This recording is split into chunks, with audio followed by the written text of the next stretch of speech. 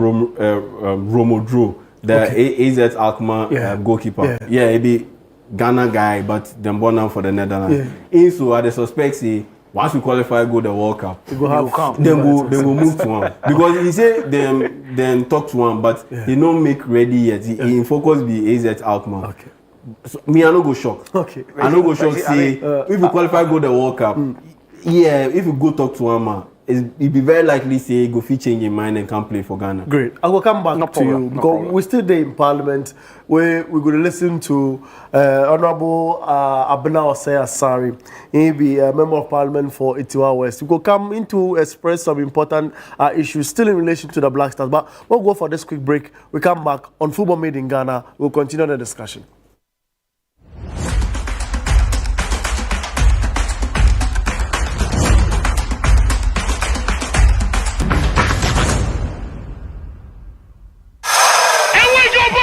Let's get into the world of sports like never before. You know how we do it on Fridays. Join us every Friday at 7 p.m. on 97.3 City FM for Sports Panorama, your ultimate destination for all things sports. One of the biggest scandals in this country's history. Yeah. You can't spend 250 million USD and come out with that.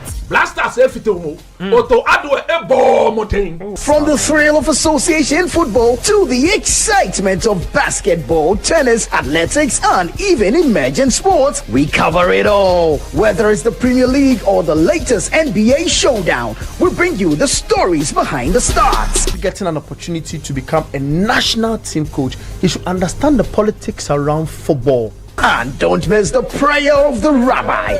Joe was Zebaut. How Zebaut there? Zebaut won Chaboke. We're not just about the games, we're about the community. If you are going to be given this kind of treatment, then you need to be that guy. When I look at him play, he is not it. Or when it's time for Don't Call Me. Join the conversation as we connect with fans across the country and beyond. Want the latest updates? Send us your thoughts and we'll feature your comments live on air. And remember, we like to hear your predictions for matches and your thoughts in general. Think you know who's going to win? Let us know. Big shout outs to my YouTube people. Tune in every Friday at 7 p.m. only on 97.3 City FM. Sports Panorama, where sports come alive.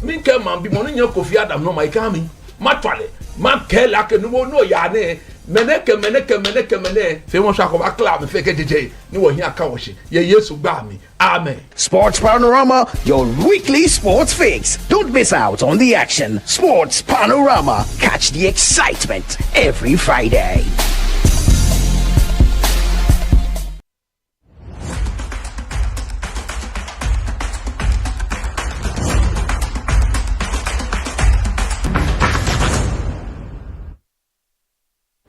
Welcome back. This be Football Made in Ghana on Channel 1 TV. My name is Bernard Abeko. Triao J. Mintade, Samuel Apiazo. We digest or we feed into the Black Stars matters.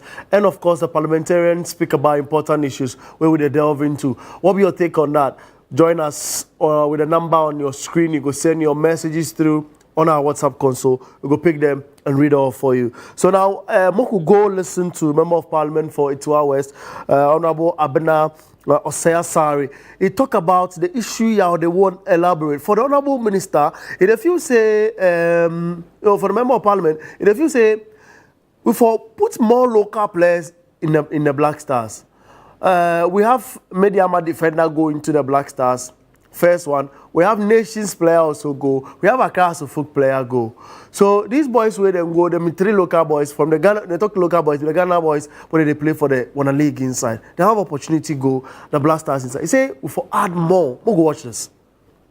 Mr. Speaker, but my only concern is that we don't see a lot of our local players in there, and that is what we should look at.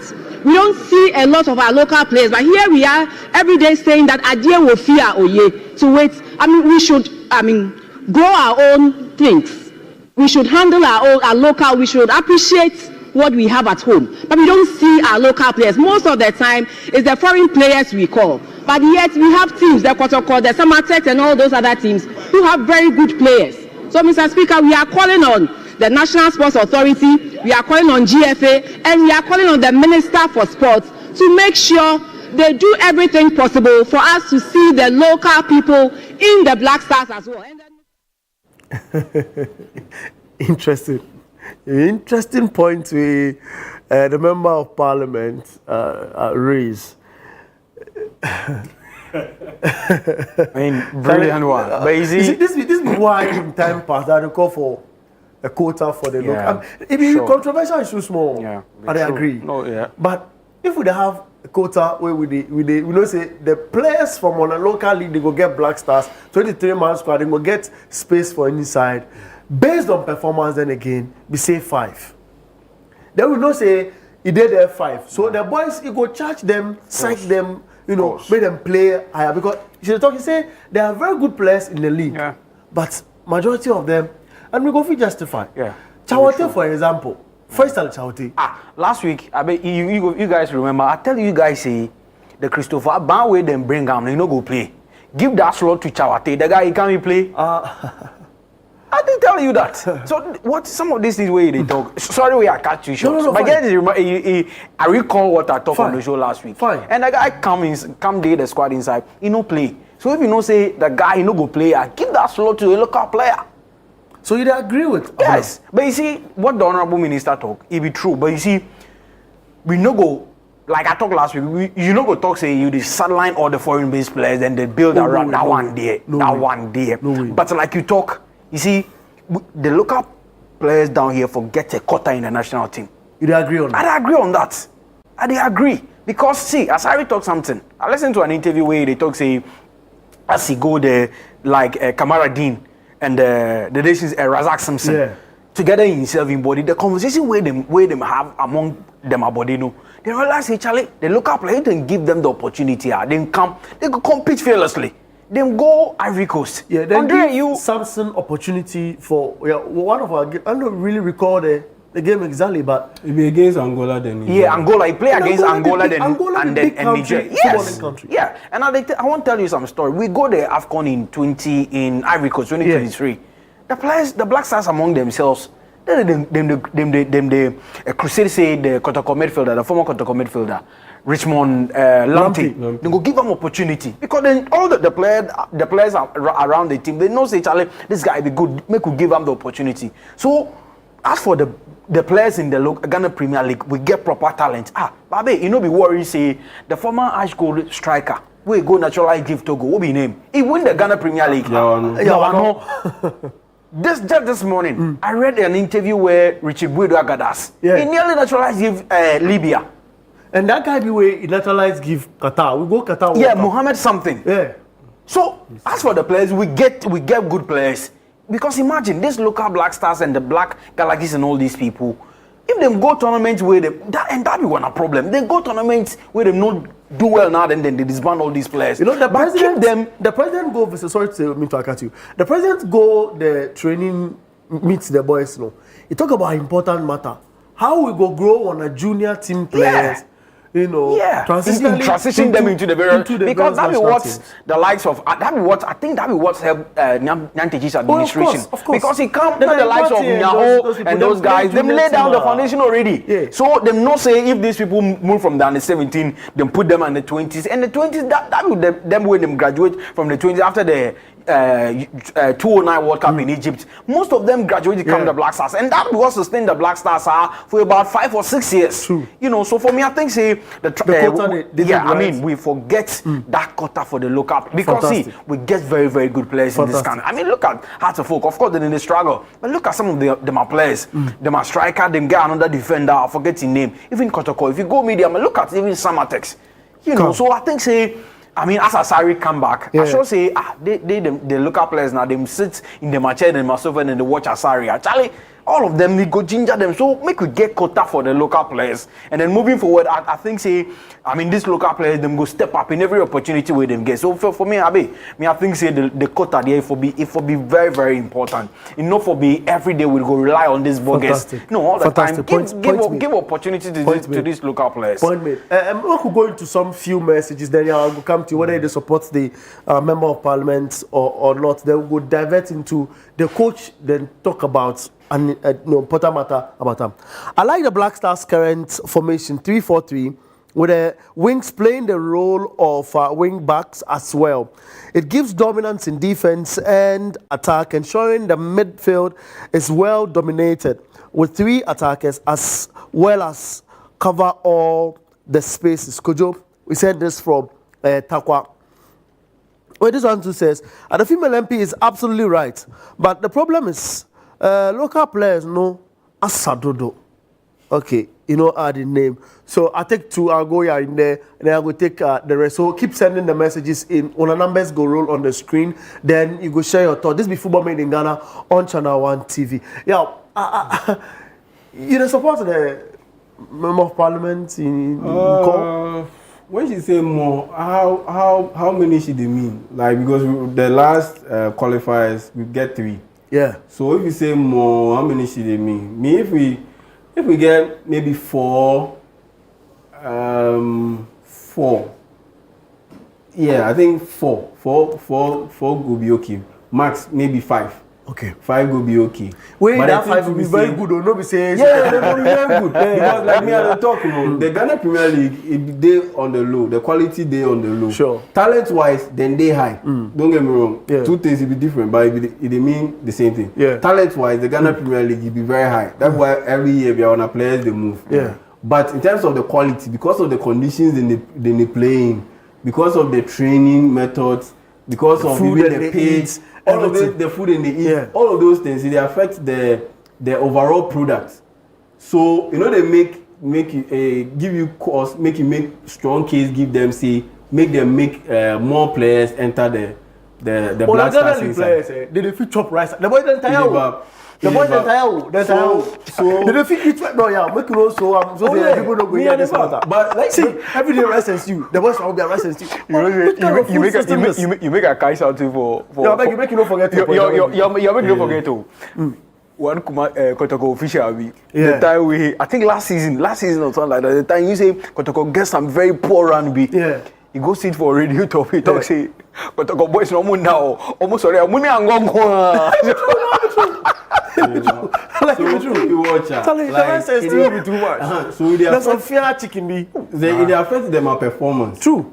So overall go talk say but this player see the number of goals he score, see the way he play. But talent wise he be high. But because it be because of the conditions, so they allow them, make them really maximize their talent unless they go outside. Yeah. That be the problem. No? So if we look at players within they here, within they make the best use of the limited sideline or skilled opportunities within they here. Somebody like Benjamin Asare, he made the most out of it because the past 2 seasons, he did lead clean sheets. So although the opportunities be somewhere, he did make the best out of it. So somebody like that, they deserve say he will make Black Stars call up. Me the quota system there, me only believe in that system. If the person they deserve, make it go. Okay. Benjamin Asare, they deserve. Razak Simpson, for the past like 3 seasons, he's been consistent. So he they deserve. Kamaradin Mahmoudou, for the past like 2-3 seasons, he been consistent. He they deserve. Somebody like the Kotoko player, Justice Blake. The past like 3 seasons, he's been consistent. Very unfortunate. So invite them. Faisal Chawote. Last season, I think catching all stars or something. He did Division 1. He did Division 1. Now, he sport there. He forced for there. He come Ghana Premier League inside. He did force. So somebody like that, let's say we qualify go the World Cup 2026. If he still did the Ghana Premier League inside or Abuche self, okay, make we forget Abuche. If he did the Ghana Premier League inside, where he still the force, if somebody waiting for enter. So me I see him say the players for the Ghana Premier League inside, we not for abandon them because of all the things I highlight. Because low ranking, everything, poor pitches, poor officiating, and everything. It affects the overall product. But we forgive the chance to players within they really deserve, where them be consistent over the past 2-3 seasons. And if you watch Insider, you use that criteria, you will get like 4 or 5 players max. And those 5 where they for go the the Black Stars inside. So in call there are the support, but the number of players there for goal no. Me and the CM say it will be limited to four maximum five. Great. But you see, even when the Ghana Premier League now they pick form 2006 them. How many players then go there Black Stars inside for that World Cup? Then it be like 5.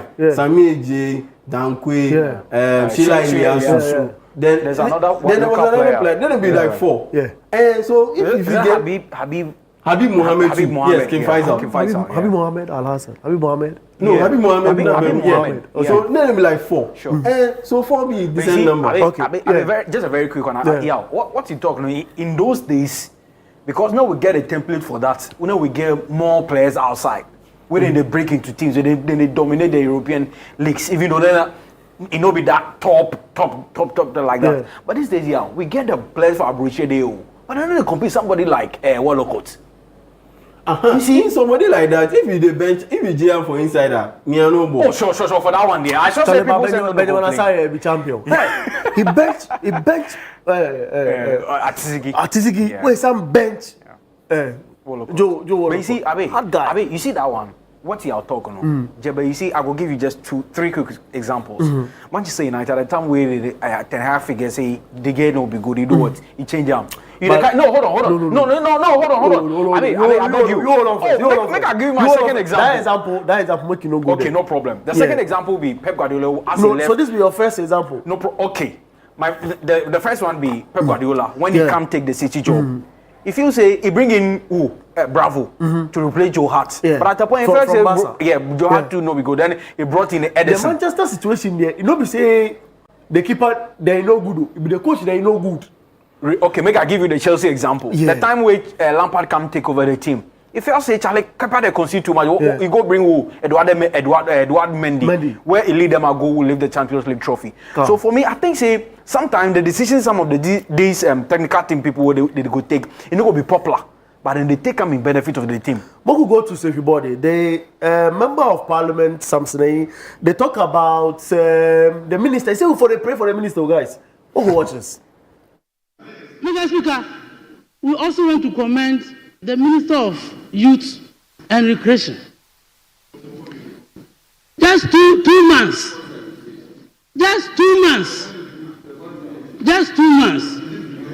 All that we need to do, including the minority, is to pray for him, to pray for the sports minister, so that God will grant him the enablement, so that he can steer affairs of sports activities in this country. I also want to commend the technical team for what they have done. Mr. Speaker, I think that we commend the Black Star team highly and pray that they do well for us to qualify for next year's World Cup. And I know by God's grace and with the support of government and with the personal intervention by the President, Black Star is going to qualify for the 2026 World Cup. That will happen in US and then Mexico. So, I won't say everything. Charlie, we for pray for the sports minister. Charlie, the sports minister. Last week I come here, I tell you people something. Yeah. You see what the statement where the sports minister make yesterday? People they watch your way. He say what? About the budget. He say what? Yeah, I'll ask him. Yeah. Oh no, I see say you have to chronicle the story. No, you ask Perhaps that. Last week I did here, I tell you people say I don't make comfortable how suddenly the sports minister can make cool with the FA people. I'm not saying if you see them and make it, they start the fight too. No. But some comments where some FA members make in the past, that be what the sports minister make yesterday. Go back to the question where you ask him for the stadium there. Yeah. Then listen to the interview where he grant yesterday. He say what?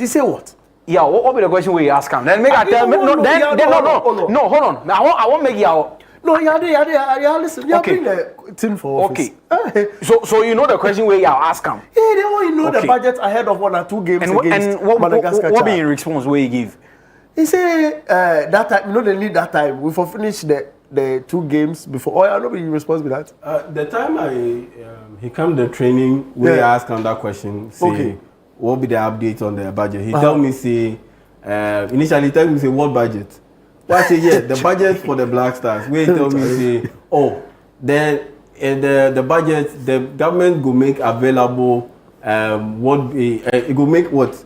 They will give to the players what be the resources available. Okay. Make sure say they go attend to the needs of the Black Stars.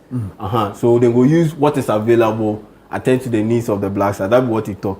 Where EST, he go talk say the budgets like if you release them before the team play against Chad and Madagascar, like it go be distraction to the team. It go be distraction to the team because more people no go focus on supporting the Black Stars, but then go be focused on discussing the budget, breaking it down. It be true or it don't be true? Say what? Say if the budget come before the game, you go distract, you go take attention, come to talk about the budget instead of talking about the Black Stars. And the talk say, it go be true because at the end of the day, they use the Black Stars as a cash cow where then they overspend for day. But if you come where they tell me say, these 2 qualifiers, we go spend let's say $1 million or no, let's say $800,000 on it or even $500,000 on it. Me I no ball. Yeah. Okay. Let's say $500,000 on this Black Stars, these 2 qualifiers. I no ball. Because at the end of the day, yes, they Alisa Hotel, they charge better money. But convert them into dollars, thousands of dollars, you know they reach that high. At the end of the day, no be say like they some Kempinski or something. No, where the money be very, very extravagant.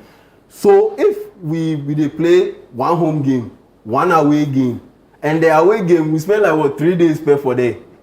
Or if you add after the game 4 days. Where you come wait and tell me say we spend like let's say $2 million. It be too much. Okay, then give me the breakdown of what we spend. But if we come and tell me say we spend like $700,000, it be normal. Okay, we go switch our attention from the Black Stars. Just a very quick one. Yeah. But if we pray for the minister, so say for show these things they do no because because if we show these things they do, we don't pray for, we pray against. No, we they pray for him, make it show what they do because what is start there, be good start. Yes, we win on the games, but if against Chad and Madagascar. But what if they need win because they use win now on taxes they spend on the team. Yeah. So if we spend now for overly spend the money. Because you see, the reason why I talk the minister, some of the this kind of statement where he passed yesterday, some FA official members then talk the same thing where it caused some issues. So for me, and you see, this same NDC government, they suffer for 2014. So then for learn, I should say, me, I'm not coming on this platform to say they come advise them. But then for remember, no problem. But then for remember what happened in 2014. So for me, what the honorable minister said, yes, he say he go cause distraction, then this, then. Let's be professional players with them. They outside. Are they Ghana? 1,000 miles away from the UK, but I know how much Arsenal they pay. But then they can't talk me say if I can't know, I go distract them. Charlie. And so now they start the 2014 thing. Okay. Then the next thing you know, some ghost names become inside, and some overinflated numbers become inside. Then it go make scandalous issue again. It shocked me say there's still like there's no land. And on top of that, President Mahama make that same comment for his State of the Nation address. I say there will be expenditure for the national teams. No, it will be public. So how come say this one first test? Then you fail. You fail. Maybe after the play finish, they go make we know. But Moko switch our attention in a minute. You chop the money finish. Now they can't tell me how much you chop. You spend out. Now we will come talk about reality. We don't come talk about. We come talk about actuals. So imagine like what you are talking. Imagine like what you are talking. The minister can't tell we maybe from next week say we spend $3 million on those 2 games. Yeah, they've been giving. Dr. Papa Kwesindom be Helmina Sharks bankroller. The FSA make it day away from football for a minute because Helmina Sharks and Suede All Blacks play for Indom Sports Complex. The players start, then the officials they fight. Dr. Indom himself, he step on the pitch. The rules of the game be say make you go on the pitch. It be for technical team members. But you go, guys, just in a minute. The FA do the right thing. Well, for hooliganism, then things where it go mere the beauty of the game, make we not entertain them. Okay. But you see, all the time we will be tried and be cautious about some of these things because this be an investor, this be somebody where they pumping money into the game. And then they talk say if you be investor where you go pull gun go kill somebody and make we just allow them. But at the talk say whatever happened for there, I hear say even the Sweden All Blacks, them are PRO to apologize, rather some apology to them because of some of the words that we use. But I think say some of these things, the punishment, I don't know, but because this be somebody where he talks say once the FA tried and punish and he could try and also pull out from the league. But as to whether the FA do the right thing, yes, of course. I think say for things where you go made the beauty of the game, they make you not just entertain those things. You do your 1 minute judge for me. Yeah. Is they in the right direction? Oh yeah, if in the right direction. Me all of the call for me say it will be applicable to all people, all stakeholders involved in the game because we see several times where then go dish punishment to one personality, then enrich another personality in team, then that personality involved that, then skew one. Okay. So apply the same level of punishment or level of force to everybody. Then that be how we go sanitize the game. Whether it be Osekre in team or it be Randy Abe in team. If it be Dr. Randy Abe we step beyond the inner perimeter, wait for punish him. You know, be say he be ESCO member, we Dr. Parko Sundum no be ESCO member. Yeah. That's why if you punish him, we let's say Dr. Randy Abe we mess up, you know if you punish him. Okay. So make we sanitize the system by ensuring say the rules and the punishments will be applicable to all. Okay, great. Week 25 of the Ghana Premier League also day. So, you know, it be the Ghana Premier League. I call them the League of Honor Roots because it be in the give with the excitement we the one. So this be the past weekend what happened. Ghost Stars and Hartlepool play 1-1. Accra Lions beats Legon Cities 2-1. Kumasi Asante Kotoko beats Basake Holy Stars 1-0. Kerala United 2, Bechem United 1. Mediama 2, Ediana Stars 0. Brekum Chelsea 0. Samatex 0. Vision 0. Nation 0. And Dreams beats Young Apostles by a goal to 0. So that'll be the week 25 fixture. But because of the breakaway we have for the league inside, you know, with the some of the games be pending small, some of the match weeks be pending, but with the week 25, we're going to come the climb. Guys, thank you very much. Say you make time.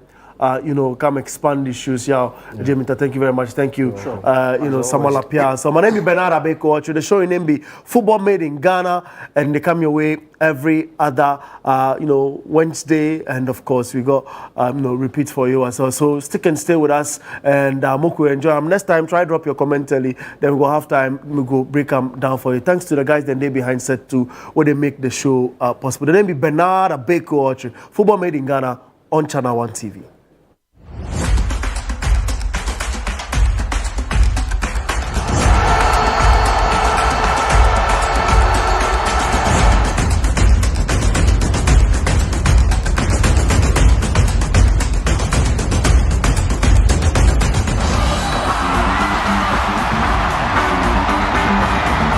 The celebration there. They get into the box for another goal. Oh.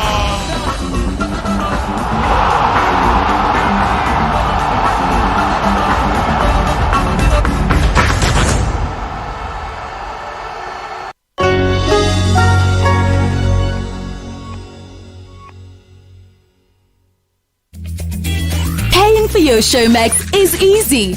Just choose your preferred payment method from these easy and convenient options.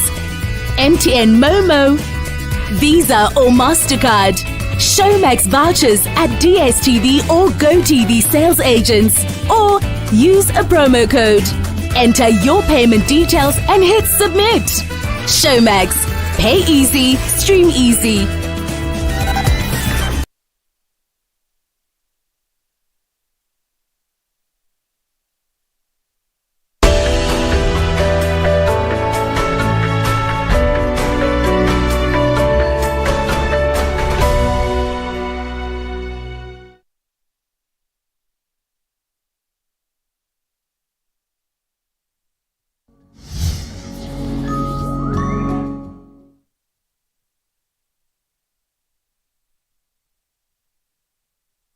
How Idrisu Mustafa. Shortly, we'll be taking you live to Parliament, where the House is currently having a debate on the cancellation of the E-Levy, amongst others. Let's go live to Parliament. Completely wrong. Propose amendment of a committee to a bill will then be part of the committee's report, and it will be captured on the order paper. But in this case, there was no proposed amendment on part of the committee, so nothing was attached to the report. And if you look at the order paper for today, there was also no proposed amendment as advertised. For that reason, I open the floor for any member that will have a proposed amendment to a clause. And it is in the absence of any proposed amendment to a clause that I will then put the question. So I don't understand the point that you are making. I'm not believing the electronic transaction levy. I'm not believing that. But it is electronic transaction levy that is under consideration. Mr. Chairman, but we have other bills that But then you have to wait. But when those bills are being considered, then you can legitimately raise your point. Okay. So I think you are completely out of order. I'm guided, Chair. Thank you, Mr. Chairman. I'm guided. Thank you. Yes, Honourable Majority Leader.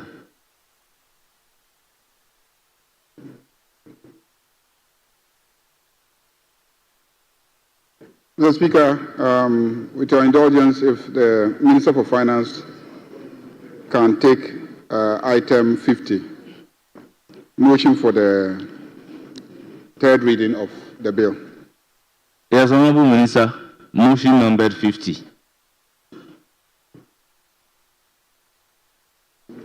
Mr. Speaker, I beg to move that the Electronic Transfer Levy Repeal Bill 2025 be now read the third time. I so move, Mr. Speaker. So, is this seconded? Honourable members, question numbered item 50 at page 12 of today's order paper, accordingly moved by the Minister responsible for Finance. Any seconder? Yes, I second the motion. Honourable members, the motion is moved and seconded, and it is for the consideration of the House. Honourable members, motion accordingly adopted, and the Electronic Transfer Levy Repeal Bill 2025 is read the third. Honourable members, the question is, those in favour say aye. Those against say no. The volume of the work is making me speed up. Honourable members, the ayes have it. An act to repeal the Electronic Transfer Levy Act 2022, Act 1075, and the Electronic Transfer Levy Amendment Act, Act 2022, Act 1089, and to provide for related matters. Honourable members, the motion is adopted. The Electronic Transfer Levy Repeal Bill 2025 is now read the third time. Yes, Majority Leader.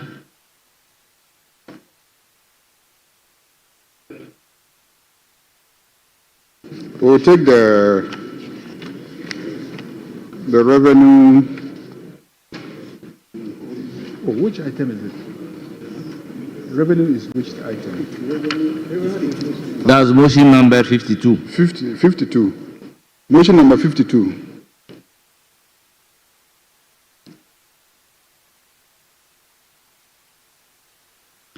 Honourable members, second consideration of the Revenue Administration Amendment Bill 2025.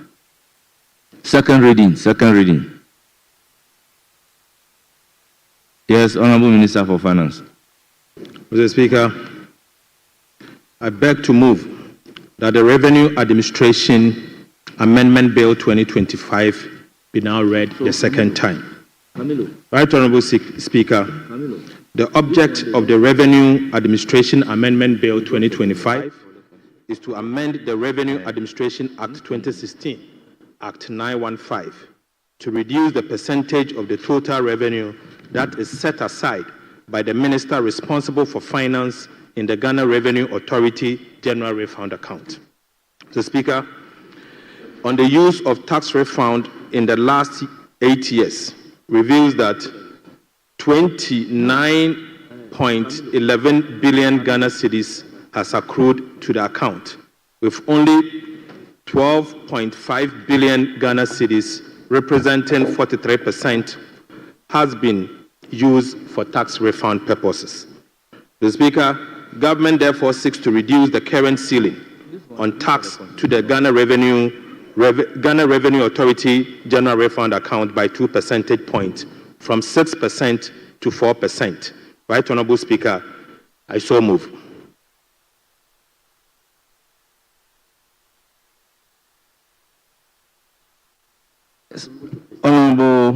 Honourable members, motion. Right, Honourable Speaker, I second the motion. Honourable Ranking, because it's the chairman of the committee that will be presenting the report at second reading, it is the chairman who should read the report, and this motion being a motion for second reading is not seconded. So I will call on the chairman of the Finance Committee to present the committee's report. Mr. Speaker, as the Finance Minister has indicated, the main objective of this bill is to reduce the amount set aside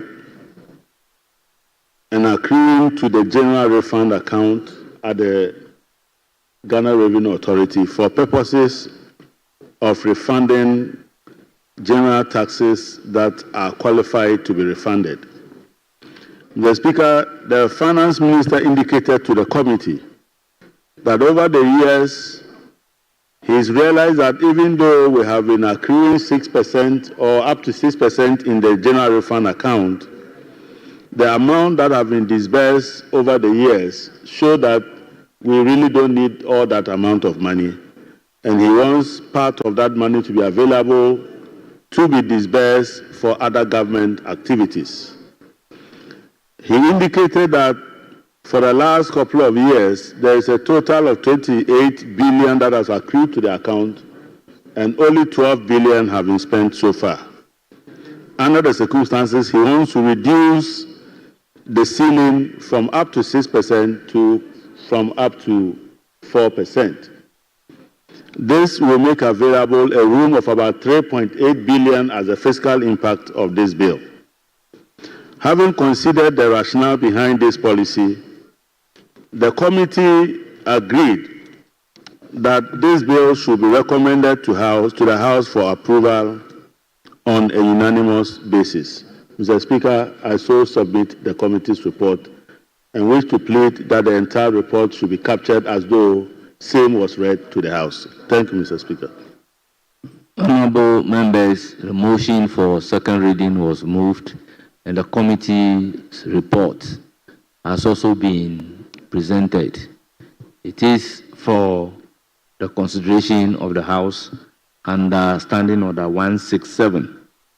I will then open the floor for full debate. Yes, the ranking member, you have the floor. Thank you very much, Right Honourable Speaker. Honourable Speaker, we support this amendment, and that is why at committee we recommended this for consideration by the House by unanimous decision. What I'd like to correct, however, is an impression as if this is going to make a savings for the government of about 3.8 billion Ghana cedis, as stated in paragraph 6.6 under fiscal impact analysis of the bill. The minister indicated to the committee, as captured by this report, that between 43 to 49% is usually spent. And according to the Revenue Administration Act, Section 63, subsection 3, what is not spent at the end of the calendar year should be moved to the consolidated fund.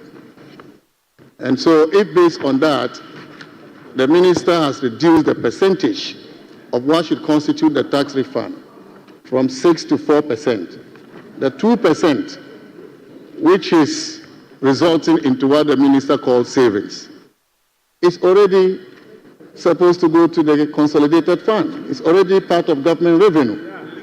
The only thing the minister has decided to do is to front load the utilization of the 3.8 billion. If he did not decide to front load it, it would have gone into the consolidated fund.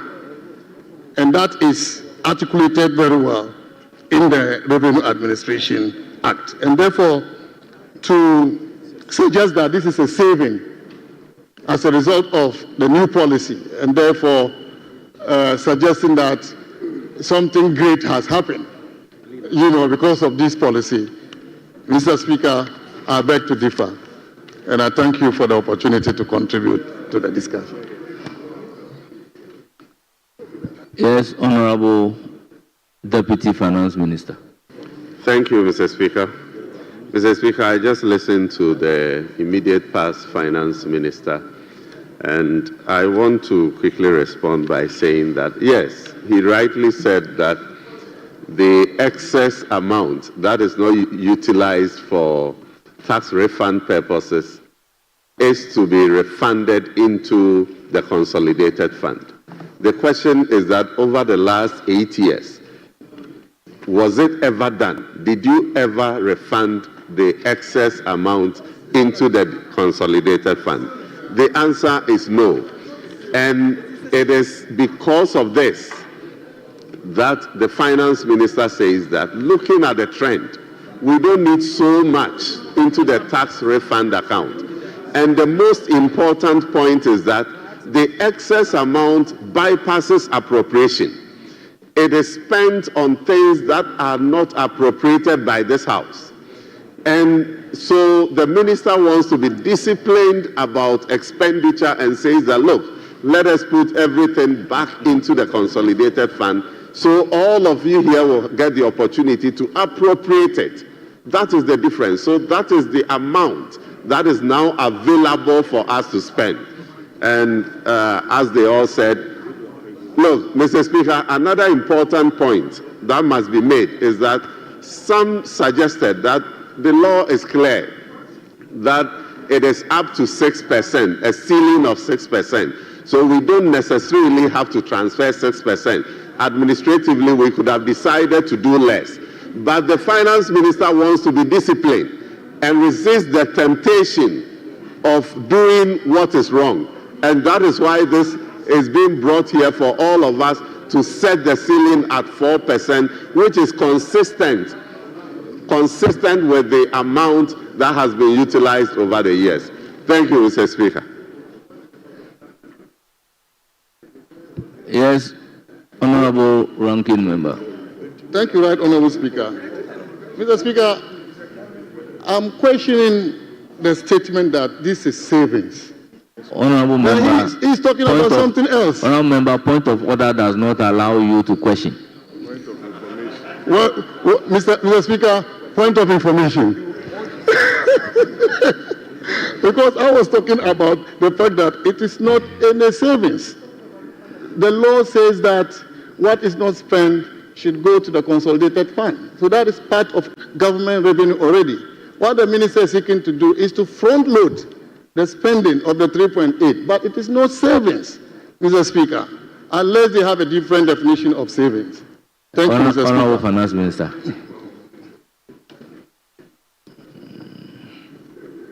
Mr. Speaker, first, I want to put on record that the tax refund amount is not part of total revenue. It is always treated as negative revenue in the fiscal. Mr. Speaker, the tax refund amount of 6% has always been treated as a negative revenue. So the revenue that has always been reported excludes that 6%. The Speaker, number 2, in the past, the amount accrued into the tax refund account has been misappropriated.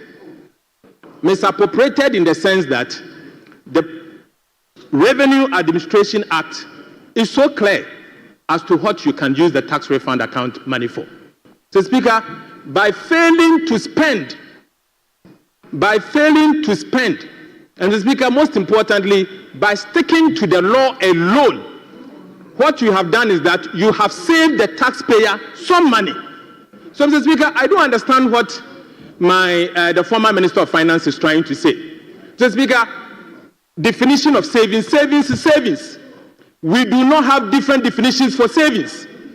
If in the past, monies that were supposed to be used for tax refund purposes was, for some reason, used to pay for certain contractors, and another government decide not to use the money to pay a particular contractor, and you don't call this savings, then what it is?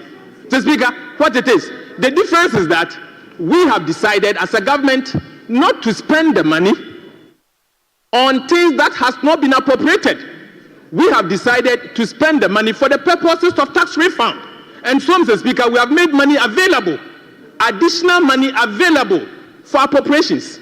And so, if he doesn't understand that this is savings, Mr. Speaker, I don't know the definition of savings. Mr. Speaker, we have made savings from abuse.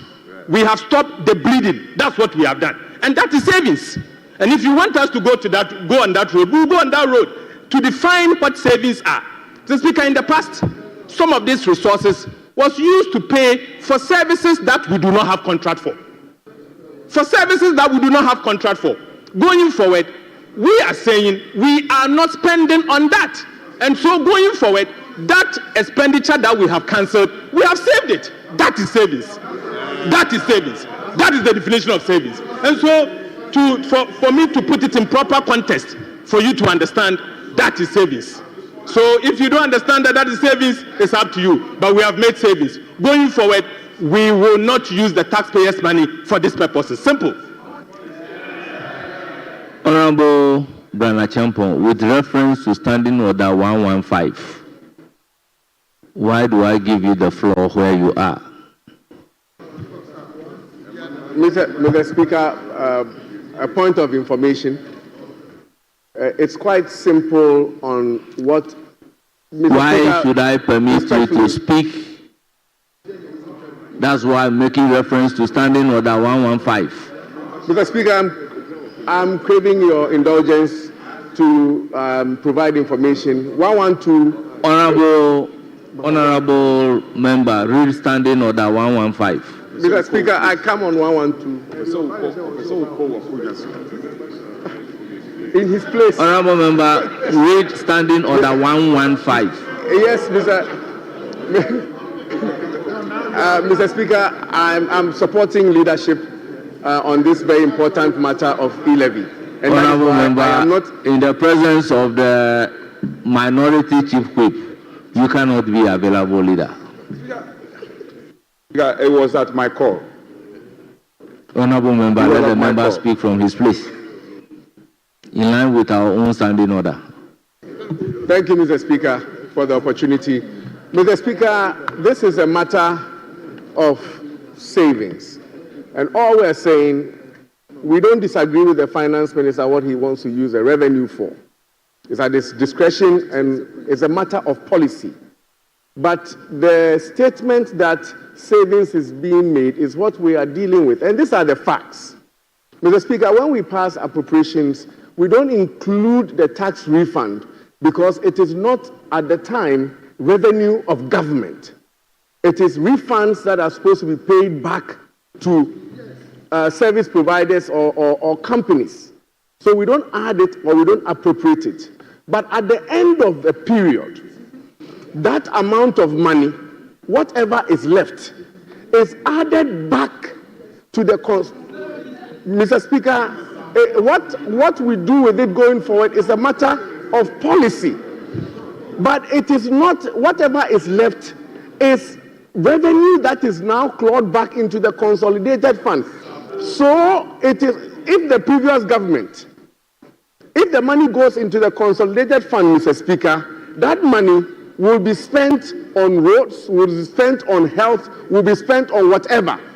So if the previous government was spending the money on any other thing, Mr. Speaker, that is allowed. But what it is that that extra money that is not refunded, that is going back into the consolidated fund, cannot be classified as savings. How is it savings? It is because it is not savings. It is part of government, it becomes part of government revenue. You have not saved any money. If you have 10 cities to pay back to MTN, and MTN, after reconciliation, you have to pay them 6 cities.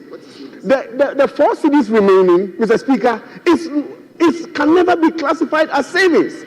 That 4 cities is paid back into government revenue, as revenue, not as savings. You have not saved any money. So it's not as though another government, and if that 4 cities goes into the consolidated fund, you can spend it on roads, you can spend it on health. So it is not as though a previous government, which is spending these 4 cities on roads, on health, or other things, is being reckless, because you have not saved any money that you are now going to tell the whole world that the 4 cities savings that the 4 cities revenue that we are going to pay back into the consolidated fund, Mr. Speaker, it is savings, and therefore, because the other government spent it, they were reckless. This is not savings. It is money going back into the consolidated fund, and we are happy for the finance minister to use it or to add it as part of appropriations to spend it anyhow he so desires. But it is no new savings that have been made. Thank you, Mr. Speaker. Yes, Honorable Majority Leader. Thank you very much. Mr. Speaker, I think that we should not allow the tax experts to bamboozle us in this chamber today. You cannot be allowed to convert this chamber into a tax lecture hall. What is savings and what is not savings?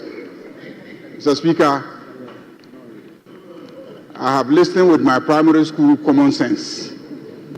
And what I understand them to be saying, both of them, is that there's a law that says that we should keep 6% for tax refund. Now, out of it, you refund people whose taxes you have to refund to them. Then when you keep the money, when you finish refunding and there's still a reserve, at the end of the year, you now transfer the money into the consolidated fund. Now, those who are saying that there's no savings are indicating that when you transfer the money into the consolidated fund, you haven't saved the government anything. You have simply relocated government money. That's what I understand your argument to be. Then I'm also listening to the finance minister, and he says that when you actually transfer the money to the consolidated fund, then you give all of us in this house an opportunity to take a decision how to spend the money. Do you get the point? But that the practice has been that they don't send the money to the consolidated fund to give us an opportunity to decide that the money should go to free SHS or Mahama Care or any such program. So what they do is that the finance ministers keep information about the availability of this money from all of us, and they singularly spend it the way they want. And sometimes they even spend it on contracts that have not been approved. So it becomes discretionary spending money available to a finance minister. So on this occasion, I'm using my elementary basic school knowledge. This is my elementary basic school knowledge to do the analysis. This is elementary basic school. And I'm using primary school knowledge and I understand it very well. So his argument is that by declaring that money to us so that we can take a decision to spend in the consolidated fund, that amounts to having saved the money and made it available to us to take a decision. Mr. Speaker, this is my understanding of the discussion. But let's move on, Mr. Speaker. Let's move on. I think there is support for the consideration, the third reading, for the second reading of the bill. Thank you, Mr. Speaker. Thank you, honorable members. Honorable members, at the conclusion of the debate, the question is, as many as are in favor of the motion say aye. Those against say no. Honorable members, the ayes have it. The the Revenue Administration Amendment Bill 2025 is now read for the second time. An act to amend the Revenue Administration Act 2016, Act 915, to reduce the percentage of the total revenue that is set aside by the Minister in the Ghana Revenue Authority General Refund account and provide for related matters. Honorable Majority Leader, after reading the Revenue Administration Amendment Bill 2025 for the second time, what next? So, Speaker, we will now take item 53 to abridge time so that we can take it through the consideration stage. Very well. Honorable Finance Minister, procedural motion number 53. Mr. Speaker, I beg to move that motion advertised as item 53 be now taken. I so move, Mr. Speaker.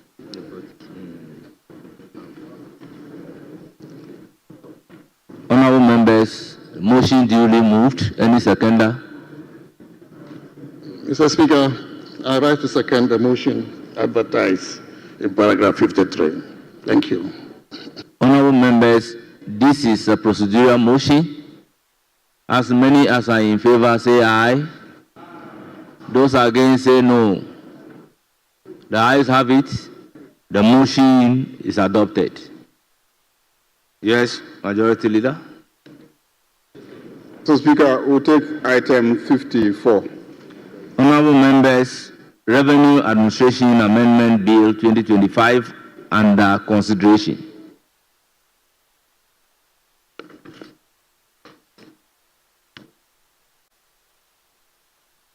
Yes, Chairman of the Committee. Chairman of the Committee.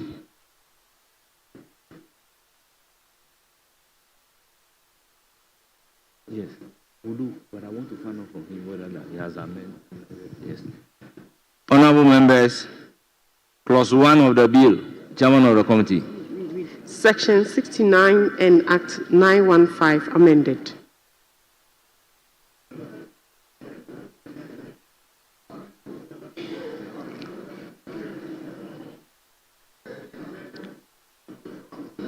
Mr. Speaker, there are no amendments.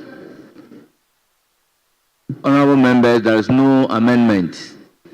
But in line with the interpretation of our laws by the Supreme Court, it is clause 1 is now for the consideration of the entire House.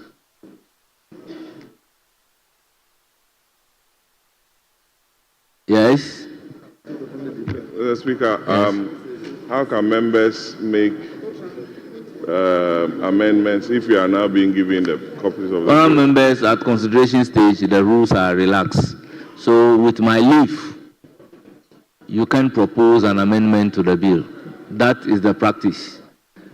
Honorable Patrick Boma, you know when it comes to legislation, you must reckon with me. Honorable members, there be no amendment to clause 1 of the bill. It is accordingly ordered to stand part of the bill.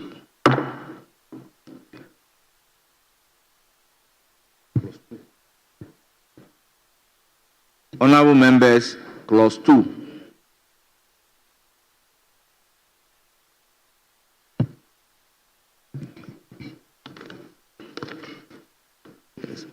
Honorable members, clause 1, 2, and 3 are one clause of the bill. Then I will move to the long title. An act to amend the Revenue Administration Act 2016, Act 915, to reduce the percentage of the total revenue that is set aside by the minister in the Ghana Revenue Authority General Refund account and provide for related matters. Honorable members, the Revenue Administration Amendment Bill, long title, is for the consideration of the House. There is no advertised amendment. Honorable members, in the absence of any amendment, the question is, as many as are in favor of the long title, say aye. Those against, say no. The long title is accordingly ordered to be part of the bill.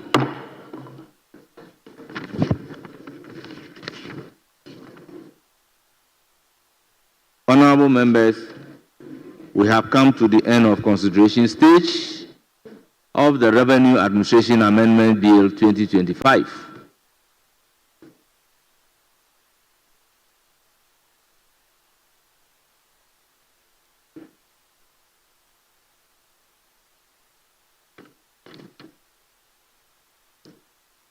Yes, Honorable Majority Leader. Honorable Speaker, we want to abridge time so that we can take the third reading. So, motion 55 to be moved by the Minister for Finance. Yes, Honorable Minister responsible for Finance, motion number 55 at page 13 of today's order paper. Mr. Speaker, I beg to move that the procedural motion advertised as item 55 be now taken. I so move, Mr. Speaker. Honorable members, motion accordingly moved. Any seconder? Mr. Speaker, I second the motion. Honorable members, motion moved and seconded, and it is for the consideration of the House. Honorable members, again, this is a procedural motion. The question, therefore, is as many as are in favor of the motion say aye. Those against say no.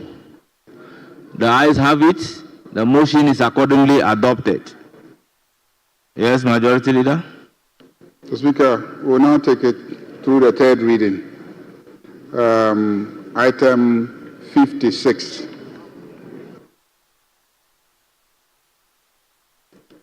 Honorable Finance Minister, item number 56. Mr. Speaker, I beg to move that the Revenue Administration Amendment Bill 2025 be now read the third time. I so move, Mr. Speaker. Honorable members, motion moved. Any seconder? Mr. Speaker, I second the motion. Honorable members, motion moved and seconded, and it is for the consideration of the entire House. Honorable members, the Revenue Administration Amendment Bill 2025. Honorable members, the question is, those in favor of the motion say aye. Those against say no. Honorable members, the ayes have it. An act to amend the Revenue Administration Act 2016, Act 915, to reduce the percentage of the total revenue that is set aside by the minister in the Ghana Revenue Authority General Refund account and provide for related matters. Honorable members, motion adopted. The Revenue Administration Amendment Bill 2025 is read a third time and passed. Yes, Honorable Majority Leader. Mr. Speaker, we'll take item 58.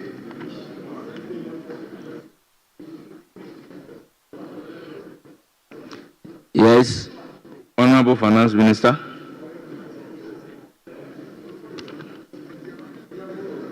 Mr. Speaker, I beg to move that the Emission Levy Repeal Bill 2025 be read the second time. I so move, Mr. Speaker.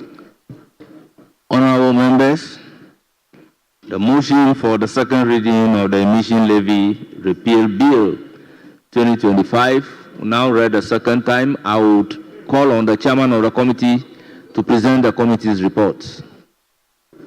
Mr. Speaker, thank you very much. The rationale for the repeal of the Emissions Bill is that the committee observed that the government enacted the Emissions Levy Act 2023, Act 1112, to impose the emissions levy on carbon dioxide equivalent emissions from specified internal combustion engine vehicle emissions. However, the levy had raised some concerns. The minister indicated that it is the policy of the government to re-engage the stakeholders in order to formulate a proper environmental reforms that would enhance government's approach towards dealing with the emission challenge. As a result, the minister appealed to us to recommend to this House to repeal the levy. Mr. Speaker, the members of the committee were unanimous in recommending to this House to repeal this levy. Mr. Speaker, I submit but appeal to you to capture the entire report as though the same was read on the floor. I so move, Mr. Speaker.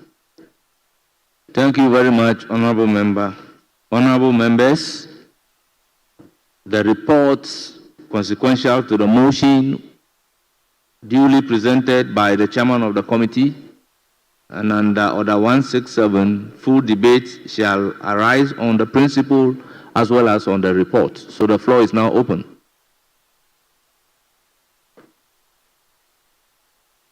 Yes, Minority Chief. Speaker, let me speak in support.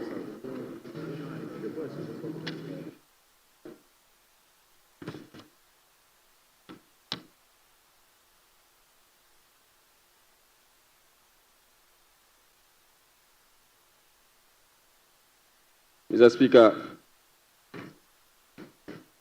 I rise to speak in support of the motion for the repeal of the emission levy. Mr. Speaker, the committee thoroughly discussed this levy, this bill, and the proposed amendments thereof.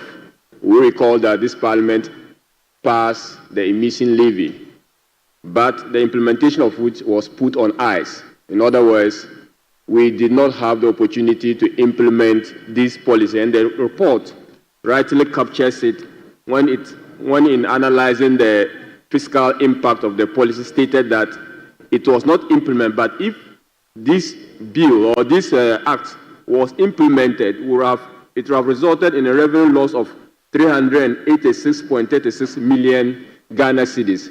But following the non-implementation of this particular law, the revenue loss, the fiscal impact of this particular policy is revenue neutral in the fiscal framework of government. Mr. Speaker, but the much more issue about taxing carbon dioxide emission has to be thoroughly discussed by this House. The Minister assured us in his presentation that there is a framework determined to ensuring that we have a framework for taxing emission of carbon dioxide. And if that is presented, what this bill or what this act was supposed to cure was to actually make the polluter pay for the pollution of the environment by the payment of a token.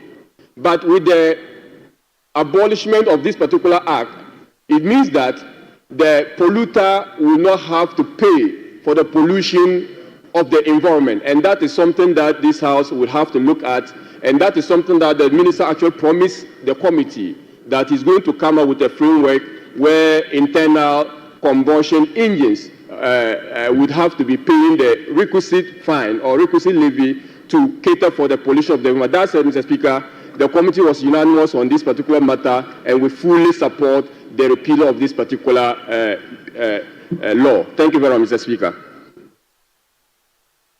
Yes, Honorable Prayer. Speaker, let me speak in support, but just to make a few observations. At the committee level, I'm told and one can reference the report, that the minister had made a representation that the law was not enforced, so it was not implemented. And he has also indicated that he will engage further on the matter. I think it's important he does that, because now the designation of our Minister of Energy has now been changed for a very good reason. Minister of Energy and Green Transition. And the narrative globally is that e-liability has become a concern of the world. And he referenced the concept of polluter pay principle, which is globally accepted. We need to look at it well. We need to look at it well, because now experts have told us that emission level, even though our part of the world, our emission levels are negligible, one pollution in one part of the world is pollution in the entire part of the world.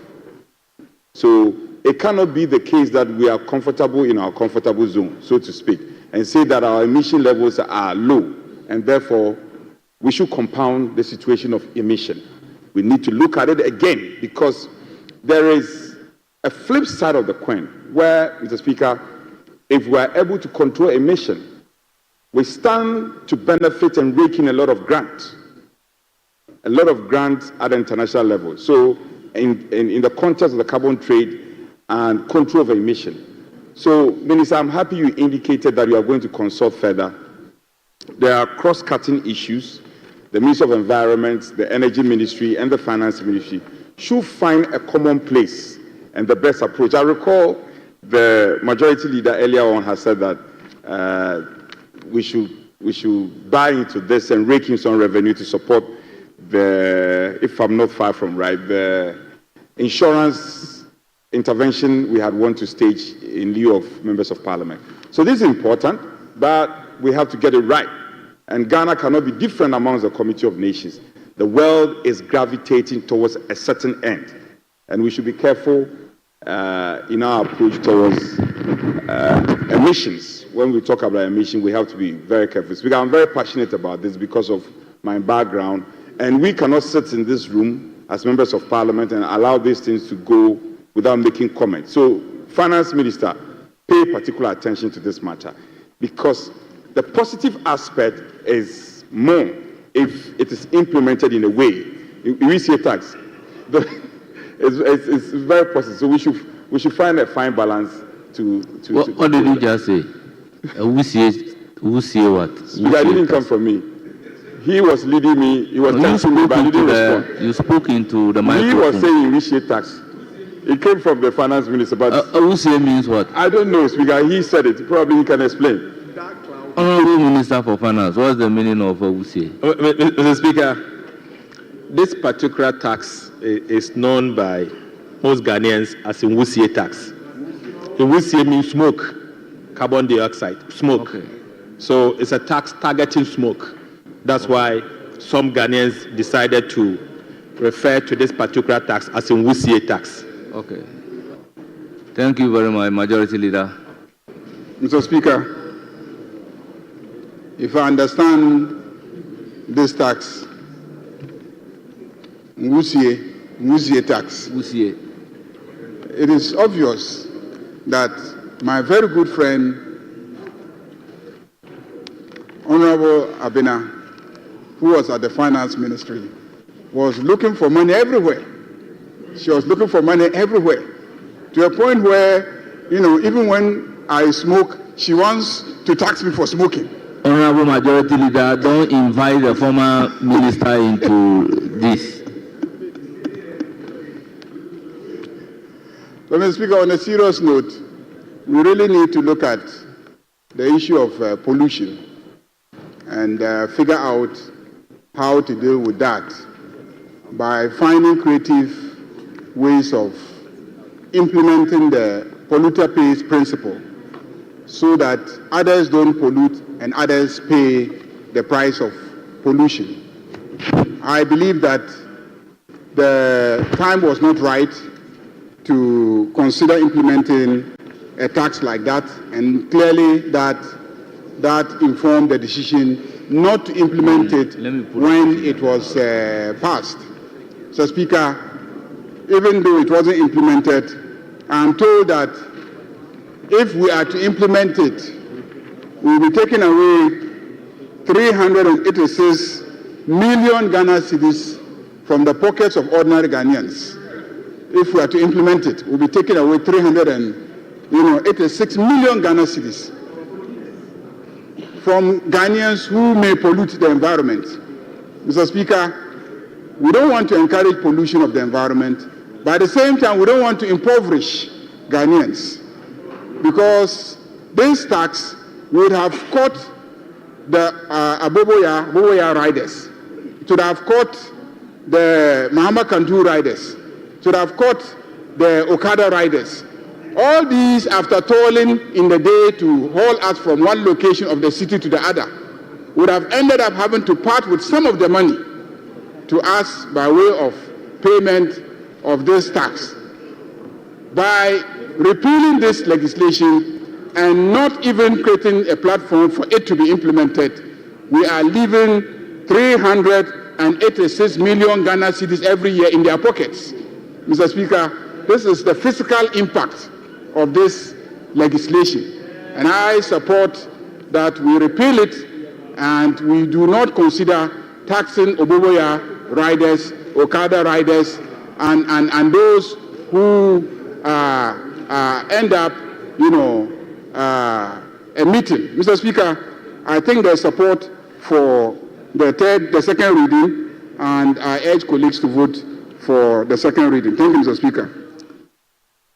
Honorable members, the second reading of the emission levy has been thoroughly debated, and at the conclusion of the debate, the question is, as many as are in favor of the motion say aye. Those against say no. Honorable members, the ayes have it. The motion is carried. An act to repeal the Emissions Levy Act 2023, Act 1112, and to provide for related matters.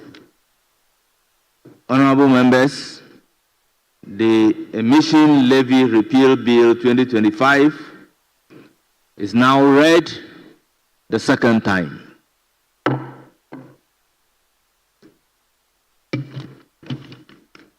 Can we move to motion number 59?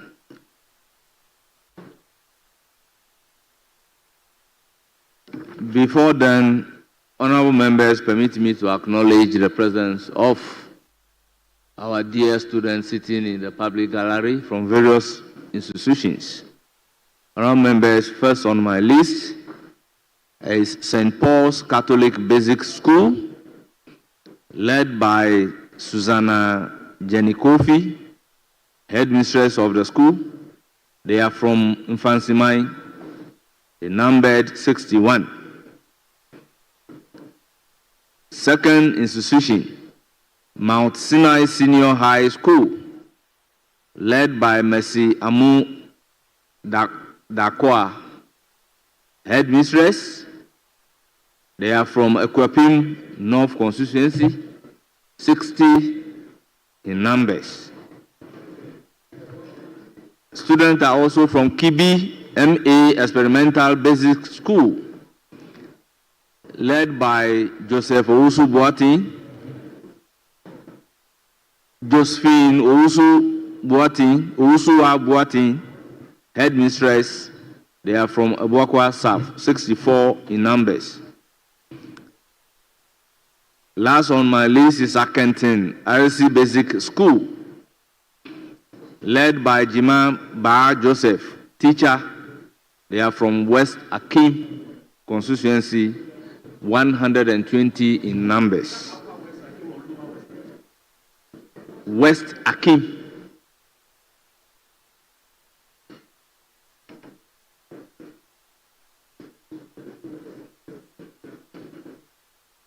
Education there. They can ask them, how would they know? Yes, Honorable Member of Parliament, you want to help us as to... Thank you, Honorable Speaker. It's Lower West Achim. Okay. Lower West Achim. So they are from Lower West? Yes. Achim. For the past 24 years, Lower West Achim has passed through Parliament. This time around, the 4 years ahead of us, Parliament is going to pass through Lower West Achim. This is the first of its kind. Thank you, Mr. Speaker. Honourable Members, motion number 59. Minister for Finance. 59. Mr. Speaker, I beg to move that procedural motion advertised as item 59 be taken now. I so move, Mr. Speaker. Honourable Member, procedural motion accordingly moved. Any seconder? Mr. Speaker, I rise to second the motion. Honourable Members, the motion is moved and seconded, and this is a procedural motion. The question, therefore, is as many as are in favor, say aye. As many as are in favor, say aye. Those against, say no. Honourable Members, the ayes have it. The motion is accordingly adopted. Honourable Members, item number 60 at page 14 of today's order paper. Emission levy repeal bill at consideration stage.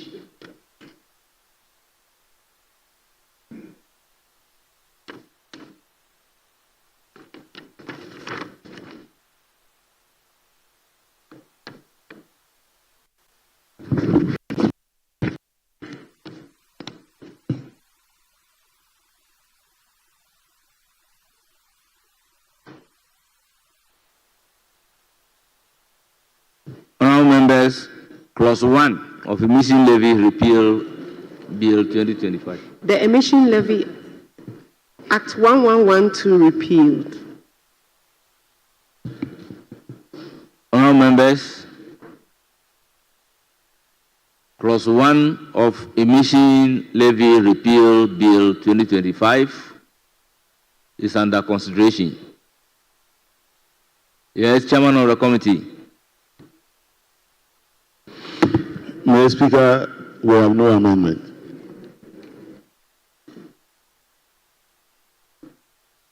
Honourable Members,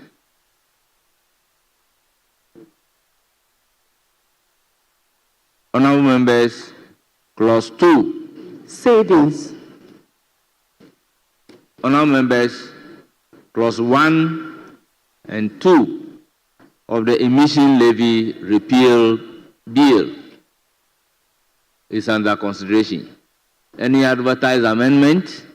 There is no advertised amendment.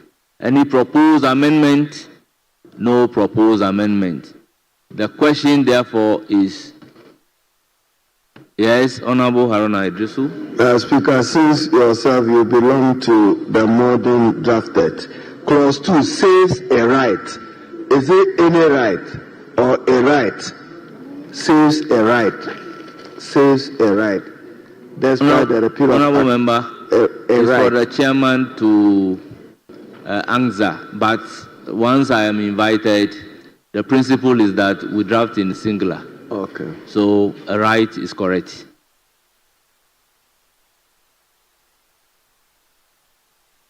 Honourable Members, there be no advertised amendment, no proposed amendment. The question, therefore, is as many as are in favor of clause 1 and 2, standing part of the bill, say aye. Those against, say no. Honourable Members, the ayes have it. Clause 1 and 2 of emission levy bill 2025 stand part of the bill. Honourable Members, long title. An Act to repeal the Emissions Levy Act 2023, Act 1112, and to provide for related matters. Honourable members, the long title of the Emission Levy Bill, Emission Levy Repeal Bill 2025 at consideration. Any proposed amendment? There is no advertised amendment. Honourable members, the question is, as many as are in favour of the long title standing part of the bill, say aye. Those against, say no. Honourable members, the ayes have it.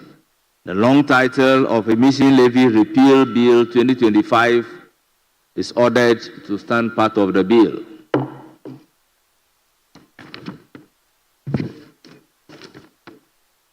Honourable members, that brings us to the end of the consideration stage.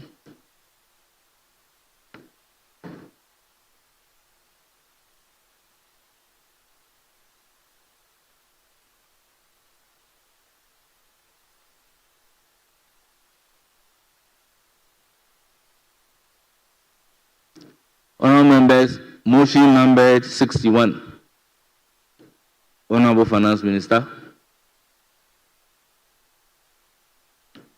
Mr. Speaker, I beg to move that motion advertised as item 61 be moved now. I so move, Mr. Speaker. Honourable members, motion accordingly moved. Any seconder? Mr. Speaker, I second the motion. Honourable members, this is a procedural motion.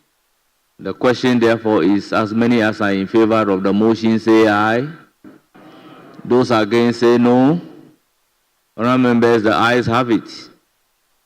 The motion is accordingly carried out. Honourable members, item number 62 on the order paper. Right, Honourable Speaker, I beg to move that the Emission Levy Repeal Bill 2025 be now read the third time. I so move, Mr. Speaker. Honourable members, the third reading motion for the Emission Levy Repeal Bill 2025 is moved. Any seconder? Mr. Speaker, I second the motion. Honourable members, the motion is moved and seconded, and it is for the consideration of the House. Honourable members, the question, therefore, is as many as are in favour of the motion number 62 on today's order paper at page 14, say aye. Those against, say no. Honourable members, the ayes have it. The Emission Levy Repeal Bill 2025 is read for the third time and accordingly passed.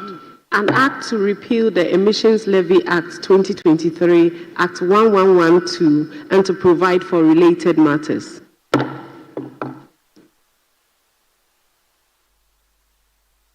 Honourable Majority Leader, any indication?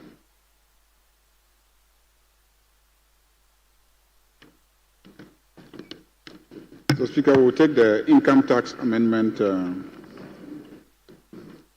bill. Item number 64. 64. Honourable Finance Minister.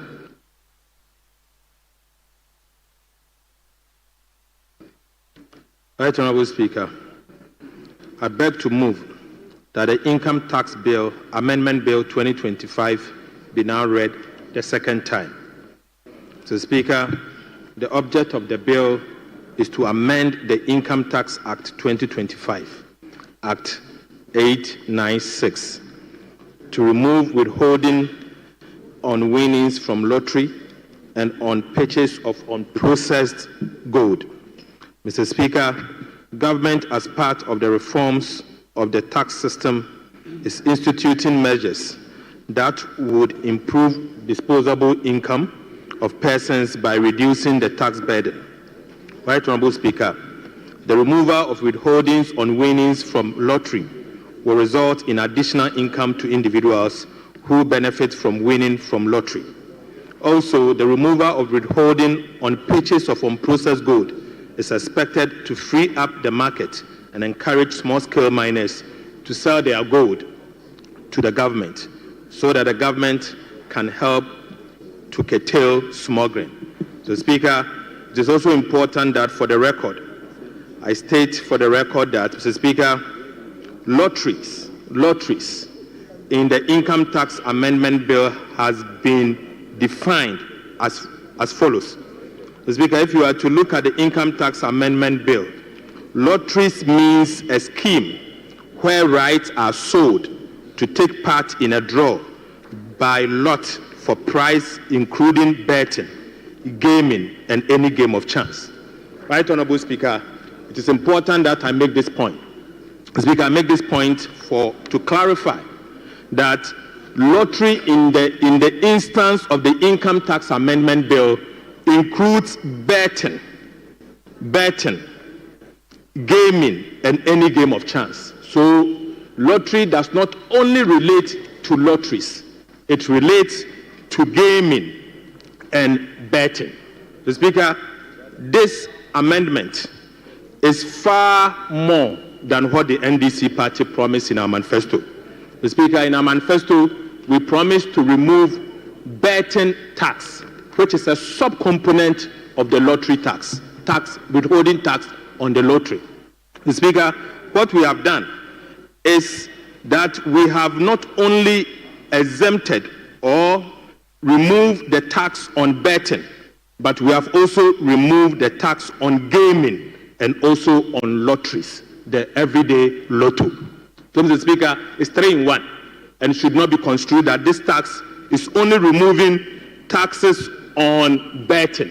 We've gone more than betting so that members can understand. Mr. Speaker, aside, and most importantly, it is also important for us to understand that this income tax amendment bill is also removing the 1.5% withholding tax on processed gold from small-scale mining. Speaker, this is particularly important because over the years, Ghana has been witnessing large-scale smuggling of gold. So, Speaker, the smuggling of gold is not certainly coming from the large-scale mining firms.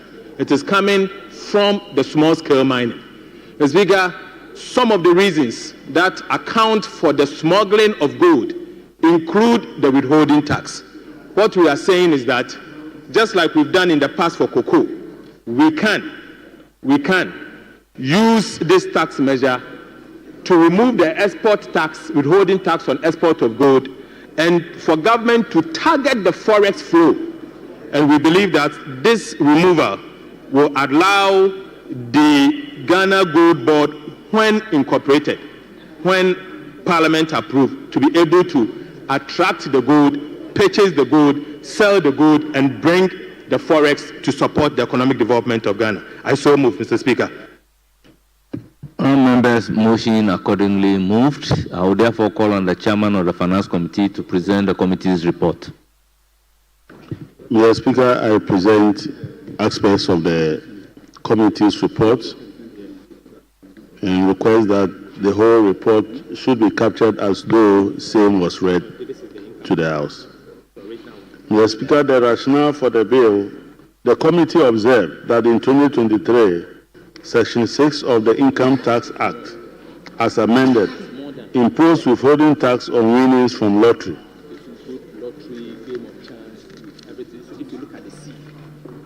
The committee noted that the withholding tax adversely affected the disposable income of citizenry, especially those who realize income from lottery and betting.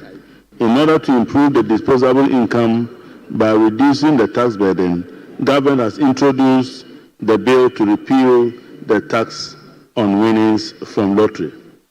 Mr. Speaker, in addition, the bill intends to remove the 1.5% withholding tax on processed gold.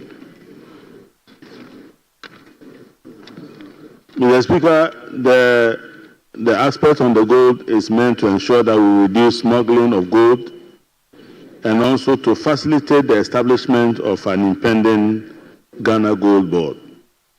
Mr. Speaker, it is anticipated that the government will lose about 268.75 million in revenue from the letting winnings and 145 million from unprocessed gold with the removal of these taxes. After deliberations with relevant stakeholders, the committee is of the view that the amendment is in the right direction and therefore should be supported. Mr. Speaker, the committee unanimously recommends to the House to adopt this report and approve the Income Tax Amendment Bill 2025. Mr. Speaker, I so submit. Honorable members, motion move for the second reading committee report presented. I will now proceed to open the floor for full debate under Standing Order 167. Honorable members, the floor is now open.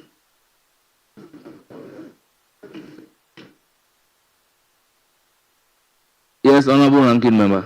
Yeah, thank you very much, Mr. Speaker.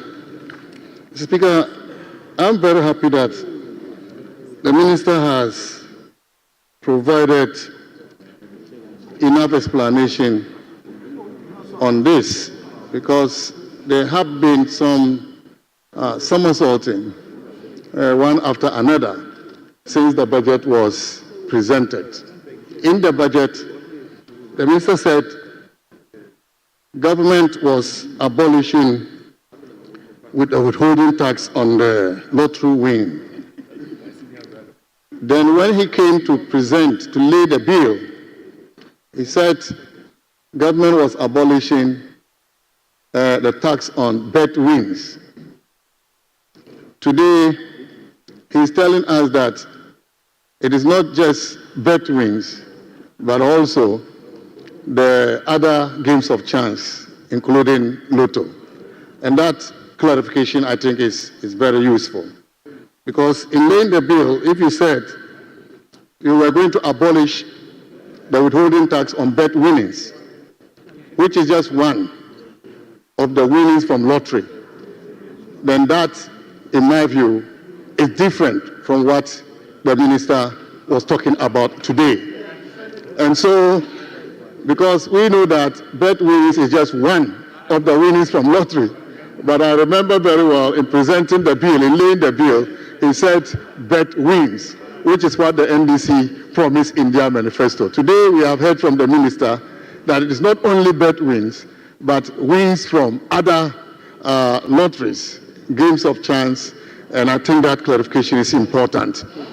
The report also indicated that, Mr. Speaker, the tax on Lotto winning was not collected, and he is going to engage with the National Lotteries Authority to discuss modalities and put in mechanisms to collect this levy.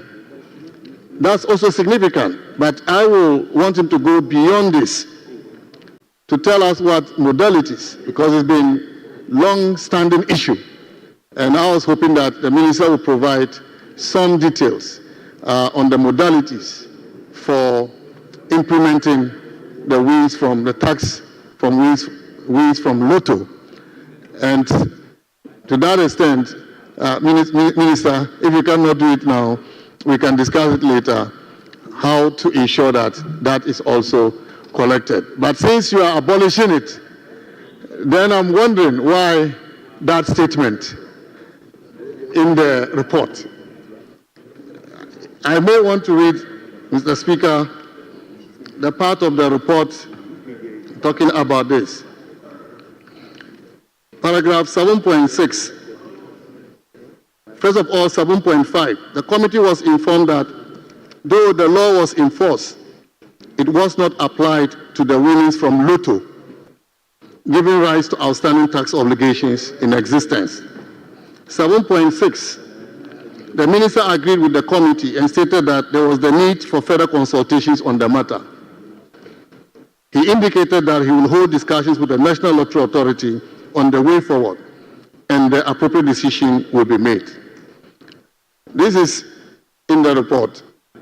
And so if you are abolishing it, I'm wondering what kind of engagement or discussions you need to have with the National Lotteries Authority on the way forward as far as the withholding tax on winnings from Lotto is concerned. Thank you, Mr. Speaker, for the opportunity.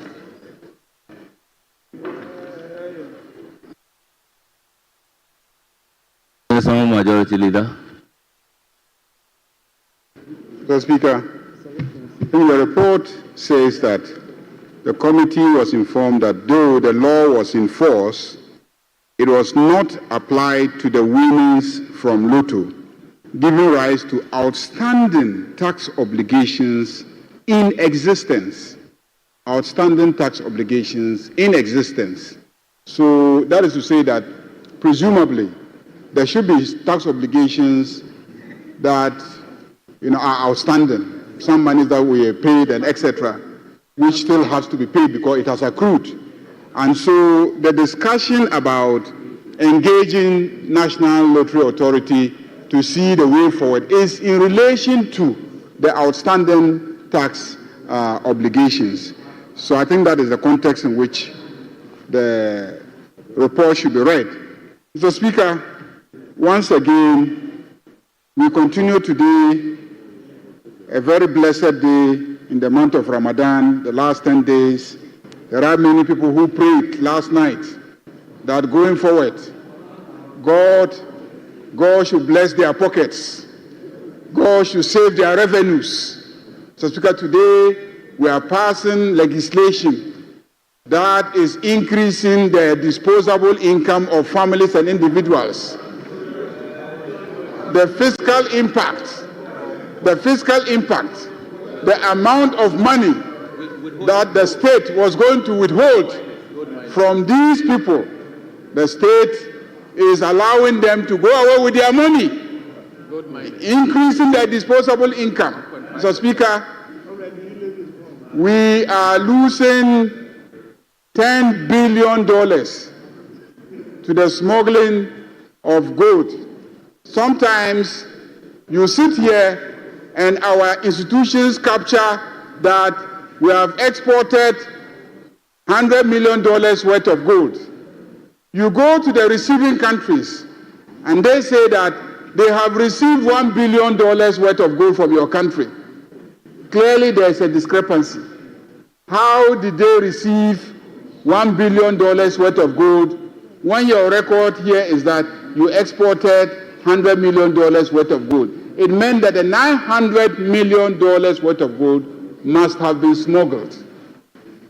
So, Speaker, this is what we are seeking to address by taking away the withholding tax so that Ghanaians can freely transact in their gold and record it and return the money into the system so we can stabilize our currency and fully benefit from our natural resource.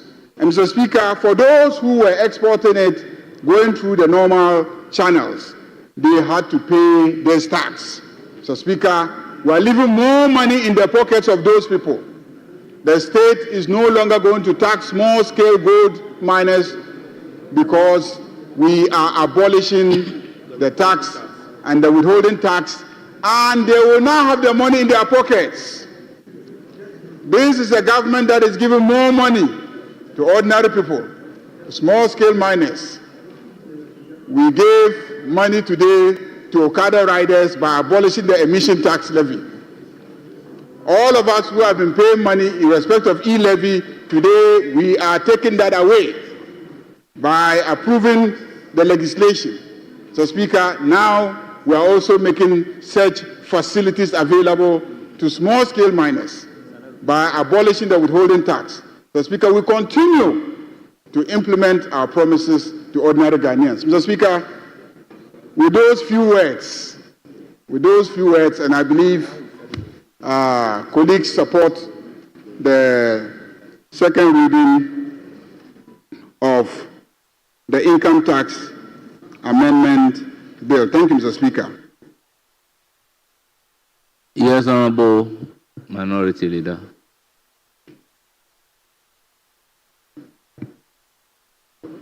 Mr. Speaker,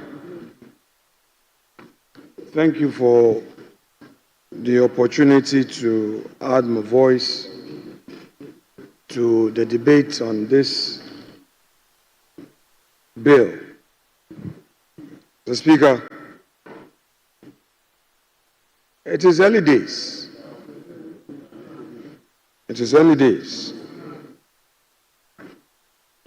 Now we hear our friends praising themselves, claiming that they are fulfilling their campaign promises. They are selective fulfillment of promises. But I need to remind them that what they are attempting to do is not new to this House.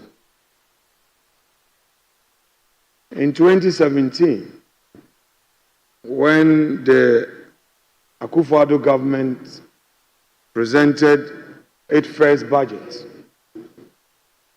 there were a lot of taxes that were repealed. And for the records, as many as 15 taxes and levies that were in place and had been in place through an enactment by the previous Mahama administration had to be repealed. So if today they are here with some fewer amendments to our tax laws, well,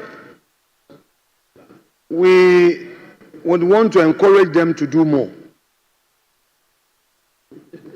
We are aware that in their time,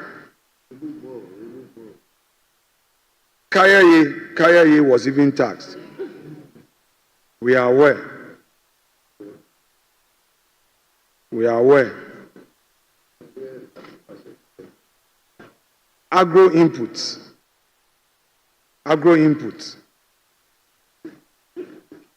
including the tools that the farmers use, cutlasses being used by the farmers in Boko were taxed. Hoes were taxed. Import duties on spare parts were very burdensome. Mr. Speaker, if today they claim they are abolishing some taxes, well, to the extent that it's going to benefit the ordinary Ghanaian, we support it. But what they have forgotten is that this tax itself, this repeal, has been rendered, the law that allows for this 1.5% tax to be imposed on those in that industry is just about being rendered odious with the coming into force of this gold board law. Yes. Mr. Speaker, they should not do that. They are mischief. We know them. You are bringing this gold board, and you know that because you are introducing this gold board, which gold board is going to be a buyer and a regulator. I recognize the chairman of the committee.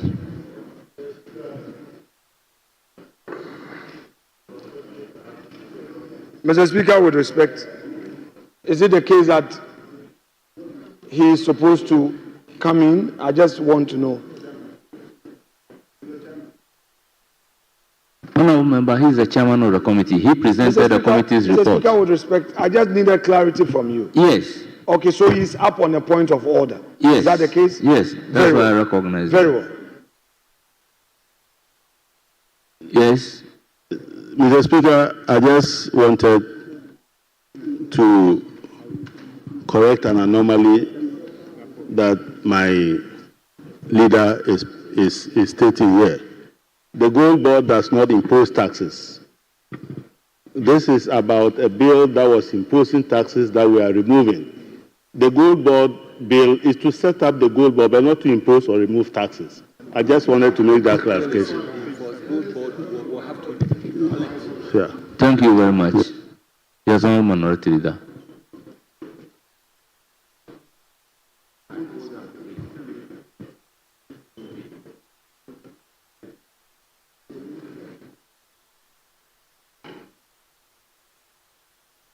Mr. Speaker, I repeat the point that with the coming into force of this Gold Board law, this very law that is being repealed will be rendered odious. So nothing is being done in real terms. Practically, this government is not doing anything.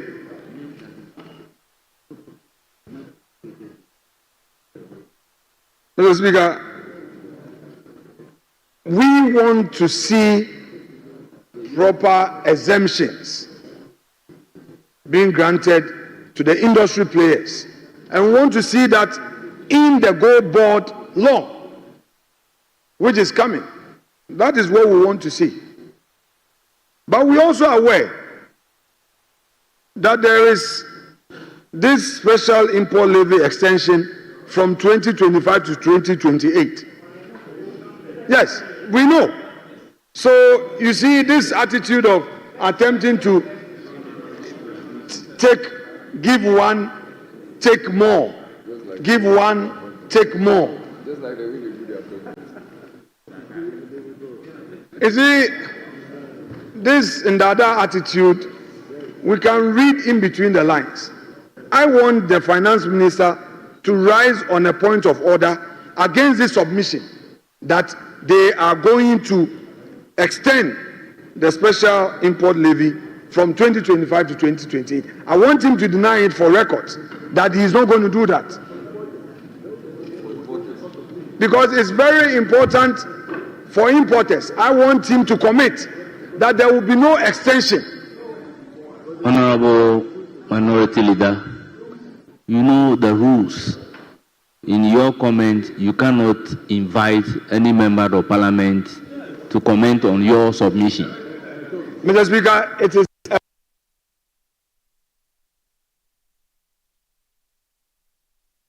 I'm saying that, Mr. Speaker, it is a rhetorical political statement. Well, I invite the finance minister to comment on what I am saying. I don't know how rhetorical this question will be. Mr. Speaker, you want to get into the debate? Well, that is what I am resisting. That's why I'm saying that make your submission without necessarily inviting anybody to comment whilst you have the floor.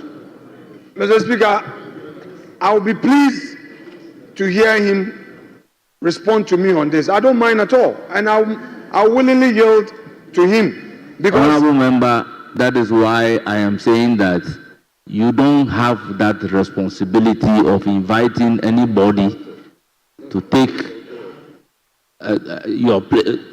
to get on his feet and comment on the statement that you are making. Go ahead with your submission. Very well. Having in mind Standing Order 167. Mr. Speaker, in relation I've always had the second debate on the second reading of the bill, where we debate with the principles and comment on the report. The debate at this stage is at large. That is where you discuss all matters.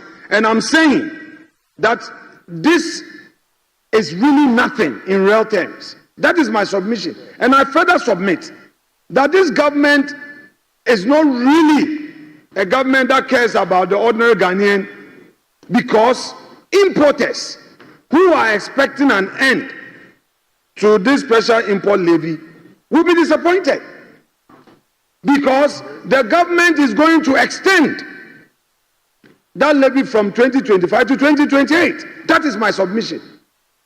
So it's just a matter of giving one and then still taking more.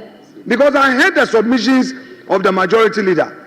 He says now the disposable incomes of the ordinary Ghanaian in the business environment is going to be high and all. And I'm saying that in reality, there's nothing like that.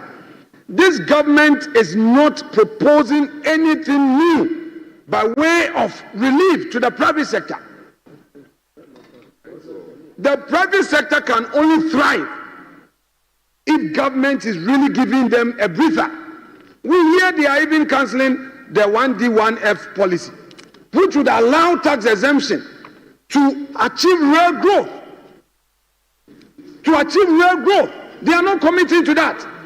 We have businessmen, we have entrepreneurs who need such exemption so that the cost of production can go down, so that they can employ more, so that they can sell cheaper for the ordinary Ghanaian to benefit.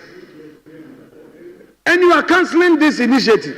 Then you come back and say that there's a 1.5% taxes you are taking and we should applaud you.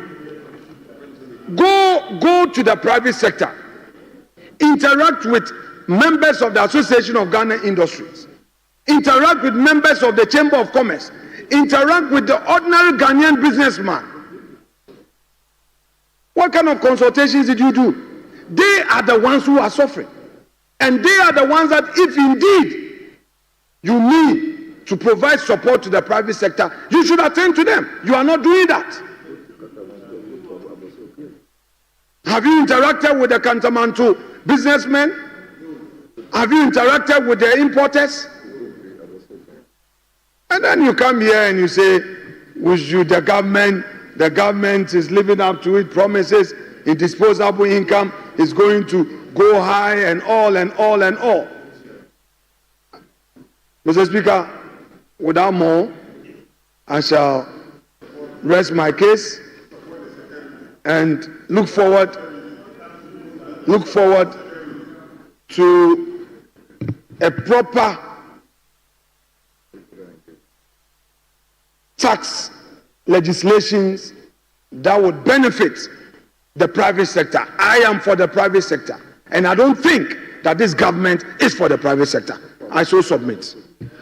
Honourable members, before ceding the floor to the Finance Minister to conclude, let's advent our minds to Article 1066, which reads, the report of the committee, together with the explanatory memorandum to the bill, shall form the basis for a full debate on the bill for its passage, with or without amendment, or its rejection by Parliament.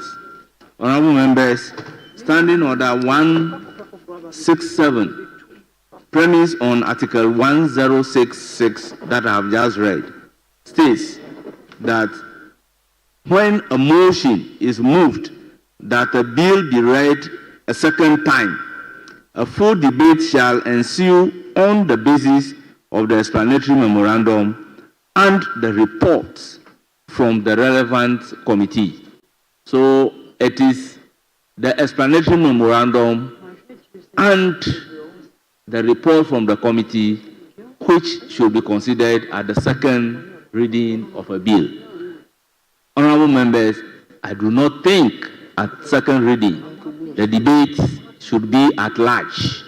Honourable Finance Minister, you have the floor.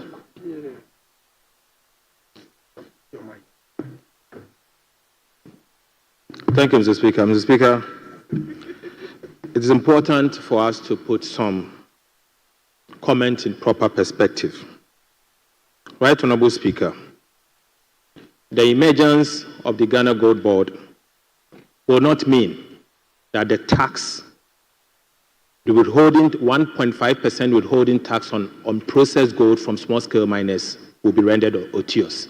Mr. Speaker, I vehemently disagree. Mr. Speaker, rather,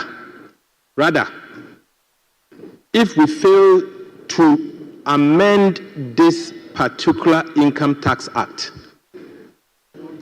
the Ghana Gold Board will now become a withholding agent, tasked with the responsibility to withhold 1.5% of all unprocessed gold. Mr. Speaker, I'm talking of tax law. Mr. Speaker, it is important for us to understand that small-scale gold miner, if you do not remove this particular tax, that small-scale gold miner will, Mr. Speaker, at the minimum, will have to pay 1.5% amount of the gold that they will be selling to the Ghana Gold Board. Gross, Mr. Speaker. Mr. Speaker, what I'm trying to say is that this gold, as we have established. Honourable Minister, I recognize the ranking member. Mr. Speaker, I'm coming on point of order. Mr. Speaker, we are not talking about the appropriateness of abolishing the 1.5 or not. What we are saying is this. They laid a bill in this House to seek to establish Gold Board when the bill is passed. In this bill, there are two proposals. One, that the Gold Board would be the only body that can export gold. And secondly, the Gold Board will be exempted from taxes. And so when passed by this House, the 1.5% is non-existent. And so why would we create the impression that we are abolishing the 1.5 when, as a policy, government-owned policy, makes it unnecessary, as if it will not even exist? That is the point we are making. But as for supporting small-scale miners and miners generally, we are not opposed to it. You rather want to support the Galamsey people, and we will make sure that you do not promote Galamsey in this country. Thank you, Mr. Speaker. So, Honourable Ranking Member, I want to understand if the establishment of the Gold Board will make the tax non-existence and the law makes it in existence, is that not the reason for which we should repeal it? Mr. Finance Minister, you have the floor. Mr. Speaker, to answer, Mr. Speaker, we could have just waited to pass the Gold Board bill into law. After all, they have brought it under certificate of agency. So why will you not wait for us to pass the Gold Board bill into law in order for Finance Minister, the tax to become moot? And yet, we are telling the Ghanaian people that we are abolishing that tax for political advantage, which is not the case, Mr. Speaker. Thank you. Mr. Speaker, the ranking member is completely out of order. The Speaker, after here, maybe I will take him through how withholding taxes are being collected. The Speaker, the incident on the withholding tax is on the miner and the person selling the Gold Board. Go and look at the law. Mr. Speaker, withholding tax, this withholding tax in particular I'm talking about, the incidence of that tax is on the miner and the person selling the gold. It is not on Gold Board. The incidence is not on Gold Board. What the Gold Board bill is referring to, the exemption of Ghana Gold Board from the payment of tax are other taxes, not withholding taxes. Mr. Speaker, I made reference to withholding tax on unprocessed gold. Who sells the gold to the Gold Board? The Gold Board is going to employ aggregators. Aggregators are going to buy the gold from small-scale miners. The incident is on small-scale miners, not on the Gold Board. Mr. Speaker, so what we are saying here is that the aggregators who are buying the gold, or whoever the Ghana Gold Board will be buying the gold from, after this one, we are exempting them from the payment of tax.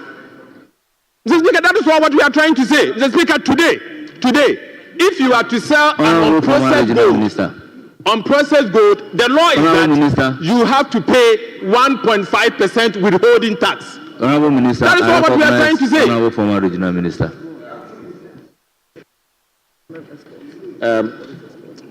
The new finance minister, first and foremost, should understand that the aggregators for MEF, as we speak now, do not pay. Oh, please, do not pay the 1.5.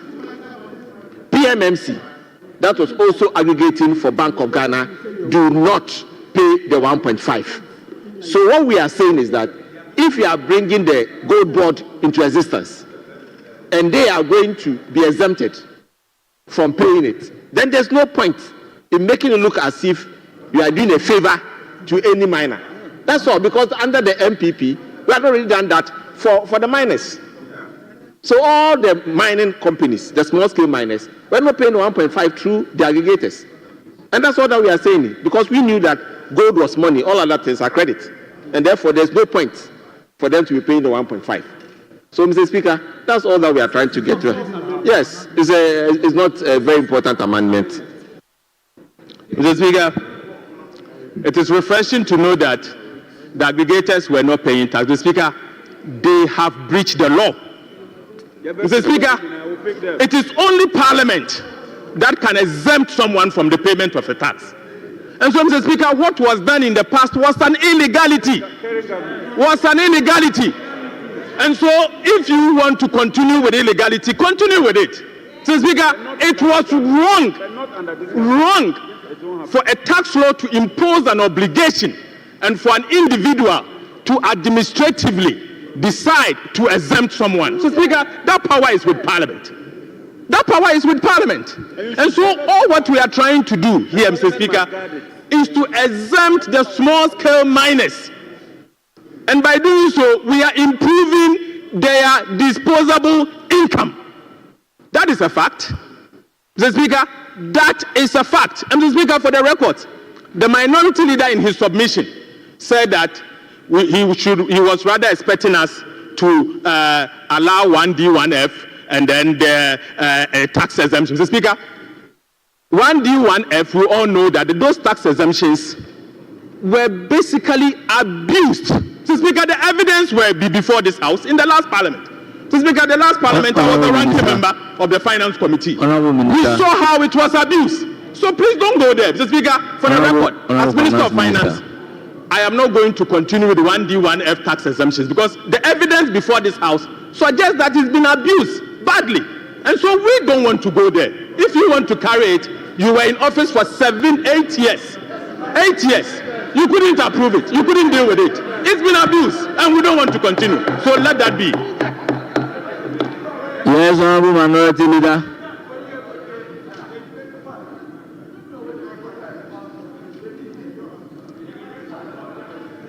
Yes, Honorable Minority Leader. Mr. Speaker, yes, the Finance Minister remembers his days as a minority leader. Instead of taking notes and listening to the views opposite him, he is still arguing and standing his grounds as though he is an opposition leader. Mr. Speaker, he may have to pay attention. The issue of tax exemption is so dear to the private sector. In his budget statement, nothing was introduced for the private sector. He knows that. If you are saying that the system was being abused, it's different from arguing that the system in itself was not fit for purpose. Get the argument right. You are mixing and missing the points. We are dealing with the private sector. You say you want to create jobs. How do you create jobs? You don't create jobs through sacking people in the public sector and replacing them. You create jobs by giving incentives to the private sector. That is the reality. If you grant tax exemptions, what you are literally doing is to allow the companies to have more money available. You are talking about disposable income. You are talking about disposable income. But you forgotten that if you grant tax exemption and you have a monetary mechanism, Mr. Speaker, what it means is that the private sector can thrive by taking advantage of that. So, Mr. Speaker, the finance ministry should not confuse us. What we are saying is that this repeal is a much ado about nothing. Simplicity. Honorable members, going forward, point of order should really be a point of order. Honorable members, at the conclusion of the debate, the question is, as many as are in favor of the motion, say aye. Those against, say no. Honorable members, the ayes have it. The Income Tax Amendment Bill 2025 is read the second time. An act to amend the Income Tax Act 2015, Act 896, to remove the withholding on winnings from lottery and on purchase of unprocessed gold, and to provide for related matters. Honourable members, as indicated, the Income Tax Amendment Bill 2025 is read the second time. Honourable Majority Leader, should we move to procedural motion number 65? Very much so. Very much so. Honourable Finance Minister, motion number 65. Mr. Speaker, I beg to move that procedural motion advertised as item 65 be taken now. I so move, Mr. Speaker. Honourable members, the motion is moved. Any seconder? Mr. Speaker, I rise to second the motion. Honourable members, the motion is moved and seconded, and it is for the consideration of the House. Honourable members, this is a procedural motion. Therefore, the question is, as many as are in favour, say aye. Those against, say no. Honourable members, the ayes have it. The motion is adopted. Honourable members, item number 66 at page 15 of today's other paper. Honourable members, the Income Tax Amendment Bill 2025 at consideration stage.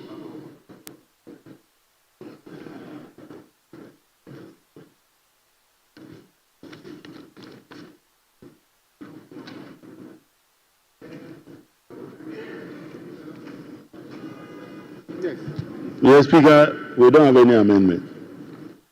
Honourable members, as usual, today I have mentioned the case of Newsroom versus Attorney General. That the Supreme Court says Clause 43 of the Narcotic Control Commission Bill has not been debated by this floor. Therefore, it is unconstitutional. So, honourable members, I want to go through the clauses one after the other. Honourable members, Clause 1. Section 6 of Act 896 amended. Honourable members, Clause 1 of the bill. There is no advertised amendment. Any proposed amendment is for the consideration of the House. Any proposed amendment. Honourable members, there be no proposed amendment. The question is, as many as are in favour of Clause 1 standing part of the bill, say aye. Those against, say no. Honourable members, the ayes have it. Clause 1 is ordered to be part of the bill.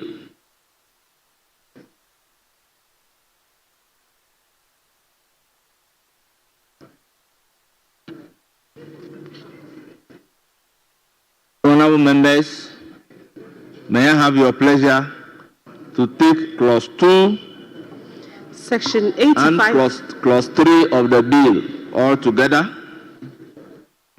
Section 85 of Act 896 amended. Section 115 of Act 896 amended. Honourable members, there is no advertised amendment. However, these clauses are for the consideration of the House. Any proposed amendment? Yes, Honorable Member. Honorable Member, I thought you are on your feet. Honorable Members, there be no advertised amendment. There be no proposed amendment. The question is, yes, Honorable Member. No, you got up on your feet. When I called you, you resumed your seat. I was coming under. Mr. Speaker, I'm coming under Order 64 of the Standing Orders. And Article 102 and Article 104. Mr. Speaker, it is right that when these orders are invoked, Mr. Speaker, you know where we are heading, that the quorum is called to question. So, Mr. Speaker, as obvious as it is, I want to urge on the House to reconsider whether this sitting can go on. And in the circumstances, we do not form the quorum. So, Mr. Speaker, I want to move that perhaps we consider rising or adjournment, perhaps to see if the majority that they have, they can get some in the House, and perhaps business can continue. Mr. Speaker, I move accordingly that... Honorable Members, in line with Standing Order 64, I will ask the table office to ring the bell. Clerk, please ring the bell. Honorable Members, let's make progress. Honorable Members, there be no advertised amendment.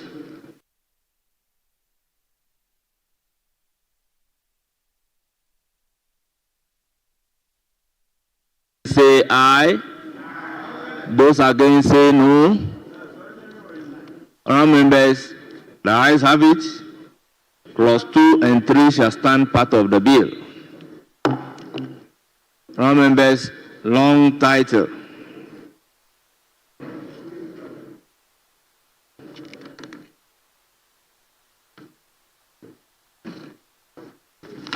Then what I have is not up.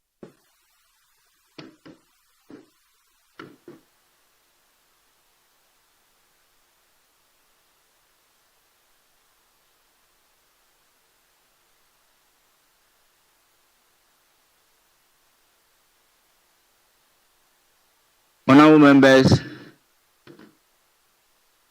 we have clause 4 and 5 of the bill.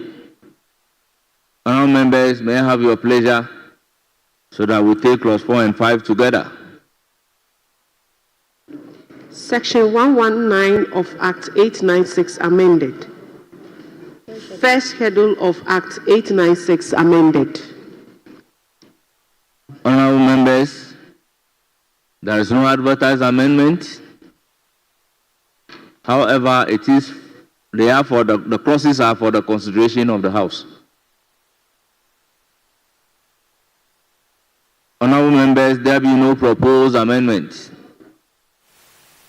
The question, therefore, is all those who are in favor of clause 4 and 5 being part of the bill, say aye.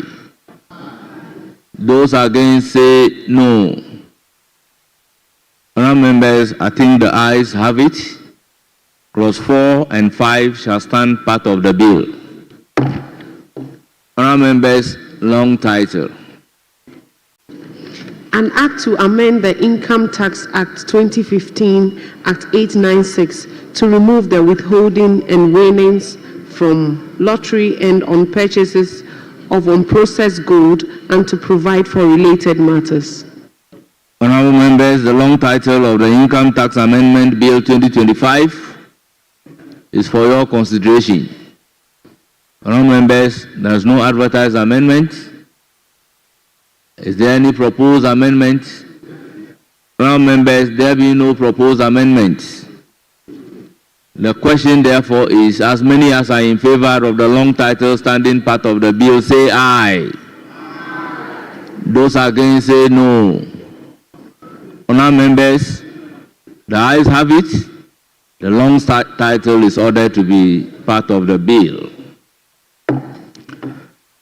Honorable Members, we have come to the end of consideration of the Income Tax Amendment Bill 2025.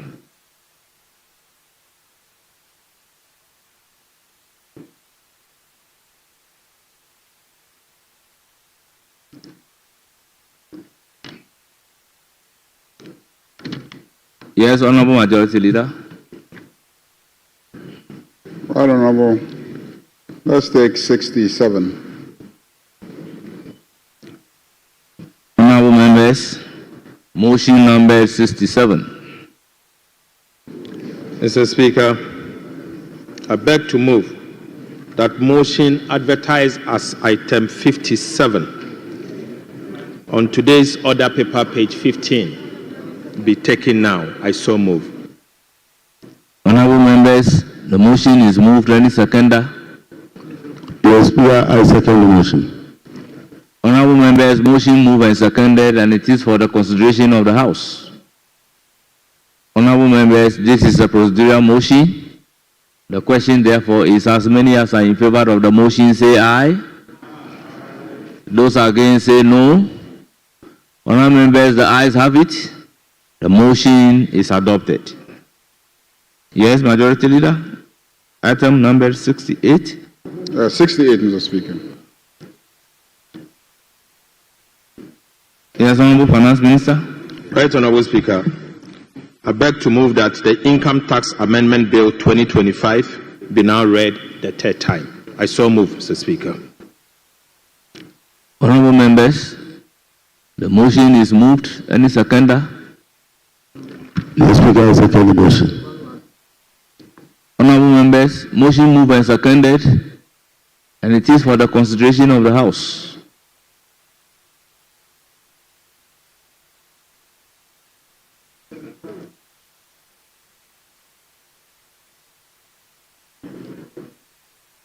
Yes, Honorable Member, under Order 64, I ask that they should ring the bell for 10 minutes. Yes. Honorable members, the motion is adopted.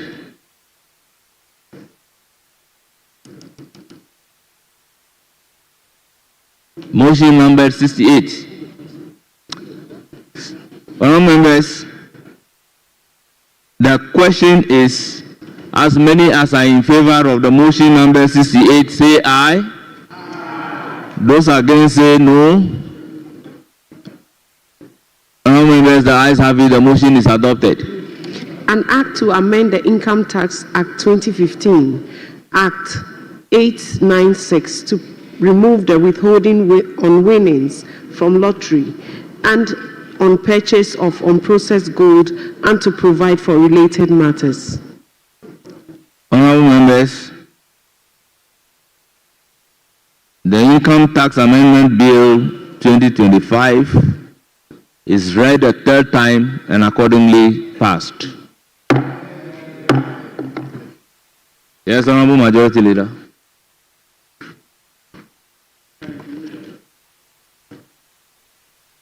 So, Speaker, can we take a 30-minute suspension?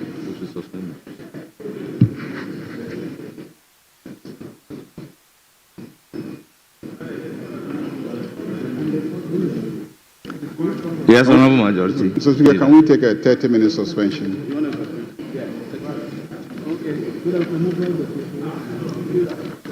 Yes, Honorable, what is your pleasure?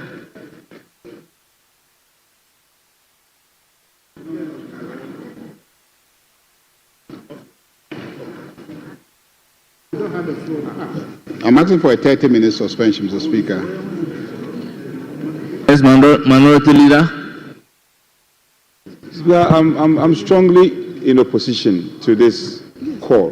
Speaker, the challenge has been, from yesterday, the challenge had been availability of the report.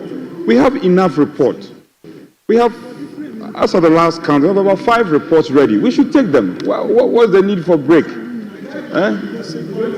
Who? No, but well, that can be looked at. That can be looked at. But I'm saying that we have reports. We can work. No, when a call for quorum is made, there's a process. We haven't exhausted the process. You see? So let's work. We can continue to work. Let's work. Honorable member, when your leader is speaking, you can also be on your feet.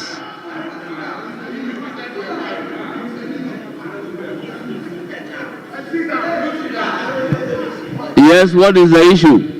Speaker, it's just a very generous reminder that the 10 minutes is up. Honorable member, the application and the reference is for suspension of the House.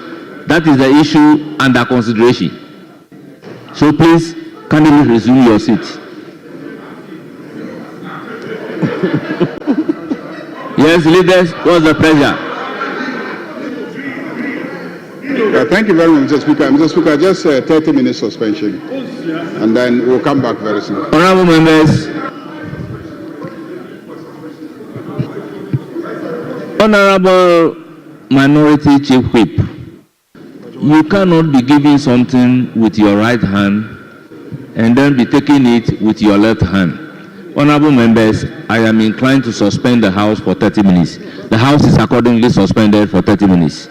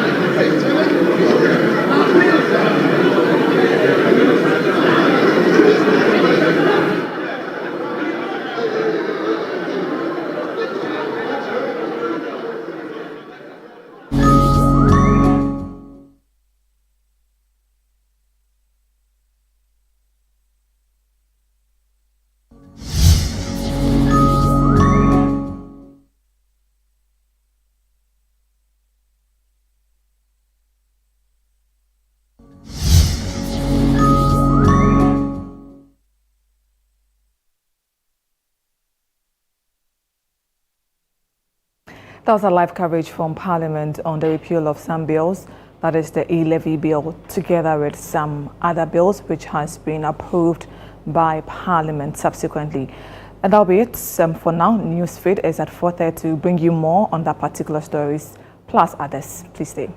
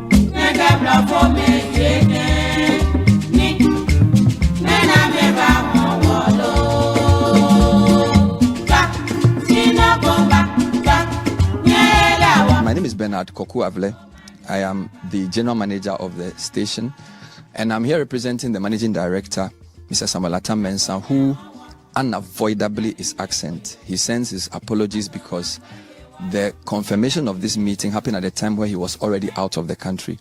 So he sends his profound apologies. Having said that, we are here with a strong delegation from our side.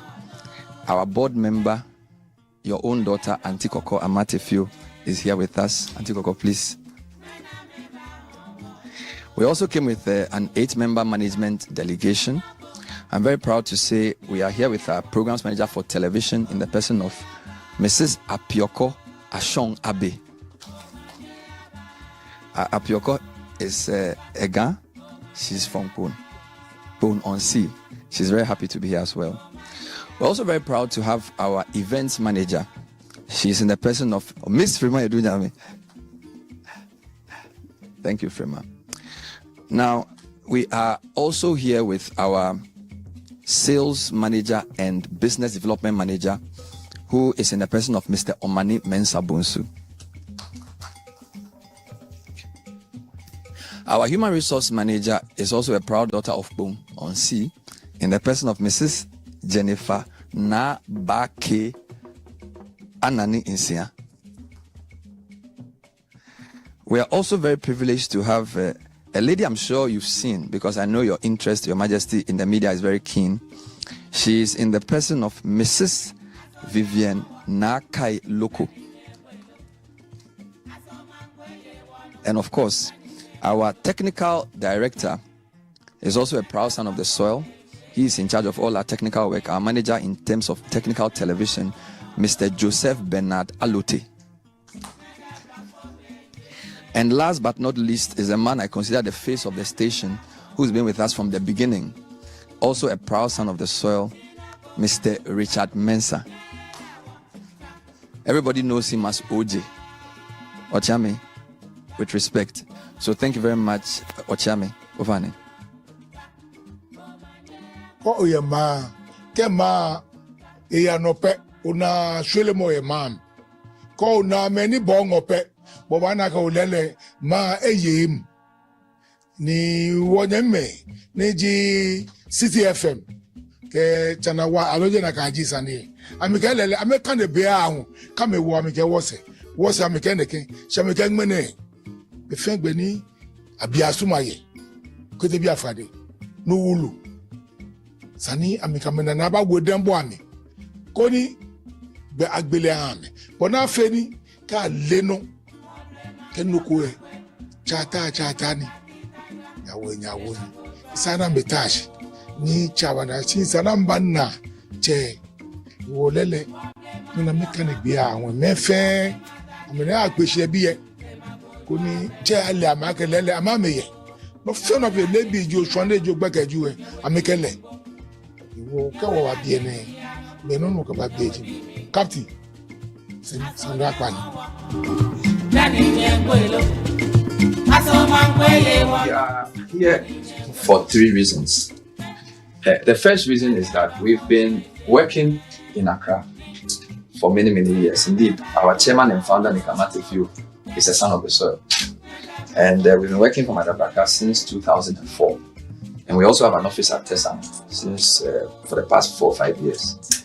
As the custodian of Accra and Ghana, we believe that since you ascended the throne, we ought to have come to congratulate you, not done that.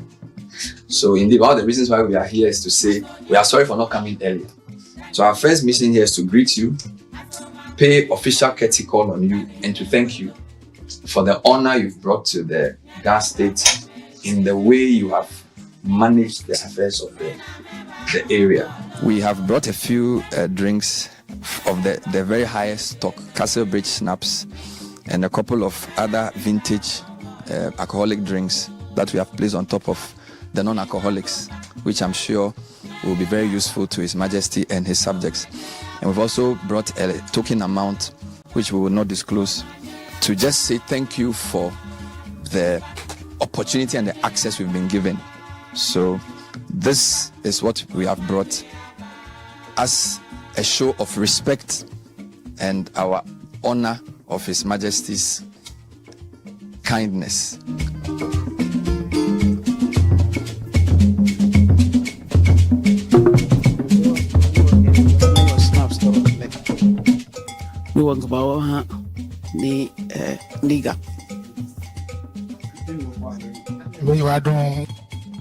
In a nutshell, these are the three highlights: our on-air programs, our heritage caravan, and then our back to your village food bazaar festival, as we call it. And to top it all off, to start that, on the 28th of February, we will be doing a very small launch of the month. So we are also using this occasion to inform the palace, because it's not such a big event, to just send a rep to witness this majestic launch. And then hopefully we will see you during the program for the month of March. So Ochami, this is in a nutshell is our mission. Thank you.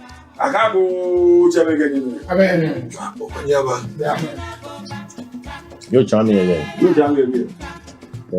Nature is the name of the flower. When you manage City FM, I've channel 1. Me ham and manye.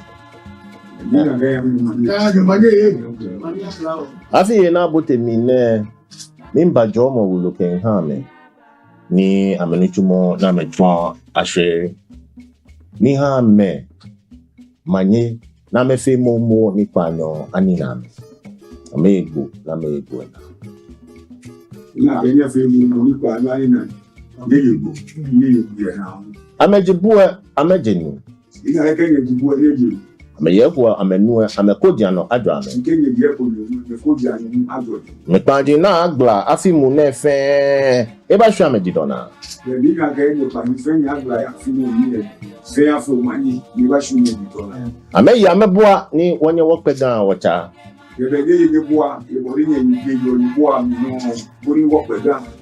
ya jamais yehe odase akeshin wajigbe wotuni ojoba bolinye yi odase mo mwage ye na ke nye ba ne ye na ke bi e chaki nye ba ne bi e fi nye o bolinye na le ifenye yi odase ya ji mancheme ni organ mene ape Magianche mefe afi ubi bona fi kuni gan keye ni o ke ni o je ba ni ba ni ba fita yi kuni gan aye ni ya isi gbese dumo gansense ni sempe dumo gansense ni abola dumo gansense ni asine dumo gansense ni akamante dumo gansense no tublo hun dumo gansense nkaje bie kanshi shraw fe dumo gansense ija shameli akashi ato na gbena loko kura bedon me ni genu ni ga cha me gbe ni fe be che ni yo yi alo che me ni yo yi le ke mo gan wo ke me gbe ke je sula ke di ga ke je obutu ka gbe aga sula ni lu ke ma ja ti le fe be che me ni be de alo che me ni e do ma me kon le ke chu 78 years ni asante ni nye efa ina ne keba na kamanji afi ni mai pa ke ba o ke pa ni otufo alo asante manje fe na ni keba tani ni desafle ni na ke iba tenege nlele won nfe o maye ni fe ni kusani ke han wo se bi wo bi abeba ni ya wo share bi ene so mo be bi fura ni wo je no kunshin wo niga si wo kenye wono le yanwe ake ni ga ke kenye wono le yanwe kenye yenye boa Nchumo papa ni wachuo ya hindumi. Nchumo papa na chuo de kenye ye boa be ba hindumi. Mamji dile na wobe nyonye kenye ba ni kenye ya ubona fi ko ni nchumo na chuo mo kenoni abachuo ko ga ya nye efi kanini bi fiana. Onshuma me ni woke ame acha neke ya ne. Ni bofe boni jenye heritage month ne woke wo he wale bapia kenyo ni konye fon ni gwalu ubo adisa ni kusanji keni bi go ku ni wo fe ke ba wo ke chebe ni shu fe ba wo ba ona fe ko ni efe umanye selenke sani abomode na chonga ke dangbe school ni ye ga ke dangbe fe ni sene ikada fitu aba ke isani ga irun ke dangbe mo ye ga ko ba ni no fe sani anya chon ona fe ko ni ga ke dangbe mo anya aishi ni you go go akateke ga ke dangbe mo akese amacha ga sikola ya lala fe mindamesi ojugba akeni yeke foni ake obo ade lalai ke sikola lalai ni mene ebet ni onani ne fa yeke foni ake ye ni fe ni majile ko ni ma bi fe ana won kame ke da mi bi ro ni papa ni oyo to shida ni no. We are grateful for coming to honor us this morning. We do not take it lightly because the Ghana state has suffered several casualties for hosting the capital. And you and us must corporately form a bond to show the good things, the good work, the progress that has come since I sat on the stools of my forefathers. We need you as partners to be able to spread the message that the Ghana state must unite at all costs for purpose. Sometimes we hear news, and this news is very disturbing. And basically, it just creates disaffection and lack of trust, even for investors' ability and their appeal. We are asking you that instead of towing a certain line, join us to build a Ghana state. Join us to think about the Ghana girl child. Join us to think about the future of the Ghana state. Like I have said, we have become vulnerable for hosting the capital. And we believe that if you join us in this partnership, we should be able to change the lives of every child in this state, ensure their rights to education, ensure their rights to a clean environment, ensure their rights to being able to be self-resilient or, yes, we need you in this partnership. So don't stay. Come like you have come this morning. And we appreciate it a lot. Most of the chiefs are not here this morning. But we will find a better time. This Heritage Month, we would collaborate with you. We'll be part of it. We will support it and make sure that our ethnicity is not lost. Our identity is not lost. Our language is not lost. Our morals are not lost. And us as Gans and Dangbes will never be lost. Cha no manyaba.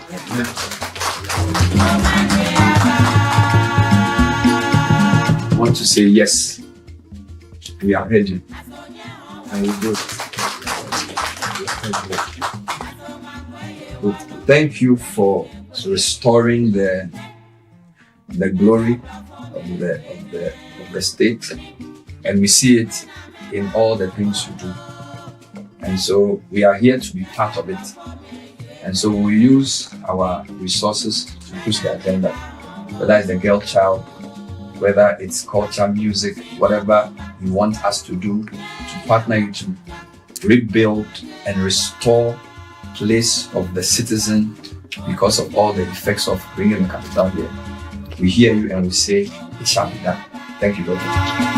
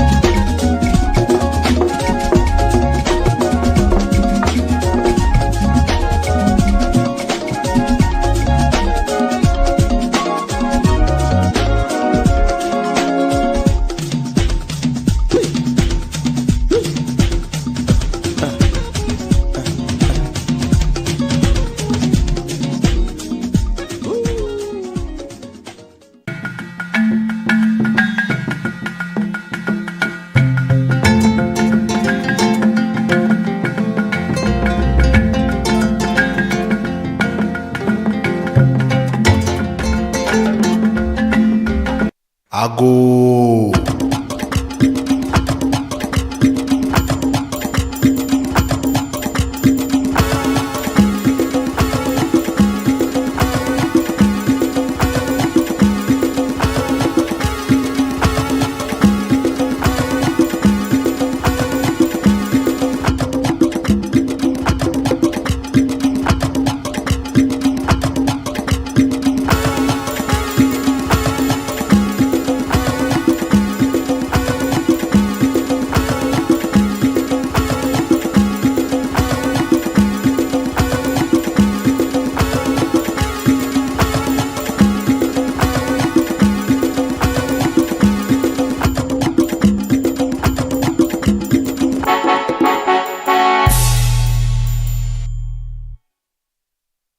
Ago.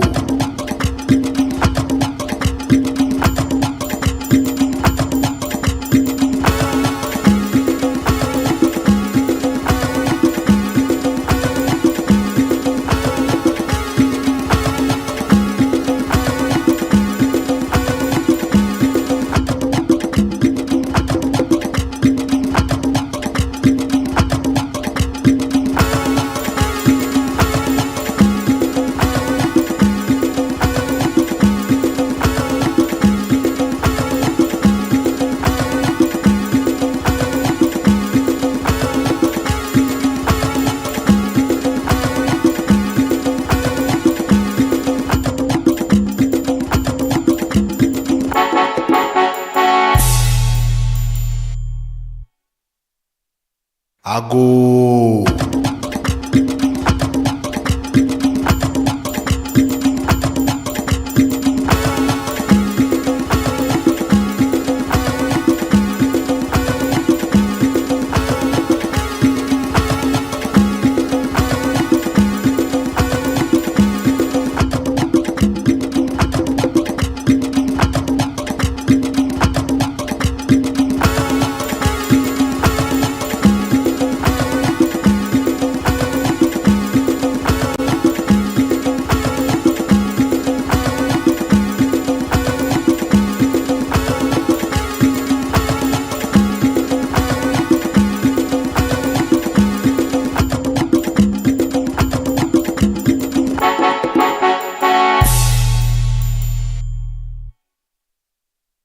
Ago.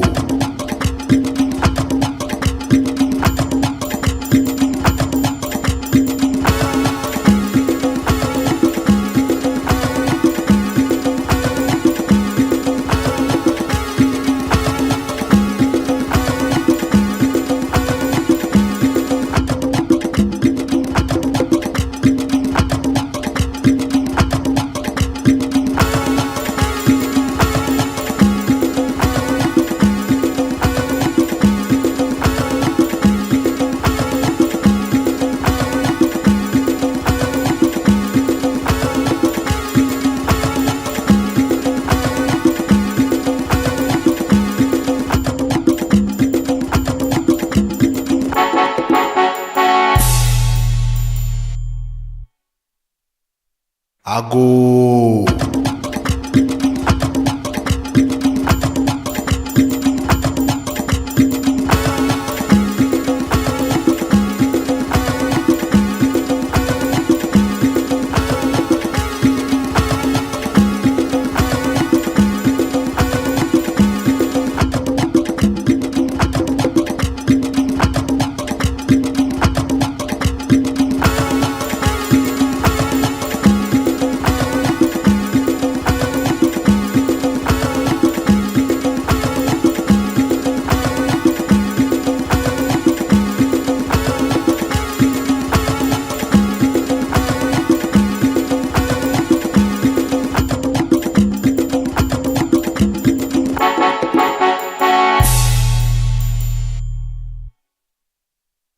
Ago.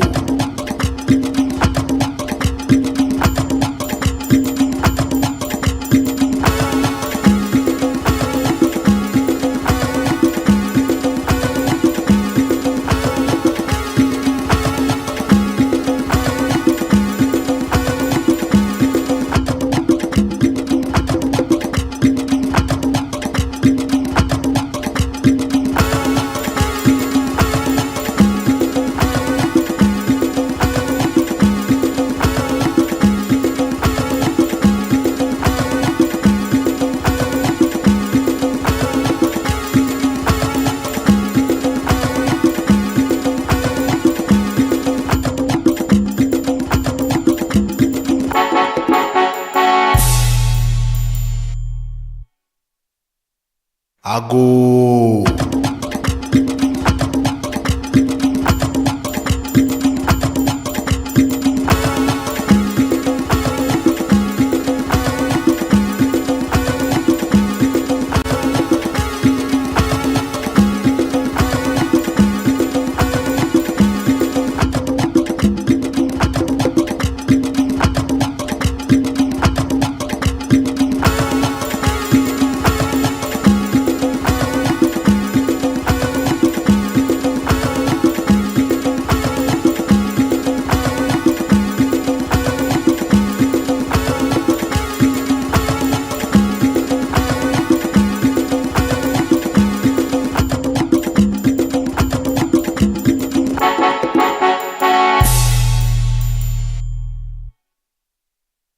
Ago.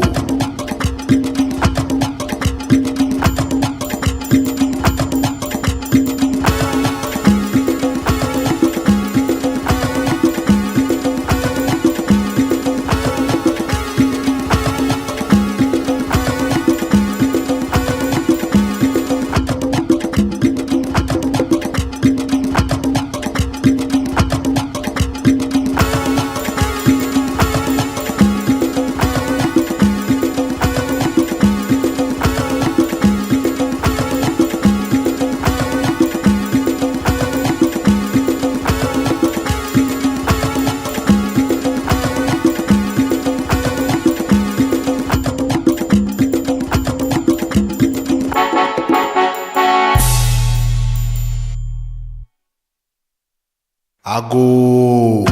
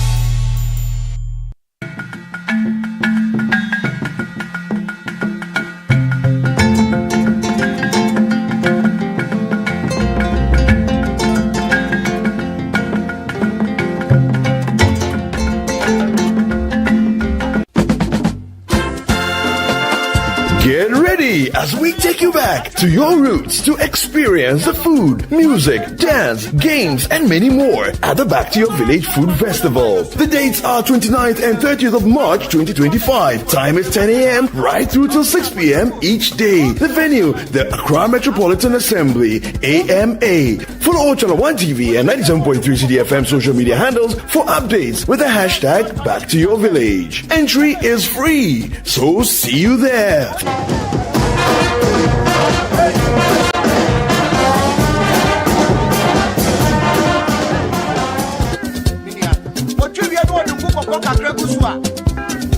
The best blood tonic you can get.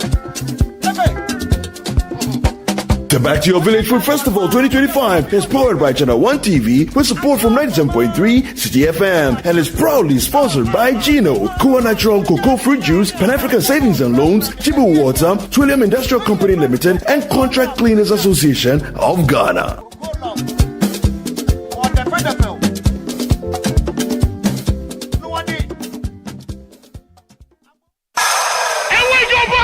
Let's get into the world of sports like never before. You know how we do it on Fridays. Join us every Friday at 7 p.m. on 97.3 City FM for Sports Panorama, your ultimate destination for all things sports. One of the biggest scandals in this country's history. You can't spend 250 million USD and come out with that. From the thrill of association football to the excitement of basketball, tennis, athletics, and even emerging sports, we cover it all. Whether it's the Premier League or the latest NBA showdown, we bring you the stories behind the stars. Getting an opportunity to become a national team coach, he should understand the politics around football. And don't miss the prayer of the rabbi. Joe was Zebaut. How Zebaut there? Zebaut won Chaboke. We're not just about the games, we're about the community. If you are going to be given this kind of treatment, then you need to be that guy. When I look at him play, he is not it. Or when it's time for Don't Call Me. Join the conversation as we connect with fans across the country and beyond. What's the latest updates? Send us your thoughts and we'll feature your comments live on air. And remember, we like to hear your predictions for matches and your thoughts in general. Think you know who's going to win? Let us know. Big shout outs to my YouTube people. Tune in every Friday at 7 p.m. only on 97.3 City FM. Sports Panorama, where sports come alive.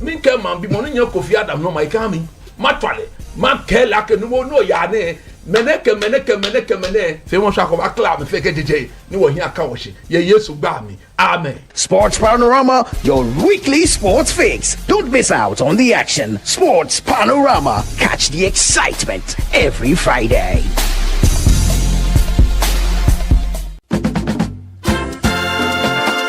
Get ready as we take you back to your roots to experience the food, music, dance, games, and many more at the Back to Your Village Food Festival. The dates are 29th and 30th of March 2025. Time is 10 a.m. right through till 6 p.m. each day. The venue, the Accra Metropolitan Assembly, AMA. Follow Channel 1 TV and 97.3 CDFM social media handles for updates with the hashtag Back to Your Village. Entry is free, so see you there.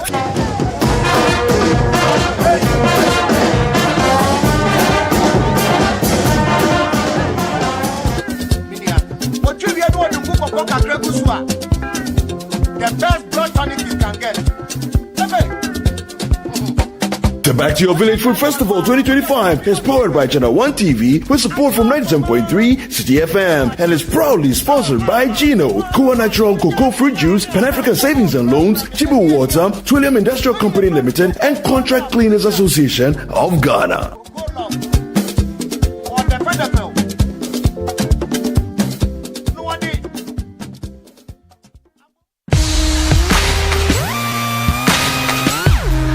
Looking for the latest buzz in Ghana's entertainment world? Welcome to Ghana Weekend, your ultimate destination for all things creativity and entertainment. Stay in the loop with breaking news, exclusive interviews, and then insider stories from your favorite creatives and stars. From music, movies, fashion and art, lifestyle and culture, Ghana Weekend brings it all together. Get a daily dose of entertainment, discover new talents, and never miss out on the creativity that defines our vibrant culture. Stay connected with us across all platforms. Follow us on Instagram with the handle Ghana Weekend, on X Ghana Weekend, on TikTok Ghana Weekend, at Ghana Weekend TV on YouTube for the latest in entertainment, travel, and everything Ghana. Don't miss out. Join the Ghana Weekend family today. Ghana Weekend, where entertainment meets creativity. Visit GhanaWeekend.com now.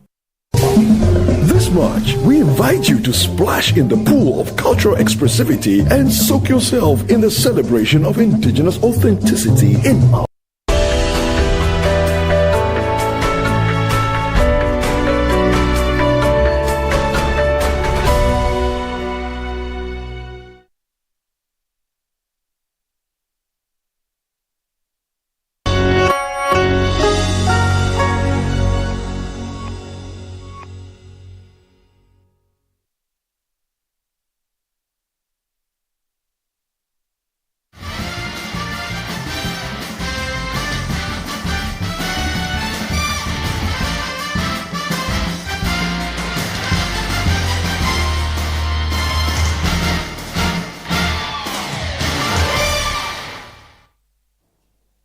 Hello and welcome to Newsfeed on Channel 1 TV. I am Hawa Idrisu Mustafa. Coming up, former Minister for Railways Development John Peter Amewo released after arrest by National Security. Also coming up, Parliament approves Electronic Transfer Levy Bill 2025 to abolish payment. Coming up in business, government enhances regulatory frameworks to boost business environment. And later in sport, Bekum West MP backs calls for top-level venues to host Ghana Premier League games. Details of our stories now. Former Minister for Railways Development John Peter Amewo has been released after his arrest by National Security operatives on Tuesday, March 25, 2025. Sources told Channel 1 News that the former Hohoe MP's arrest was part of ongoing investigations into the failed SkyTrain initiative. The project, which had $2 million allegedly committed to it, was revealed to have not met its objectives as confirmed by Attorney General and Minister of Justice Dr. Dominic Anyene during a recent briefing on Monday, March 24. Dr. Anyene has since disclosed that prosecutions related to the SkyTrain scandal would begin by mid-April. He has also assured the public that suspects are cooperating with investigators and justice will be served with effort to recover misappropriated public funds from those implicated.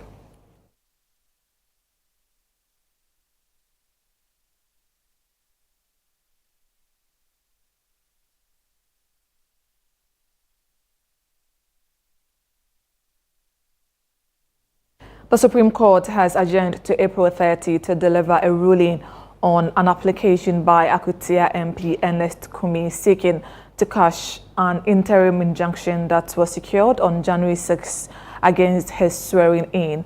Ernest Kumi ignored the injunction application and partook in the swearing-in ceremony, which later caused the High Court judge to hold him in contempt.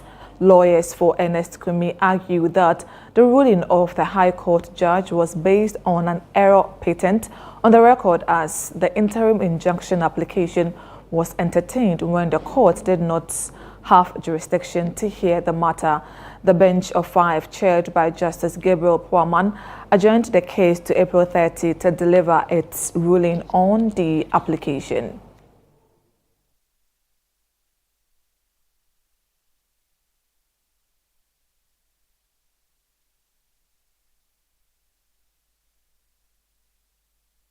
Now, a suspected armed robber has been lynched by angry mob at Edum within the central business district of Kumasi in the Ashanti region.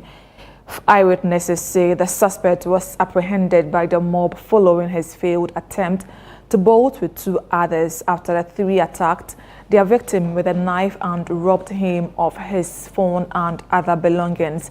Following the incident, the police from the railway police station were called to the scene where they went to recover the body and conveyed it to the morgue. An eyewitness spoke on condition of anonymity. About 5:30 to 6 more, no more than 3. It's almost aquano, but the other on the chance the kind. It's 2 in the Mujane and a guy there. A quite way. I really know, it's me pay no more bono, but it's me didn't come on. So free a crown I did. Abba, Bobo, Bakudi, I'm friend and a kwame. I saw no one phone up with more as a fool. Go ahead, Nasi. Interchange Nasi. Go ahead, no, they call Sabia, locomo train one. I no more on Bear Sardian. Area more the Momudia, Mahamatio Mokojum, on better to Krumu Hasi, any boss of a Modian.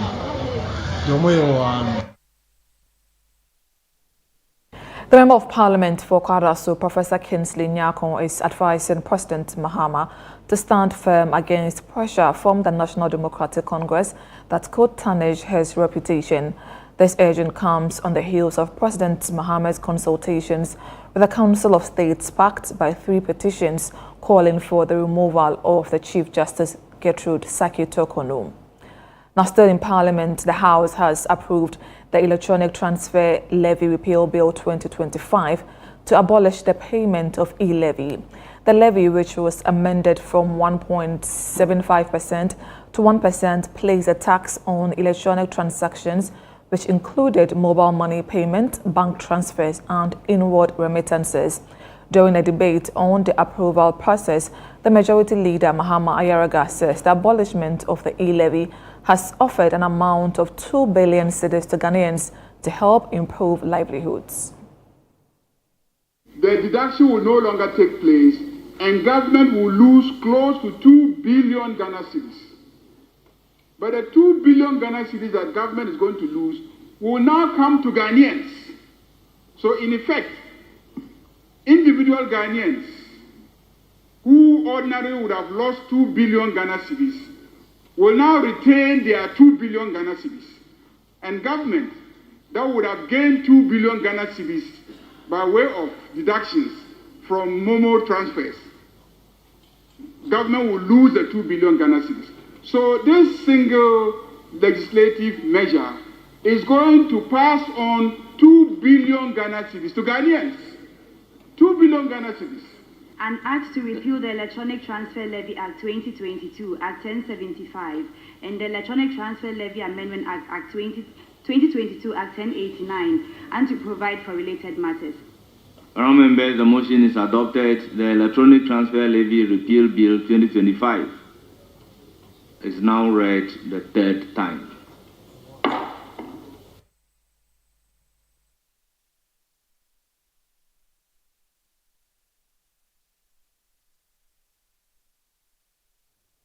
Meanwhile, Parliament has also approved the Revenue Administration Amendment Bill 2025 to reduce the percentage of total revenue that is set aside by minister responsible for finance in the Ghana Revenue Authority General Refund accounts.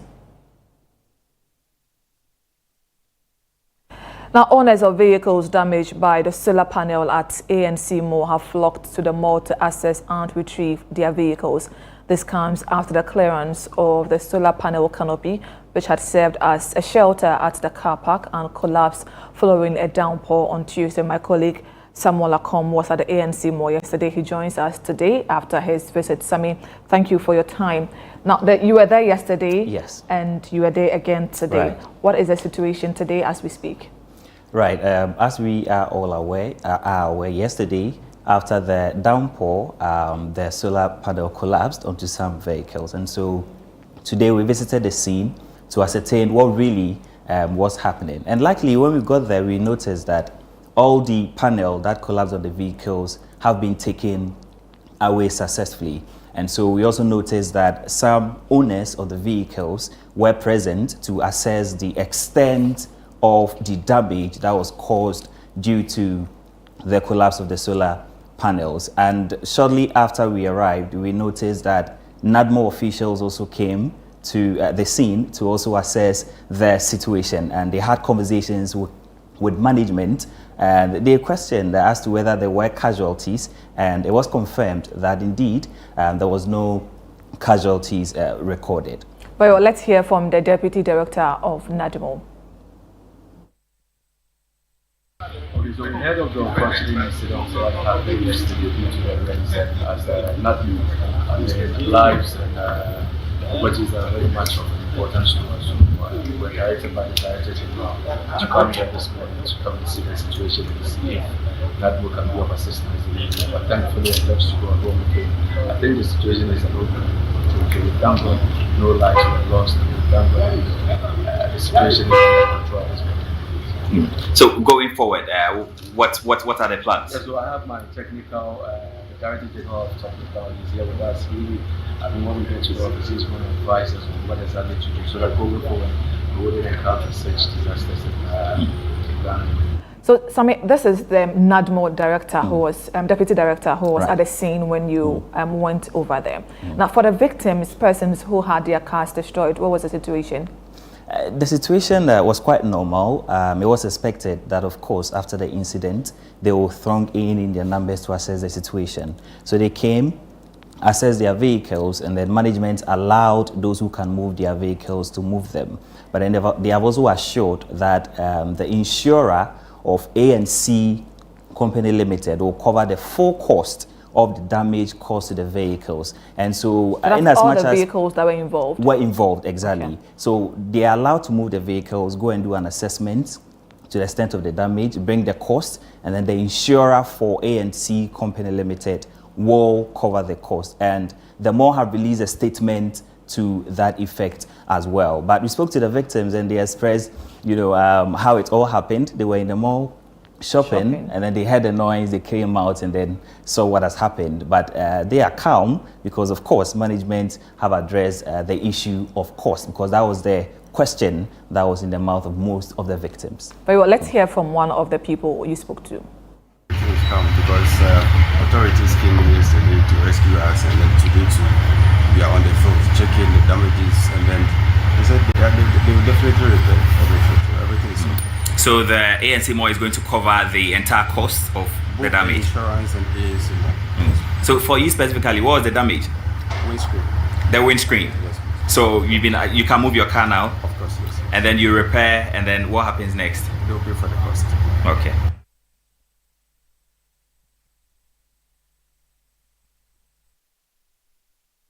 So that was the victims of the ANC incident, which had their solar panel collapsing on some vehicles. Management has assured that they are going to reimburse them. Sami, thank you so much for your time. Thank you. Now, Channel 1 News can report that NADMO officials have cleared the locks at Kotobabi here in Accra after they also witnessed massive destruction following yesterday's downpour.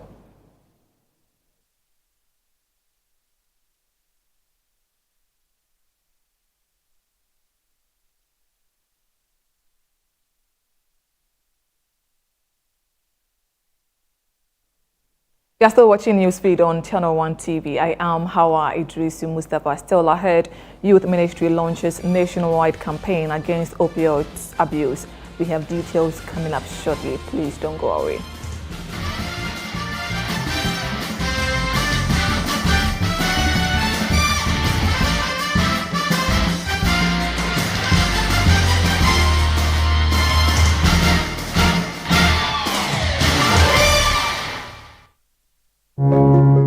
Every day, people have money emergencies. Ma, I need my school fees emergency. Mommy chop money emergency. Emergency. Catch it. I'm your rent emergency. Now, there's a new emergency number in town. More money, challenge and enjoyment. At the top life we got. Dial star 770 hash for all your money emergencies and chop life. Dial star 770 hash for money emergencies and get easy and quick access to your money, loans, and other banking needs. EcoBank, the Pan-African Bank.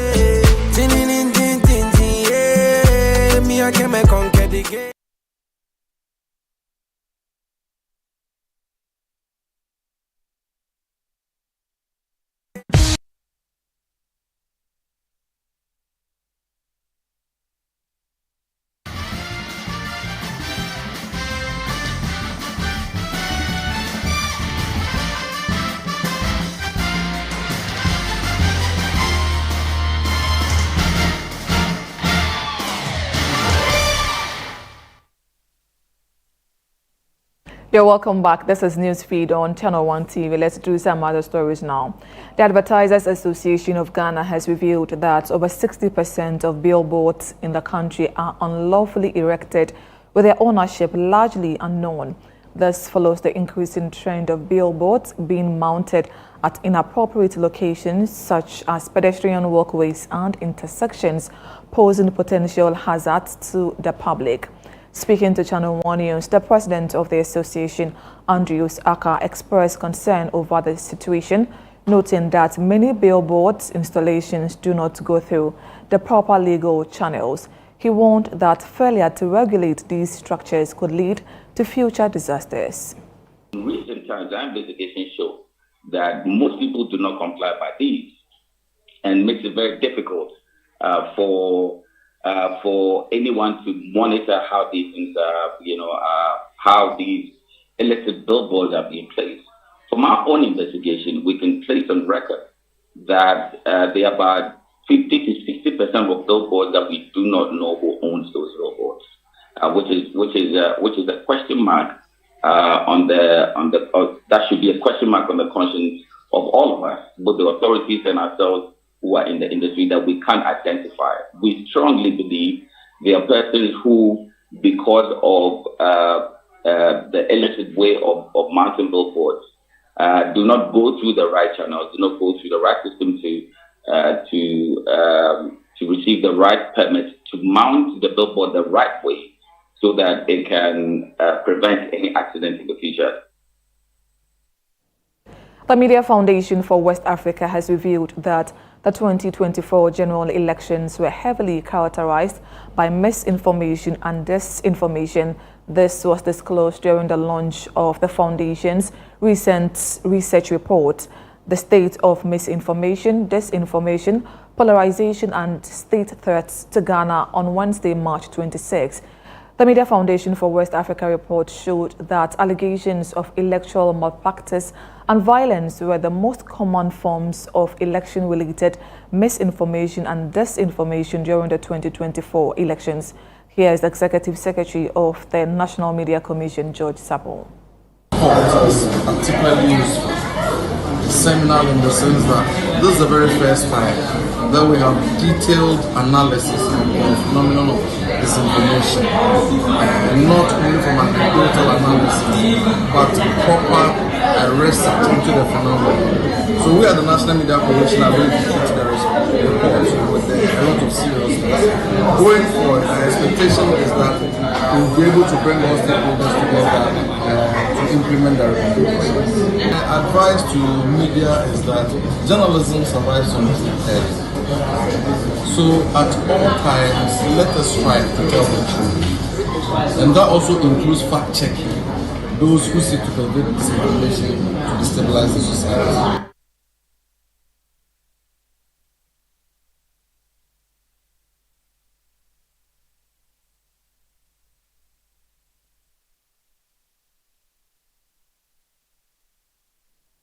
The Ministry of Youth Development and Empowerment has launched a nationwide campaign against the abuse of opioids among young people. This initiative follows recent disturbing trends on social media where some youth have been seen in dark conditions due to the intake of opioids, commonly known as Unim Red. Speaking at the launch of the Red Means Stop campaign, the Minister for Youth Development and Empowerment, George Opareado, announced that the ministry is collaborating with the National Youth Authority and the Youth Employment Agency to embark on a nationwide campaign. This gathering is not just an event, it is a clarion call to action, a collective commitment to safeguarding our youth's future and by extension, the destiny of our beloved Ghana. This is Ghana against drugs. Let me speak plainly. We are at war, not with guns or weapons, but with a silent, creeping epidemic that is stealing the dreams of young people. Opioids and other harmful substances are not just chemicals. They are thieves that have come into our various homes to steal the future of this country. We need all our partners to join us. The National Youth Authority, together with the Ministry, including the Waakye, I'm dragging all the agencies on board we will visit every region, every constituency, and make sure our foot touch there, campaign, preach, and make sure that everybody gets to know this. This is Newsfeed on Channel 1 TV. Up next is Business with Netele Nete Ajaho.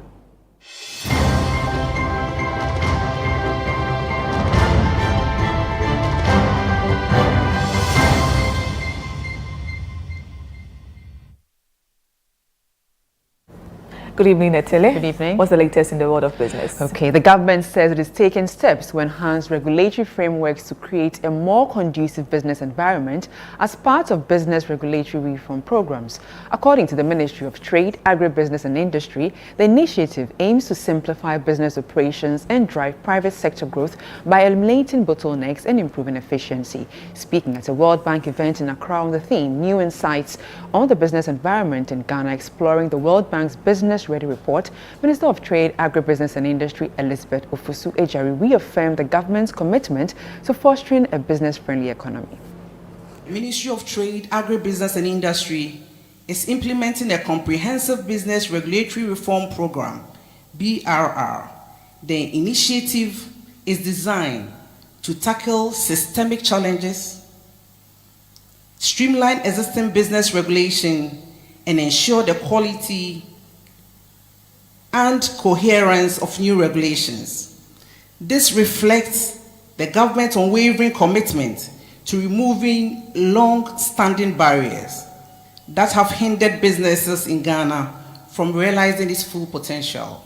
The ideals of BRR program underscore the importance of today's conference. This conference provides us the opportunity to discuss transformative initiative that has the potential to redefine our businesses, drive sustainable growth, and position Ghana as a regional leader in economic competitiveness. Our commitment to democracy, reform, and sustainable development would earn us a reputation of a regional leader, no doubt. However, now, government is being urged to take swift action to prevent potential natural gas shortages following Tullow Ghana's commencement of a 16-day maintenance shutdown on the Jubilee oil field. Market analysts within the energy sector warned that the temporary halt in the production could lead to a deficit of approximately 50 to 90 million standard cubic feet of natural gas, potentially impacting power generation and industrial activities. Speaking to Channel 1 Business News, Executive Director for the Center of Environmental Management and Sustainable Energy, Benjamin Nsia, cautioned that without timely intervention, the shutdown could exacerbate Ghana's energy challenges. The maintenance of FPSO Panorama is going to lead to some supply disruptions with respect to natural gas inflows. This particular company, which is Tullow, from FPSO Panorama in Jubilee, supplies about 50 to 90 million standard cubic feet of natural gas. So when there's going to be a maintenance for 16 days, what it means is that there's going to be a shortfall of about 50 to 90 million standard cubic feet of natural gas from this particular source. And this particular situation is even being compounded by the suspension of full flow of natural gas from Nigeria, because Waakye says that we are in certain areas, and until we pay those areas, they were not going to give us a full flow of natural gas. So we are losing natural gas from Nigeria, and we are also losing natural gas from FPSO Panorama. That means that our demand, which is around 400 million standard cubic feet per day, will now be around 300 million standard cubic feet a day. And that's all for business. I am Netele Nete Ajaho.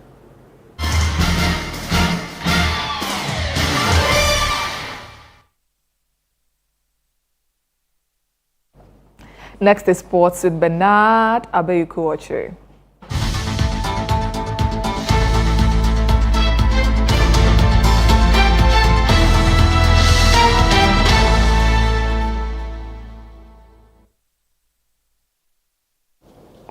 Hello, Abeku. Hi, Ajay. What do we have in the world of sports? No, the MPs are talking about important matters we raised initially in relation to playing the games at specific venues. So the stadiums that but the specific venues, you can count them.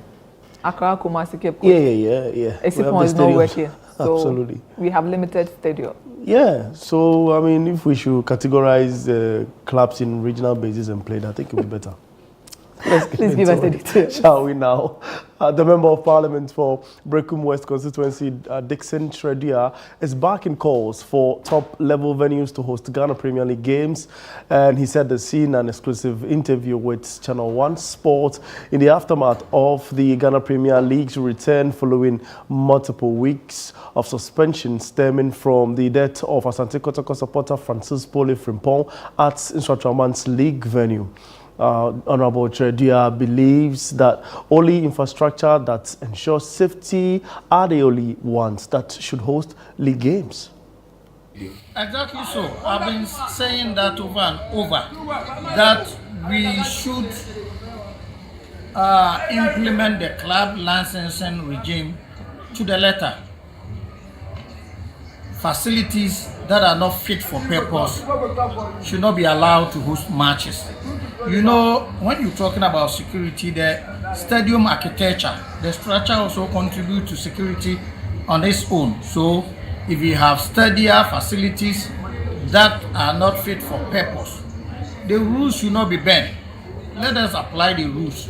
If we have 18 premier clubs and only 6, 7, 8 centers are fit for purpose, other teams should be compelled to move to such facilities until the time that their own home grounds meet the club licensing regime requirements. So I think these things are issues we need to enforce and we need to ensure, because if it is about FIFA, if it is about CAF, you cannot play. We are witnesses to what happened to us in September 2024 when CAF rejected this very facility and all the other 4 facilities, Cape Coast, Tamale, Kumasi, and Esipon, until some facelift was given to this for us to get temporary license to play. And we need to continue improving this facility to meet the standard. Likewise, at our local league centers, we need to get the facilities in place. We need to get it right. Now, the winners of this year's 32-team Club World Cup to be held in the United States will earn up to $125 million US, FIFA said on Wednesday. World Football's governing body had announced earlier this month a total prize pot of $1 billion US for the June 14 to July 13 event, significant in the current climate of financial regulations for clubs. About half of the $1 billion US total will be divided between all 32 clubs, with the amount per club based on sporting and commercial criteria, meaning clubs such as Real Madrid and Manchester City will receive a greater percentage than smaller clubs in a model FIFA developed with the European Club Association. Oh, that's the very latest from the world of sports, and I am Bernard Abegoche.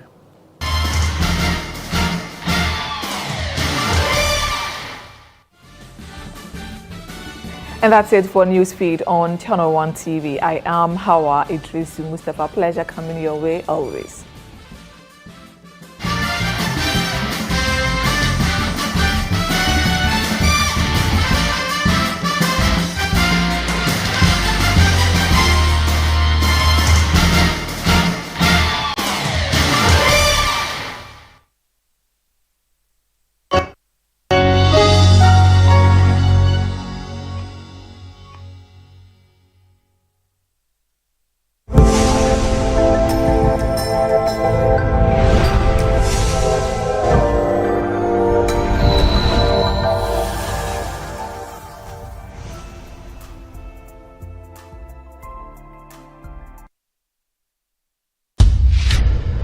Ten, 9, 8, 7, 6, 5, 4, 3, 2, 1.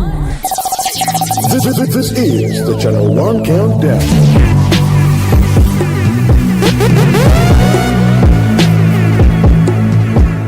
Hello, my people. You welcome to the Channel One Countdown right on Channel One TV with me, Call Kunsi. The Channel One Countdown is a show that chronicles the top 10 biggest songs right here in Ghana, making it big on our airwaves. So just sit back, relax as we chronicle the top 10 songs right here in Ghana. Last week, the number one song happened to be Kojo Black featuring Kelvin Boy with Excellent. Will they still retain the top spot this week? I don't know, but ladies and gentlemen, let's enjoy Excellent by Kojo Black and Kelvin Boy once again. Only you bad feet my chest. Your back asset. You know them play my chumba rest. Me see my jolly. But no bata me kongo no. Baby kongo so. You dey see him. Me no fit kill him for my head. I need to know where you did. Oh yeah, send me all okay. Shabali you know delay. Oh, my nest are not it. I need to know you did. Send me all okay. Shabali you know delay. Oh, my nest are not it. Come to my da. Oh, excellent, excellent, oh, excellent, excellent. You go put me for emergency. Shorty, excellent, excellent, oh, excellent, excellent. You go put me for emergency. Tell me I need you. You make a man feeling you. All I want is you. Oh, you tell me what I don't feel do. I you. Whatever you want, I go give you. Oh, my baby boo. 247, girl, I'm ready. Body set it. Go to my shit for my baby. Wanna do many things very crazy. Now she telling me, say she be Jensen. She rockin' Fendi. Pull up in a Benzie. Bum bum, they offend me when she bend it. You go put me for it. I need to know what you did. Oh, yeah, send me all look kiki. Shabali, you know the day. Oh, my nest are not the day. I need to know what you did. Send me all look kiki. Shabali, you know the day. Oh, my nest are not the day. Come to my da. Oh, excellent, excellent, oh, excellent, excellent. You go put me for emergency. Shorty, excellent, excellent, oh, excellent, excellent. You go put me for emergency.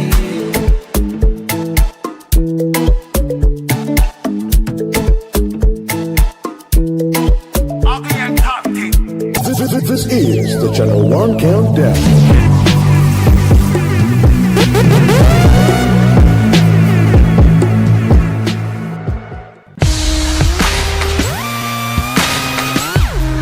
Looking for the latest buzz in Ghana's entertainment world? Welcome to Ghana Weekend, your ultimate destination for all things creativity and entertainment. Stay in the loop with breaking news, exclusive interviews, and then insider stories from your favorite creatives and stars. From music, movies, fashion and art, lifestyle and culture, Ghana Weekend brings it all together. Get a daily dose of entertainment, discover new talents, and never miss out on the creativity that defines our vibrant culture. Stay connected with us across all platforms. Follow us on Instagram with the handle Ghana Weekend, on X Ghana Weekend, on TikTok Ghana Weekend, at Ghana Weekend TV on YouTube for the latest in entertainment, travel, and everything Ghana. Don't miss out. Join the Ghana Weekend family today. Ghana Weekend, where entertainment meets creativity. Visit GhanaWeekend.com now. This is the Channel One Countdown.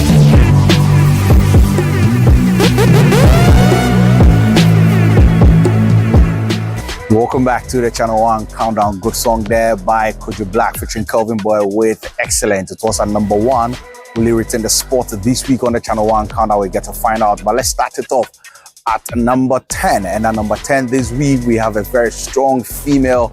She has a very, very unique voice, beautiful voice, a beautiful vocalist. I love her so much. Talking about Sina Soul, featuring one of the biggest acts we have in Ghana right now. That's Stonebwoy, who is actually on an up and running tour outside of the continent of Africa. They have this beautiful one, the title Larger Than Life. Ladies and gentlemen, enjoy Larger Than Life by Sina Soul at number 10. Number 10.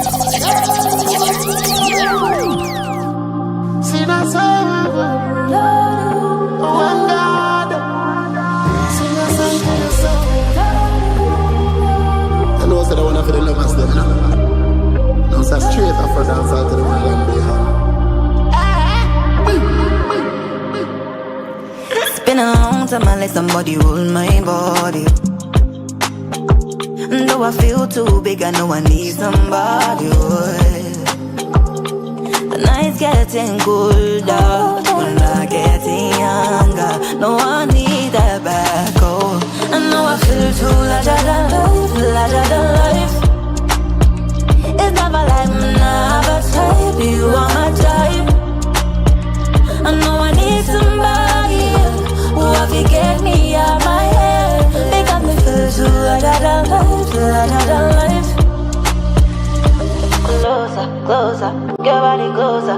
Cover your medicine, come be my soldier. Closer, closer, your body closer. Cover your medicine, come be my soldier. Baby, never you know bigger than love. Wanna be the one who go take off your clothes. And when you're ready to collect some love, I will be waiting, yo. I will be waiting for you anytime of the day. Got a table for two, yeah. So see that soul, and make her enter your soul. But go so then, anything I tell you, my girl, better know it's not a lie. I'm gonna make you mine one day. But no say that keep back up with the back eyes, but looking at my eyes, I'll be the one, yeah. They got me feel too larger than life. It's never like me, never type. You are my type. Now I need somebody who could have get me all that me mad. They got me feel too larger than life. Closer, bring your body closer. I can be your medicine and you can be my soldier. Closer, closer, bring your body closer. If you want those, or you want the bulldozer.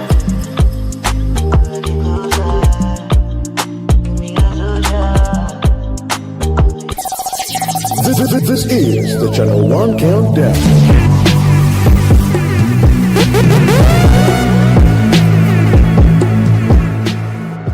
Good one there by Sinner Soul featuring Stoneboy with Larger Than Life. Yes, I mean, you gotta live and be larger than life. But let's move on to number 9 on the Channel 1 Countdown. And at number 9, we have Wines and Blues by the God MC himself, M Diggity, M Dodorotido, Manifest, featuring Ara the J, one of the favorites, my favorite actually. I love this guy so much. He's like my jewel. Yeah, I really appreciate him so much. Shout outs to you, the J, and now they collaborate and they bring you this one titled Wines and Blues at number 9 on the Channel 1 Countdown. Number 9. They are my wine and blues. I am in crabby, I know be me, I choose only for the peppers near you paycheck. Hearts made of gold, rumblings from my pure soul. Still I don't know what tomorrow holds. Daily stressing, learning lessons. My transgressions lead to depression.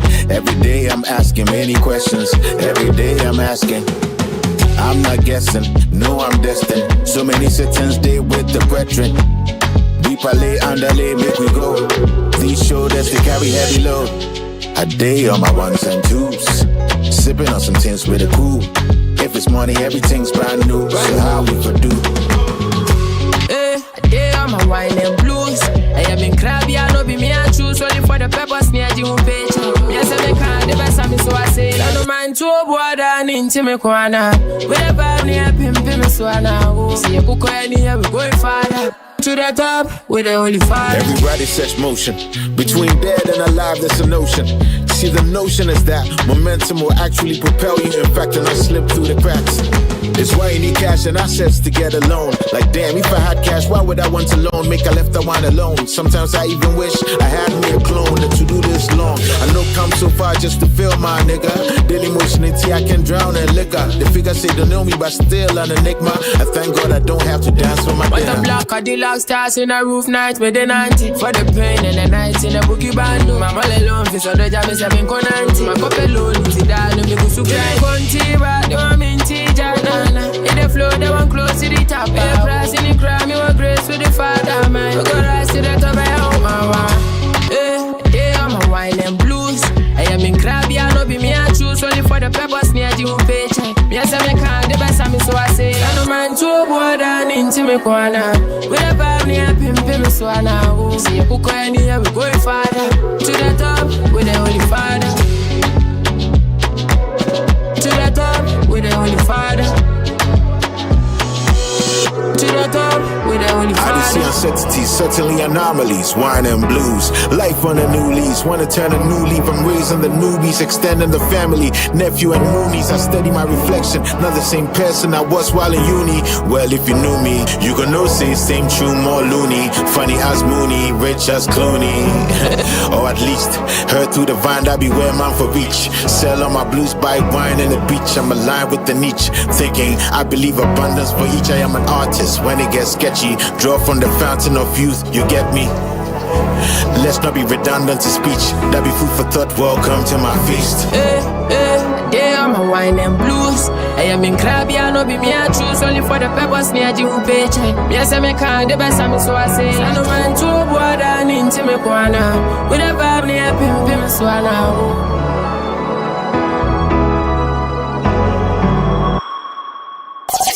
This is the Channel 1 Countdown.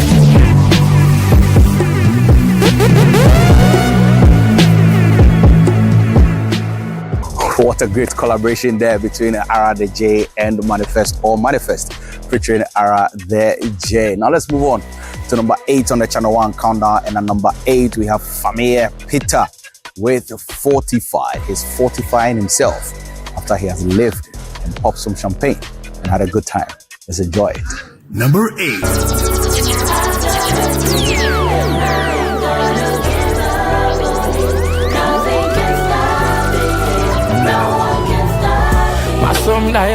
My son Daibi. Diana Semen can't come in. Men cause I'm in print coming. Men cause one as I'm far Peter ebe funny biom. So fubia shamin come se me perform. Se manyan in tema me huna me perform. Na ye no pre, na yampa. Do ye shop and se nipa o to me chanya me. E we as ga kra me de me bae. E munchire ye si chire ni na me dibie. E o ga ma se sasa. Oselaman pensa sasa. A breath for me jine me on samado. Nipa muna me tena sasamado. The things a man go fall any day. I go down on my knees and I pray. Better from Timmy Shires, yeah. I rock into me as yes. Any man I dibu.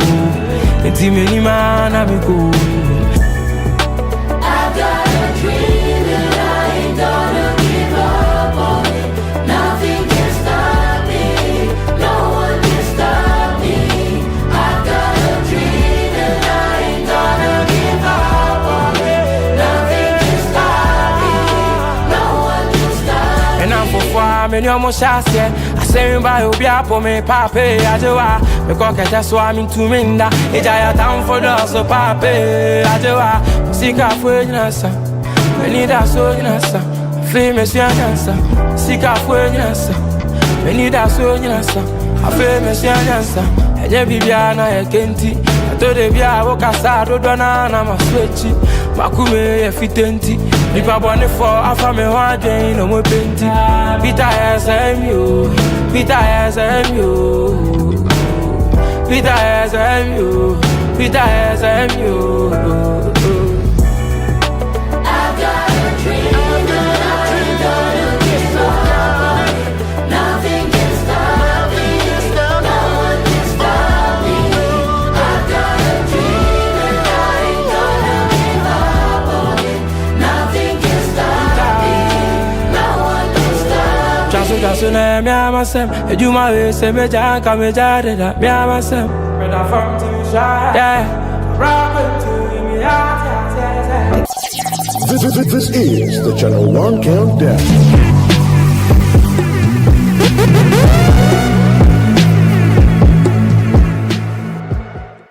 And Fortified by Famille, such a beautiful spiritual song by Peter. I mean, he's coming up with a brand new album very soon, so let's take and stay as we get to enjoy this one from Peter. But let's move on to number 7 on the Channel 1 Countdown. And at number 7, this song was up in the top 3 a few weeks ago, but it has dropped places on the Channel 1 Countdown. And I'm talking about Sakordie, the landlord himself, featuring Kwaku Flake with this one they called Messiah. Number 7.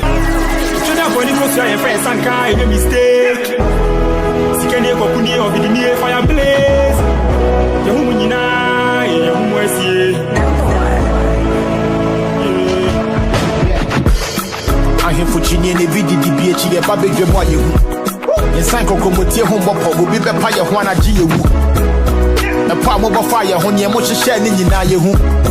One funny hinch and Fatano, yet you would be who be sharing. You see one point, and then my baby, I've been movie. Ya bread, Tia Masabi, Proko if you ball, so may you hoofy. You're the media, baby, I will quench me fire. No, I'm finding Chill come up also. You'll be a chini Messiah. Level number 2 no banco. Mechamako, Ojana so, Atam from Benny Dame from Messiah. From Ramene Dame from Messiah. Anybody to me, share. I will find in Sakordie when you pay for the and son and the friendly that to one and Sakordie be Miana Maye and Kodanka to a Sukono Mama Shamwama with CFP. And then the Kana Yakebi Yabasu Yaswesi. Now so ya Beman and Beman in your civic game was a Bevany. Then I might one more time in this Akamuanka be Wama Yeme. Pomochiche, Frisomo Becassa Denchemua. See then I said, we will try out what if you need Level number 2 no banco. Mechamako, Ojana so, Atam from Benny Dame from Messiah. From Ramene Dame from Messiah. Anybody to be shared. Let's throw Mammy Jamuta. R.I.P. Daddy, watch me say, Mammy, Bohunda do talk to me. Open this day, Pusiaka. FNF so ba beni betro mi kan waso ne no fo ne nyese betia to tra agrona mi pro nyese ma say na si se mi no bia ni la fini moji me fe me sia ye damage abone pesa wo ka uti na wa fe ne sia kire wo hweiye ni panye hweiye onyi sumye nye di tia to ne so me ba mo koko ejuma ni nyina na maye level na be du no banko me chama ko ojana so atafo me ne da me fo Messiah. From Messiah, anybody to be shared. Let you money now, Ramaya. Level number 2 no banco. Mechamako, Ojana so, Atam from Messiah. From Messiah, anybody to be shared. This is the Channel 1 Countdown.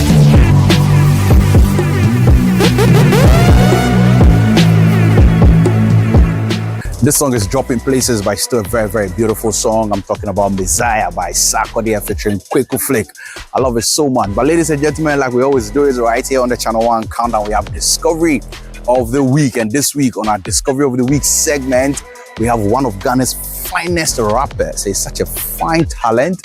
He's such a fine gentleman. He's so unassuming, but hey, when he gets into the booth, it's fireworks. I'm talking about Kojo Q, and he features Famille on this one. The title, Apebrese. Come on. I wonder why bad things happen to good people, real people, cool people. Peep, the world is too evil. Rich man eat off poor man sweat. Use the same money eat poor man get. Then tell poor man say, work hard, auntie sell rice and bread, son. Nobody they work past. Still she no get house, still she no get car. Woody, motivational speakers, any quotes a chat. What I no do. Still there's no end in sight for what I go do. Kept a clean hat saying come I go fight for me. The boys them cheat man, still they streets they stack money. Life will show you. Lions eat, antelopes get eaten. That's how it goes. Yeah, see you reap what you sow. Like a catino fi eat your cocoa. Like all harvests be the same. Like a good harvest self. The market share no go fi put you to shame. Oh, Apebrese. The baby I sit my Apebrese. Obra mi boy give me one. Mame ya with the G kakra mi nienti. Me mani wana. Me hu brati me hu ne sami wana. Me gawi ni me sicha na kabano. Kwa me sikabi matese obi ne bwano. Swansu ma swansa amfa so we na line. Hallelujah. Do jidi pa se me ya sa temura. Hallelujah. They say take the pizza money, buy cement back in. Then we'll go tell you say the workmanship be where you spend more. The roof go if you take your coin saw. So next time you get up and hit all my hands to mouth, remember that this is all a setup. Nyebete boss. Easy to talk about speeding when you get horse. Bisa papi, stress my legs so still can't catch up to a Ferrari. So I carry it to dear God. On my knees in church like Nyame family. Yeah, we are Martina, and nothing I get so warm and I'm in pet. Kakra mwe busua, obaye bona Lord make her blow. They say a good name is better than riches, but can you feed 3 kids? Can you pay fees and feed the missus? Amplify your voice, make them listen. The Jordans get paid more, you have to settle if you be pippin'. Oh, I've been pressing, listen, me bury us in my pressing. Obra me boy get me one, mame ya with the jika cram me yeti, me mani wana. Muwa brati me hune sami wano. Megari ni menye sicha na kabano. Kwa misika bi matese obile wano. Swansu ma swansa amfa suwena laino. Hale hale hale hale hallelujah. Luwe jidi epa seme yansa teula. Hale hale hale hale hallelujah. The universe know the biz and know they care about your kid. Millions say they die for Yemen and know they care about your sins. That's why we put our hope in reverence. The church costs us when in need, but when we need things, then prayer is recommended. Yebe will be your best presser or being so bad dance and woo. If they both live by the book, will they get the same benefits in heaven? How is this fair? See how we suffer. How isn't this hell? Confanoche Hospital, A&E car park. Saw a woman on the floor. Charlie, she dey cry, saying on the phone, me baba kopa aka, sika mininti, me shemani wusakwa. I had to win EQ and all the pesos, even topped up a prayer, but they still wasn't saved, bro. Okay, though, I get it more times in the galaxy of billions, man, it's not even a speck in God's side. Papa, one kind of can't me try me 7 to subscribe, me try me 7, 10 CDs in the yard, me share me 11. Me try please at all, and I'm still a bed. How? I be you know say time to go. I dear son, dear team, man, family goes. That yeah, so when I am coming, cancer, bro, my blade. Oh, I've been breasted, missy, me bury us in my breast. Or brought me boy, get me one. Mammy, I read the jika crab me yenti, me money one. This is the Channel 1 Countdown.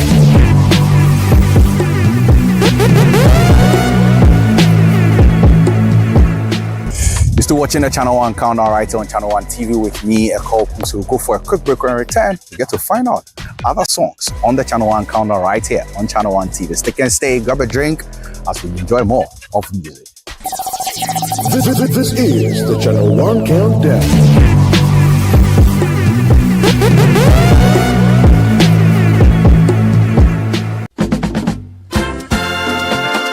Get ready as we take you back to your roots to experience the food, music, dance, games, and many more at the Back to Your Village Food Festival. The dates are 29th and 30th of March 2025. Time is 10 a.m. right through till 6 p.m. each day. The venue, the Accra Metropolitan Assembly, AMA. Follow all Channel 1 TV and 97.3 CDFM social media handles for updates with the hashtag Back to Your Village. Entry is free, so see you there.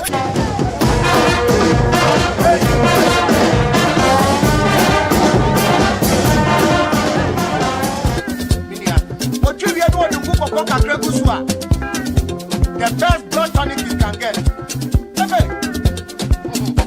The Back to Your Village Food Festival 2025 is powered by Channel 1 TV with support from 97.3 City FM and is proudly sponsored by Gino, Koa Natural Cocoa Fruit Juice, Pan-African Savings and Loans, Chibu Water, Trillium Industrial Company Limited, and Contract Cleaners Association of Ghana.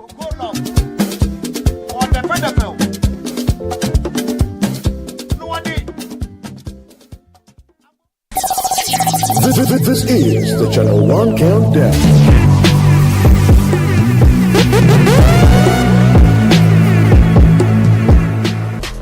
Welcome back to the Channel 1 Countdown right here on Channel 1 TV with me, Eko Kumse. Now let's get to move on to our songs on the Channel 1 Countdown. And at number 6 this week, we have a fine gentleman. I love him so much. He's one of the finest dancers we have in Ghana. He's always able to choreograph his own songs, and he gives us a very good and energetic performances. I'm talking about, you know who I'm talking about? Yes, Mr. Drew.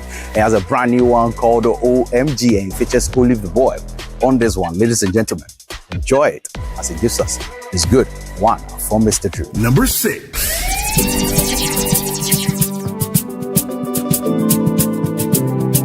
Dikirinko silly.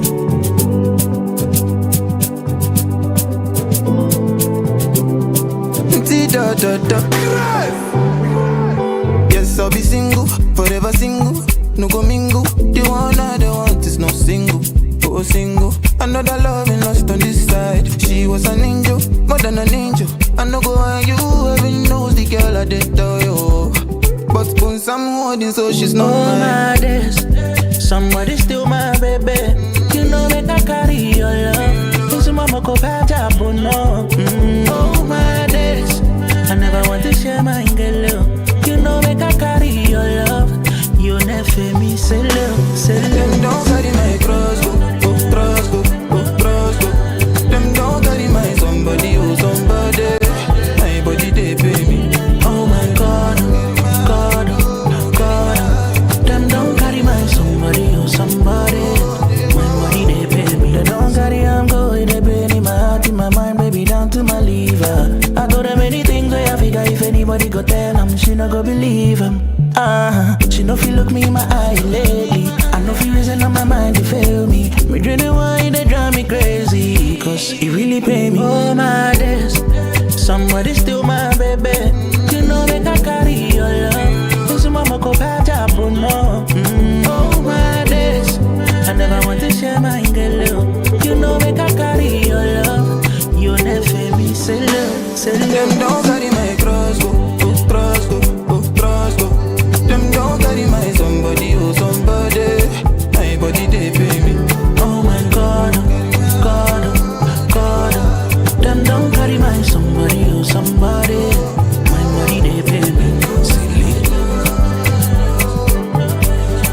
Them don't carry my somebody, oh somebody. My body they pay me. Them don't carry my somebody, oh somebody. They pay me silly.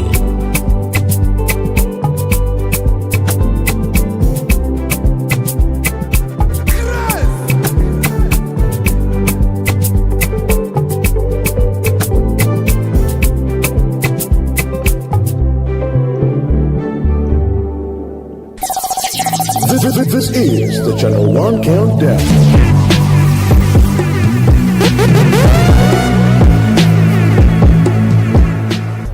Now to number 5 on the Channel 1 Countdown. And at number 5 this week, we have Next Door by the Wonder Kid on the block right now. I'm talking about the guy who dropped Excellence, who is at number 1 last week, and we are looking forward to where he will be this week.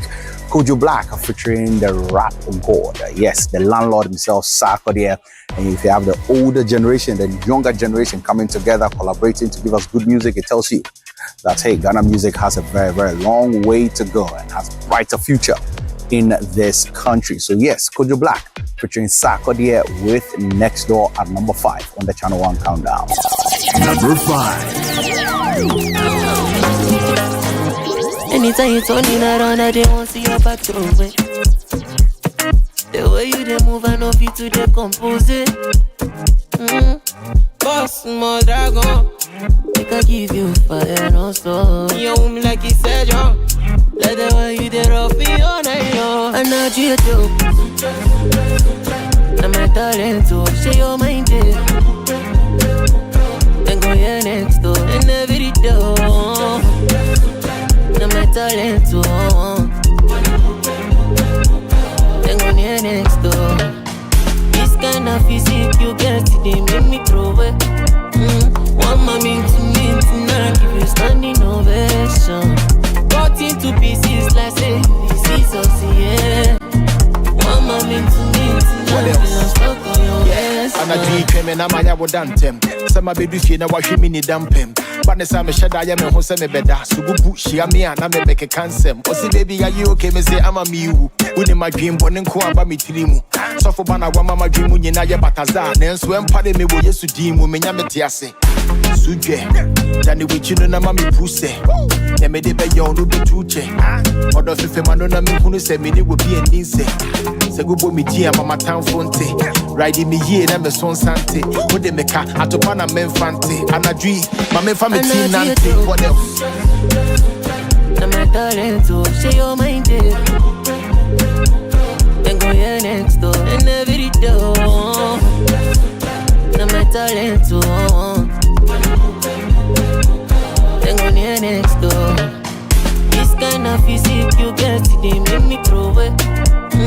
One mommy to me tonight, give you standing ovation. Cut into pieces like say, scissors, yeah. One mommy to me tonight, you lost stuck on your waistline.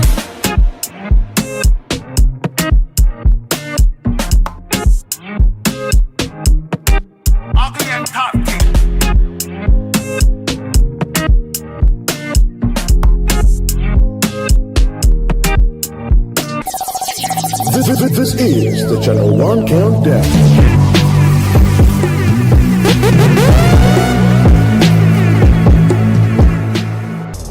Good one there, man. I love it. I love it.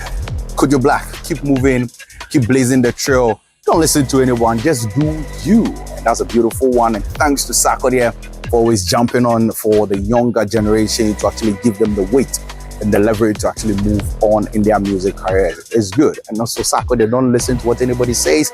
You actually say, oh, Sakordie, you don't know what you're talking about. Anyway, let's move on to number 4 on the Channel 1 countdown. And at number 4, we have Bang Bang.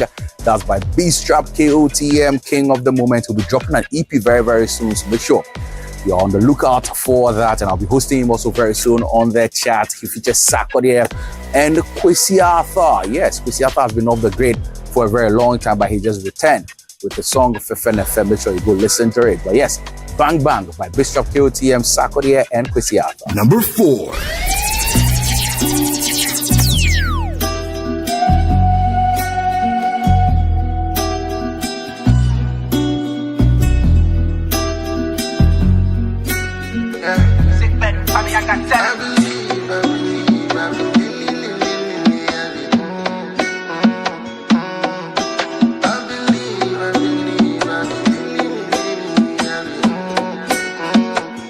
I believe I can fly, I believe I can touch the sky. So many bomb clots, it's not easy, I cannot deny. I'm gonna make that guala, yeah. I'm gonna make that cash, yeah. I'm gonna make that bad bitch. Check out the ass and dance, make that club go. Boom, boom, boom, boom, boom, boom, boom, boom, bang, make that club go. Boom, boom, boom, boom, boom, boom, boom, boom, bang, make that club go. Boom, boom, boom, boom, boom, boom, boom, boom, bang, make that club go. Boom, boom, boom, boom, boom, boom, boom, boom, bang, bang, bang, bang. Bad girl splash, she do the plain drop with some ass. Any I am in Pesami coffee and peso coffee. I tell me about training, I didn't go share numbers down. I the whole kakra, let's have fun. High grade energy for this session. In my zone, I be different person. I get question, do you believe? If you keep pushing it, you go achieve. Are you the one just the effort away if I ask for it holy and then it go be? She said, I know be how with the work I believe. But basically, she don't believe in me. I say the trip, what do you mean? Say she be the realest one I'll ever meet. And I ain't trust you, baby, I'm here on the visit. They send you will say I'm 100 they dig it. So many days here, you be my favorite. First at the door, I go give her my ticket. This be my life, and with me, I go live it. And then I carry on me, I guess it. Driving me crazy, and my would get it. If you forgive me for now, I take it. I can fly, I believe I can touch the sky. So many bomb clots, it's not easy, I cannot deny. I'm gonna make that guala, yeah. I'm gonna make that cash, yeah. I'm gonna make that bad bitch. Check out the ass and dance, make that club go. Boom, boom, boom, boom, boom, boom, boom, boom, bang, make that club go. Boom, boom, boom, boom, boom, boom, boom, boom, bang, make that club go. Boom, boom, boom, boom, boom, boom, boom, boom, bang, make that club go. Boom, boom, boom, boom, boom, boom, boom, bang, bang, bang, bang. We sit down up on your mess, yeah. Obimpina na medena share, chile. Your basic afford no mess, yeah. DJ, what me nyumu na me said, yeah. This trap se me tu fuet, yeah. Say man in the ball punum web, yeah. And no me look in the cray, yeah. And man who me as a brand new day. Say man is son, I'm a cold crap pie. When the one chin, I'm a back, I'm a kinky. Both you get to about your mushroom, give my name sound, forget me when the plenty. Make you, what sound you would don't be. When you me the white hair moon, never make me cake. Always for me, I miss a damn. I did check, could I miss a damn? 247, I'm going ham. Spending money, me name me gang. When we step up in the club, got so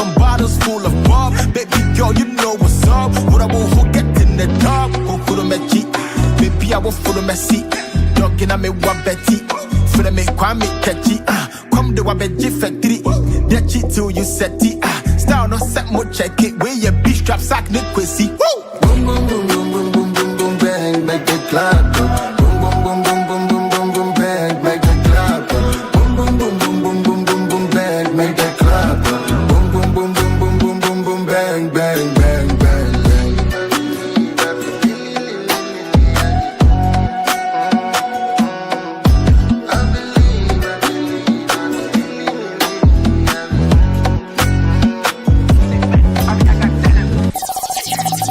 This is the Channel 1 Countdown.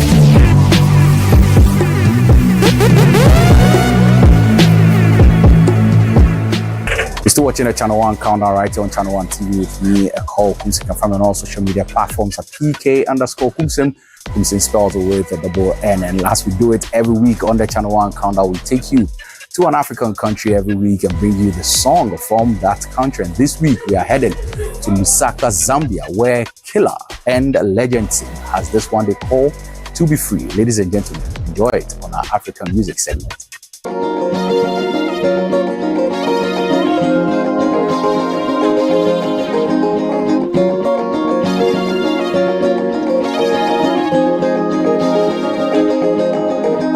Bafuna nifaka mo chokehold. I love Amazanda cause I'm so bold. It's like they don't want me to be different. They Simon say, killer, do what you're told. Man, I'm sick of it. Need a docutella. It's funny how they say they know you better. So they try to put you in a box like it is a Christmas. And they know you fed up, but they push still. All your buttons pressed. I'll just keep it real. It's a lot of stress. See, some people, they don't like you being you. But I know that is when I'm at my best. But they know it too, so they conflict damage to the spark you carry. So you miscarriage. They just want control. Make you think you have no plans at all. They just wanna be in charge like a weak battery. Man, it's hard. I see clarity on how to move from this constrict. They say I won't make it on my own script, so I'm scared to leave cause I think I'll fail. If I go against them, then I won't prevail. I don't want the smoke, no, I don't inhale. I just want some heaven. I just wanna stand and sing for my country and have my people in unity.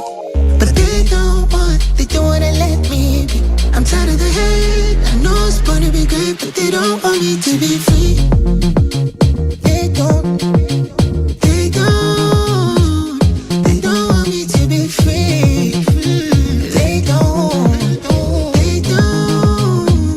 They don't want me to be free to express yourself the way that you want to. The microphone's like your home. The moment you feel to say check 1, 2, I choose to be like a tree. What does that mean? I'll only bear fruit that is within me, though I bear fruit that isn't for me. But sadly, art is made a business. It's partly what often kills them. Success built by a system that makes you feel imprisoned. You're like a broken down car, you can't be further driven. If there's a vivid difference between you and the neighbor's visions, it ain't all about the cheese. Look at what occurs and weigh if it's the path you supposed to be in before the curtain's raised. If it's not, then go on, leave. There's no reason to stay. They gon' be all in their fields, but it's okay. I just wanna stand and sing for my country and have my people in unity. But they don't wanna let me be. I'm tired of the hate. I know it's gonna be great, but they don't want me to be free. They don't want me to be free. They don't. This is the Channel 1 Countdown.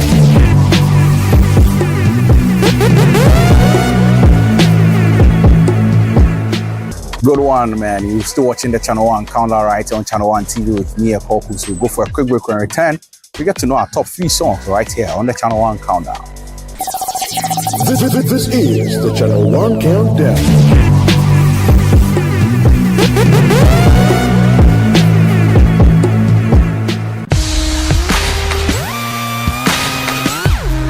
Looking for the latest buzz in Ghana's entertainment world? Welcome to Ghana Weekend, your ultimate destination for all things creativity and entertainment. Stay in the loop with breaking news, exclusive interviews, and then insider stories from your favorite creatives and stars. From music, movies, fashion and art, lifestyle and culture, Ghana Weekend brings it all together. Get a daily dose of entertainment discover new talent, and never miss out on the creativity that defines our vibrant culture. Stay connected with us across all platforms. Follow us on Instagram with the handle Ghana Weekend, on X Ghana Weekend, on TikTok Ghana Weekend, at Ghana Weekend TV on YouTube for the latest in entertainment, travel, and everything Ghana. Don't miss out. Join the Ghana Weekend family today. Ghana Weekend, where entertainment meets creativity. Visit GhanaWeekend.com now. This is the Channel 1 Countdown.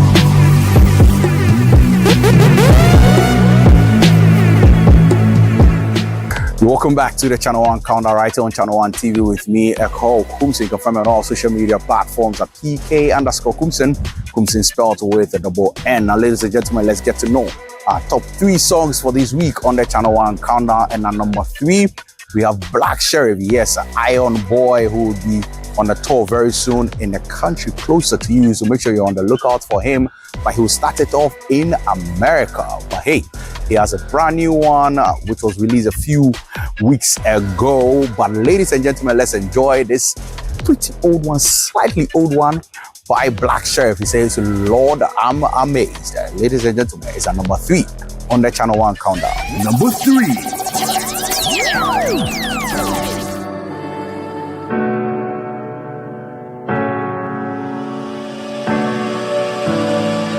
Lord, I'm amazed, I don't know if you describe my feelings. Give me all the love when I need it.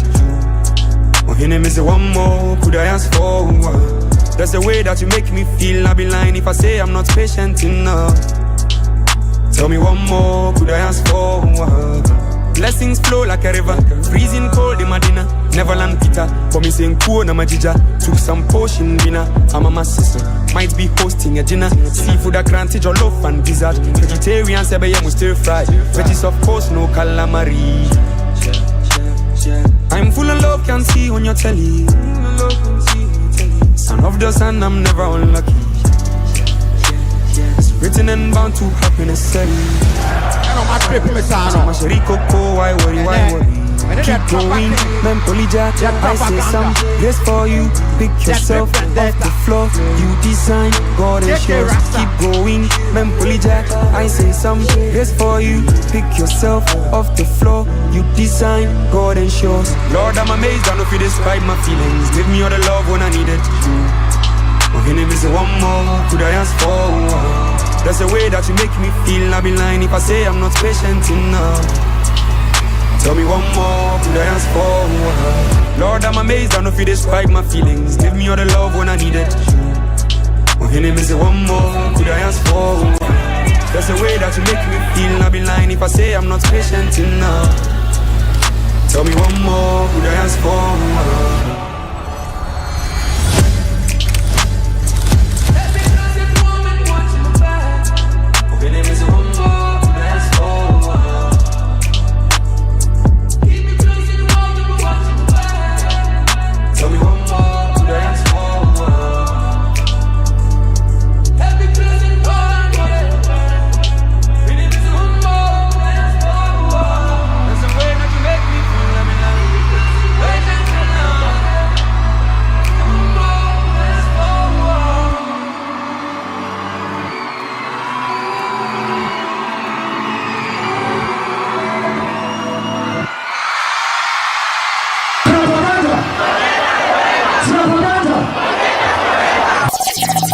This is the Channel 1 Countdown.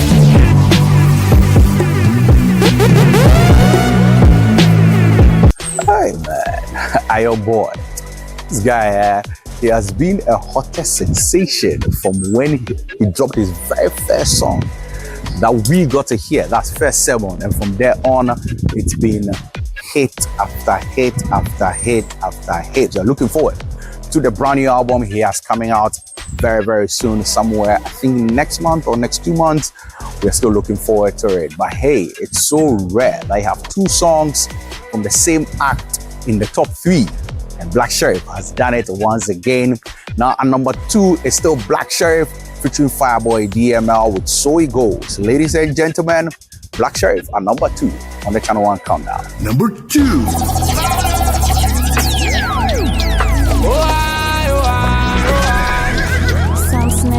I'll be working all the summer, getting my bread up and shit. Moving from place to place, from plane to plane, spreading my word out and shit. I'll be doing this for a while, searching a better place for my life. Cause where I'm from, no resting. All we had was nothing. Say it was zero and blessings. But I had blood in my eyes, fire on my hands, survival plans full my head. I was getting tired, but you make me wanna trap again. And she said, if you see the light, remember that I was with you when you were lost a lonely lover. Don't forget about me so soon. If you see the light, remember that I was with you when you were lost a lonely lover. Don't forget about me so soon. I saw it go, I saw it go, I saw it go, I saw it go, I saw it go, I saw it go. Yeah, and so it goes. See, this life is a lonely road. Every day I hustle for the dough. I'm on the road, put my body, mind, and my soul. That's why me I head to the top. Cause man, I've been walking, nobody can stop me. See many people talk, many people do, many people yeah, many people try, but I keep walking. Nothing can disturb me. Mark by me, oh. And I will never rest till I see my mama smiling. VVS diamonds dancing, oh. We up forevermore. I saw it go, I saw it go, I saw it go. I saw it go, I saw it go, I saw it go. I'm tryna put you in designers, fly you Bahamas, Maldives, Jamaica. Take you everywhere I go, show you Mama Africa from Ghana to Bafana. So send a little prayer, and please try to say less. Ooh, girl, shut up. Cause nobody really cares like that. Nobody gives a fuck higher. But them all ready to listen. Everybody. Don't let our love be entertainment. To all these motherfuckers. On my life they don't deserve it. And she said, if you see the light, remember that I was with you when you were lost a lonely lover. Don't forget about me so soon.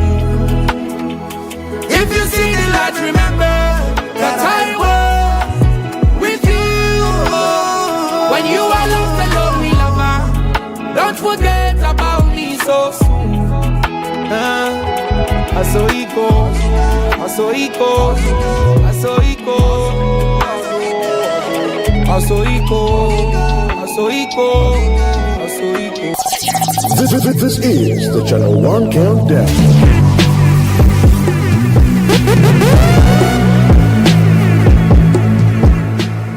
And that's it for today's episode on the Channel 1 Counter, right on Channel 1 TV with me, Eko Kumsin. You can find me on all social media platforms at PK_Kumsin. Kumsin spelled with a double N. Once a very big congratulations to my producer, one of my producers anyway. That's Mr. Stevie One on Pair. I mean, he recently got married to his beautiful wife. So now he's Mr. and Mrs. One on Pair. Charlie, congratulations to you guys, man. It was such a beautiful ceremony to witness last week. And this week I want to say congratulations to you. I know they are still not money you. So enjoy it. Yeah, when you come, we are looking forward to it. And I'll wait, yes, on today's episode on the Channel 1 Canal. But before we go, we have to know our number one song for this week. And our number one this week, yes, 3 weeks in a row. Ladies and gentlemen, it's still Excellent by Kojo Black featuring Kelvin Boyd at number one on the Channel 1 Countdown. Enjoy it and have an excellent weekend. Number 1.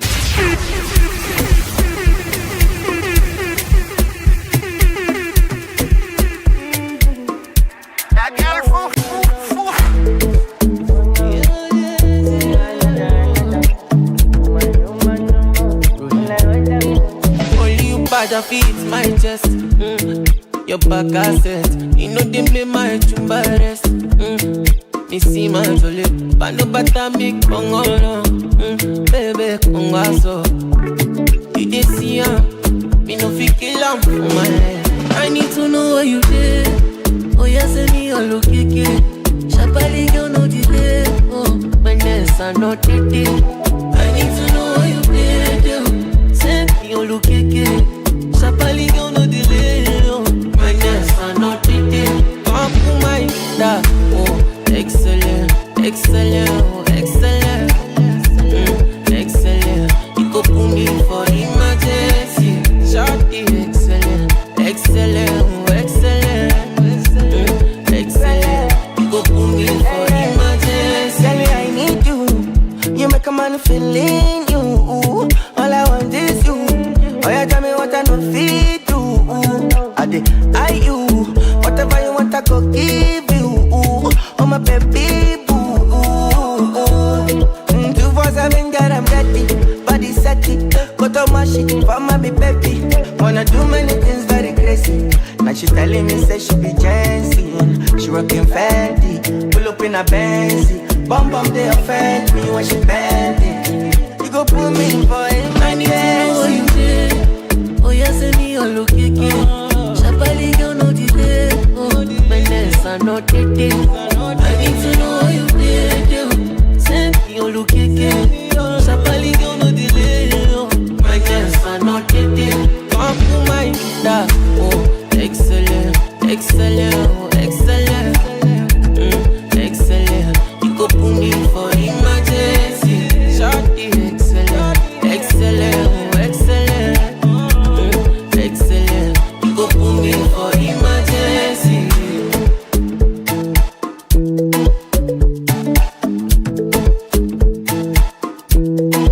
Ugly and toughy.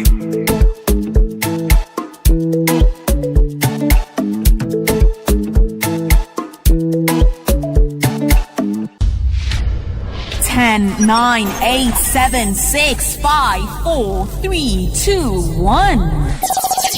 This is the Channel 1 Countdown.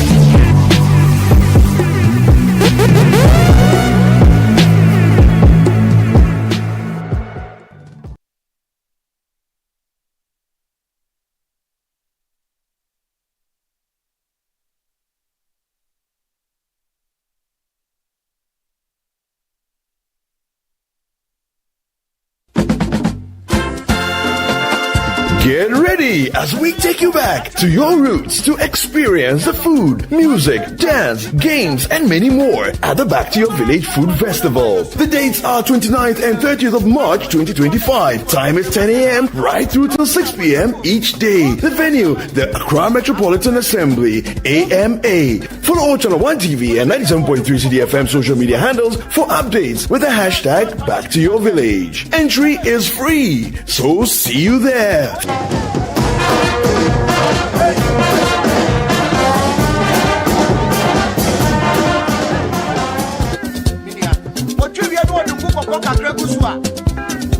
The best blood tonic you can get.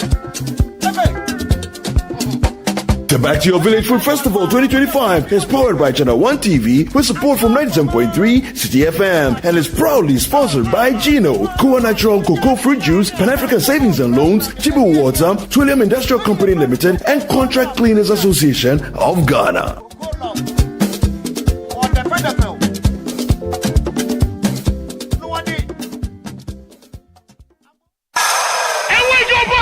Let's get into the world of sports like never before. You know how we do it on Fridays. Join us every Friday at 7 p.m. on 97.3 City FM for Sports Panorama, your ultimate destination for all things sports. One of the biggest scandals in this country's history. Yeah. You can't spend 250 million USD and come out with that. From the thrill of association football to the excitement of basketball, tennis, athletics, and even emerging sports, we cover it all. Whether it's the Premier League or the latest NBA showdown, we bring you the stories behind the stars. Getting an opportunity to become a national team coach, you should understand the politics around football. And don't miss the prayer of the rabbi. Joe was Zebaut. How Zebaut there? Zebaut won Chaboke Walako. We're not just about the games, we're about the community. If you are going to be given this kind of treatment, then you need to be that guy. When I look at him play, he is not it. Or when it's time for Don't Call Me. Join the conversation as we connect with fans across the country and beyond. Watch the latest updates, send us your thoughts, and we'll feature your comments live on air. And remember, we like to hear your predictions for matches and your thoughts in general. Think you know who's going to win? Let us know. Big shout outs to my YouTube people. Tune in every Friday at 7 p.m. only on 97.3 City FM. Sports Panorama, where sports come alive. Minke man bi moni nya Kofi Adam no my kami. Matwale. Man ke la ke no ya ne. Meneke. Fe mo sha ko ba club me feke DJ. Ni wo hia ka wo hye. Ye Yesu gba mi. Amen. Sports Panorama, your weekly sports fix. Don't miss out on the action. Sports Panorama. Catch the excitement every Friday.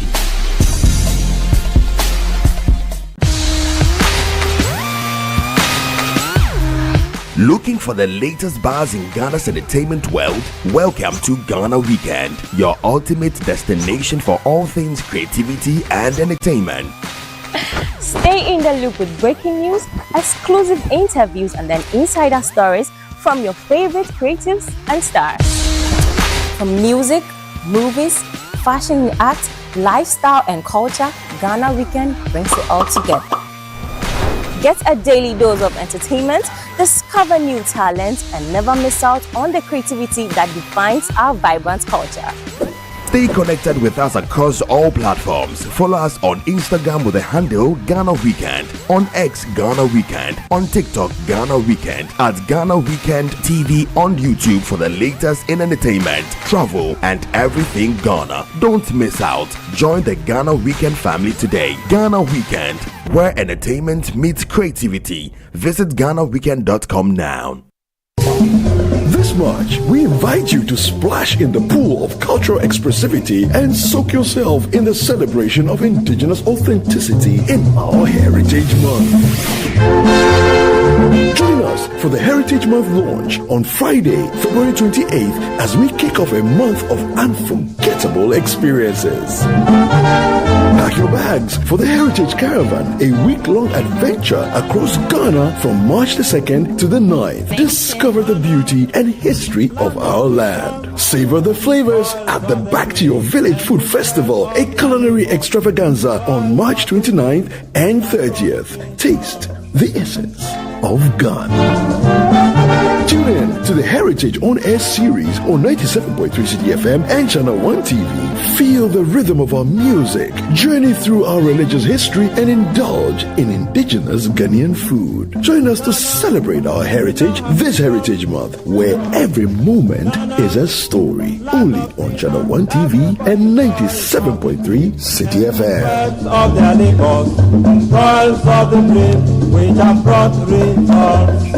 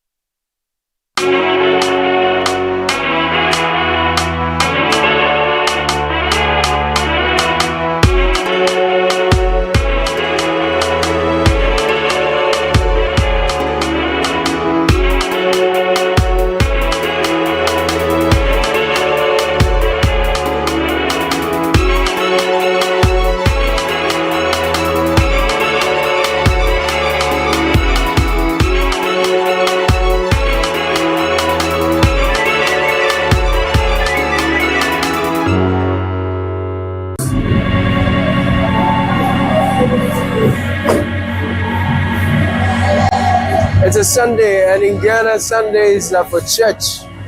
after which we probably do family time, we do a lot of mutual. But in Nairobi, when you are here, you will have a Ghanaian church to fellowship. There are quite a number, and we've come to this place called Grace Arena Ministries, headed by Apostle Owusu. We will get into the arena and then interact. First, participate in service, fellowship with the people, and interact with the Ghanaians here. Hello and welcome to Beyond Borders on Channel 1 Television. I am Pierre Pidaway in Nairobi, and we are in church, people. We're in church. Hello. Oh, a lot of tea. Looks promising. After church, we'll have tea. Aye. So, I can hear the music already.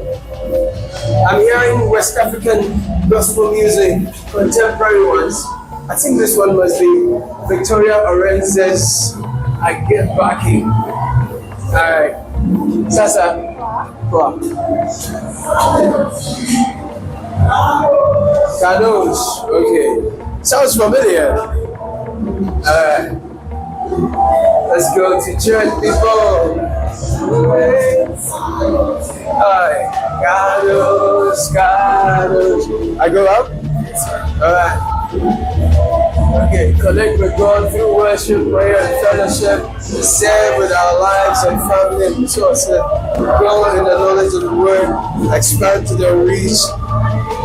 Okay, let's go.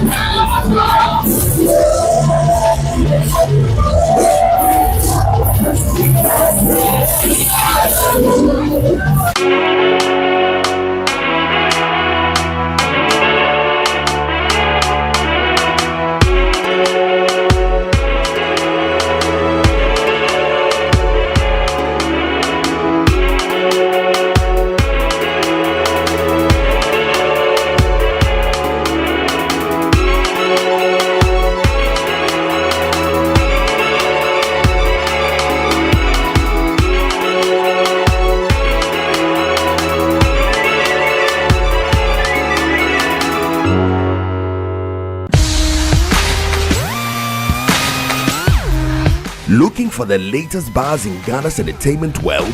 Welcome to Ghana Weekend, your ultimate destination for all things creativity and entertainment. Stay in the loop with breaking news, exclusive interviews, and then insider stories from your favorite creatives and stars. From music, movies, fashion and art, lifestyle and culture, Ghana Weekend brings it all together. Get a daily dose of entertainment, discover new talent, and never miss out on the creativity that defines our vibrant culture. Stay connected with us across all platforms. Follow us on Instagram with the handle Ghana Weekend, on X Ghana Weekend, on TikTok Ghana Weekend, at Ghana Weekend TV on YouTube for the latest in entertainment, travel, and everything Ghana. Don't miss out. Join the Ghana Weekend family today. Ghana Weekend, where entertainment meets creativity. Visit GhanaWeekend.com now.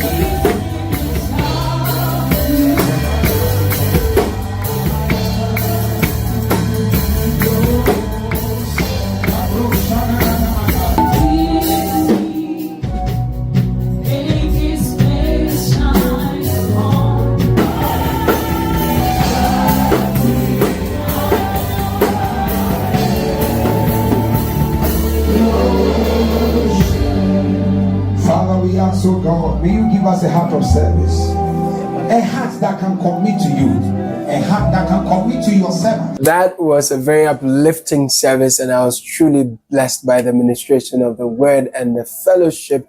And this is Grace Arena, led by Apostle David Owusu, who happens to be a Ghanaian.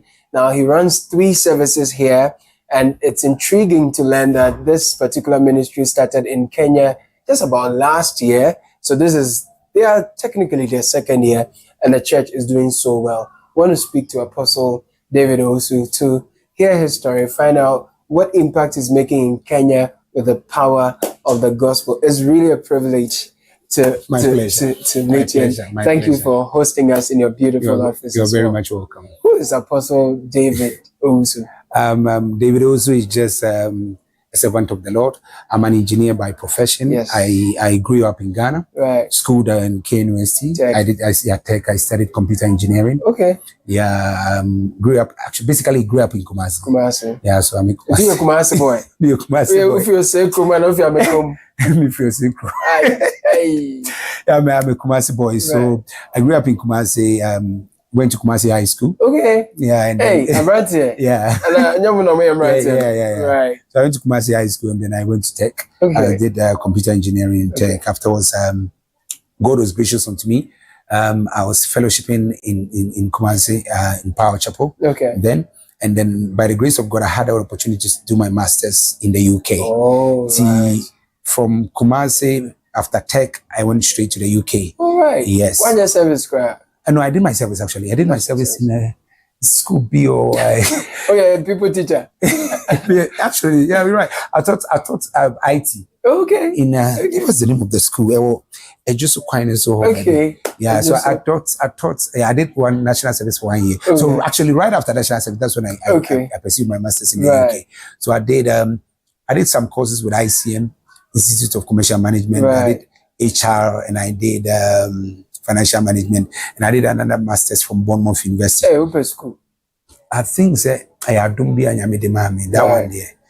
I found love to study. I love to study. Right. So I did my master's in Bournemouth University, International Business Management. Right. And around master's time, I started Ministry. UK. Oh, right. Yeah. Right. So our main branch is actually in the UK. Oh, right. Yeah. So you back in Ghana, quite there was no. Back in Ghana, I started fellowship. My spiritual father, Prophet Victor Kusibuatin. Oh, then, at Tech campus, because we were Tech, started fellowship, or it was more like a branch church, right? Kinda. So campus ministry under Power Chapel. Okay. Yeah, we called it Power Fellowship then. Right. So I was the one running it. See, I was with Power Fellowship, connected to Power Chapel. Then later I came to London, studied. So actually it was school that brought me to London. Oh. Yeah.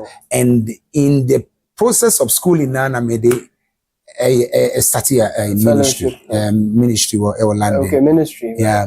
So I still started a Power Chapel branch in London, and then served there for some time until 2018. Then I started Grace Arena myself. So I was released from Power Chapel, and I started my own church, Grace Arena, in 2018. Okay. Yes. Wow. And from there, so I used to come to Kenya. Okay. I used to come to Kenya. I used to be invited by various churches, come in and out. I would come and do a conference for one minister or the other. Okay. And in 2021, a friend of mine, he's called Bishop David Murithi, he encouraged me to start a church here. Okay. Then I was not for the idea, because I felt like, how do I leave UK? I'm UK. I was like, how do I leave London to come and stay here? Right. It really... London, true. It didn't make sense. It didn't make sense then. Right. So I just told him, well, I'll think about it.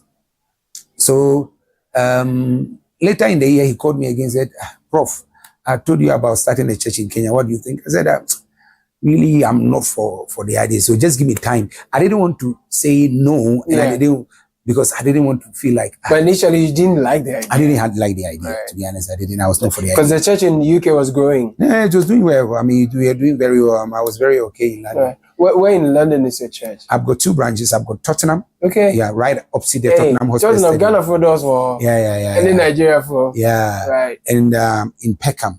So we've got 2 branches, 1 branch in Peckham and 1 branch in Tottenham. Okay. And in 2022, I came to preach for a certain bishop friend of mine who is late, Bishop Alan Kiona of blessed memory. Right. So before he invited me, he has one of the mega churches here. Okay. He stood on the pulpit and told me, Prophet, God has given me a word for you. So I was shocked because it was in front of everyone. He says, God tells me to tell you that you need to start a work here in Kenya. Wow. And you don't owe anybody an apology to start a church here in Kenya. Wow. Then he called me to the altar to preach. Hey. So right after pressure. Yeah. So what pressure, man, free. So right after his conference, I just moved to just do it. Work on the word. Yeah. I just decided they look for a place. Okay. So we looked for this place in 2022, got it, and then we started pushing. Okay. Because this place was it was a dilapidated structure. I can imagine it was like a mechanic place. They used to sell spare parts, fitter, phone-in, and because walking in, I see a lot of cars parked here. It's like a Busoka kind of vibe. Yeah. And then you walk in up into one of the shops there. Exactly. So we had to redo everything. We used a few months to set it up. Right. Yeah. Actually, my office was set up the day before the first service began. My goodness. Yeah. And so that is how basically the church started. And from the time the church started, I would say we have seen God. Wow. Because the first service was supposed to start 31st night 2022. Okay. Into 1st January 2023. Because 1st January 2023 was a Sunday. You literally crossed over. Okay. So the service was supposed to begin at 10. Guess what? Before starting the service, manye publicity, manye BBA, because we had a few, like 80 people who had registered to be part of the church. So what I did was, I anticipated, though we set up this whole place, but we had put about 600 chairs inside. The auditorium can pick like 600. So we anticipated, say, 80 people, so maybe 60, 70. So you're being very moderate. Moderate. So I just said, okay, let's see how many people will come. Guess what?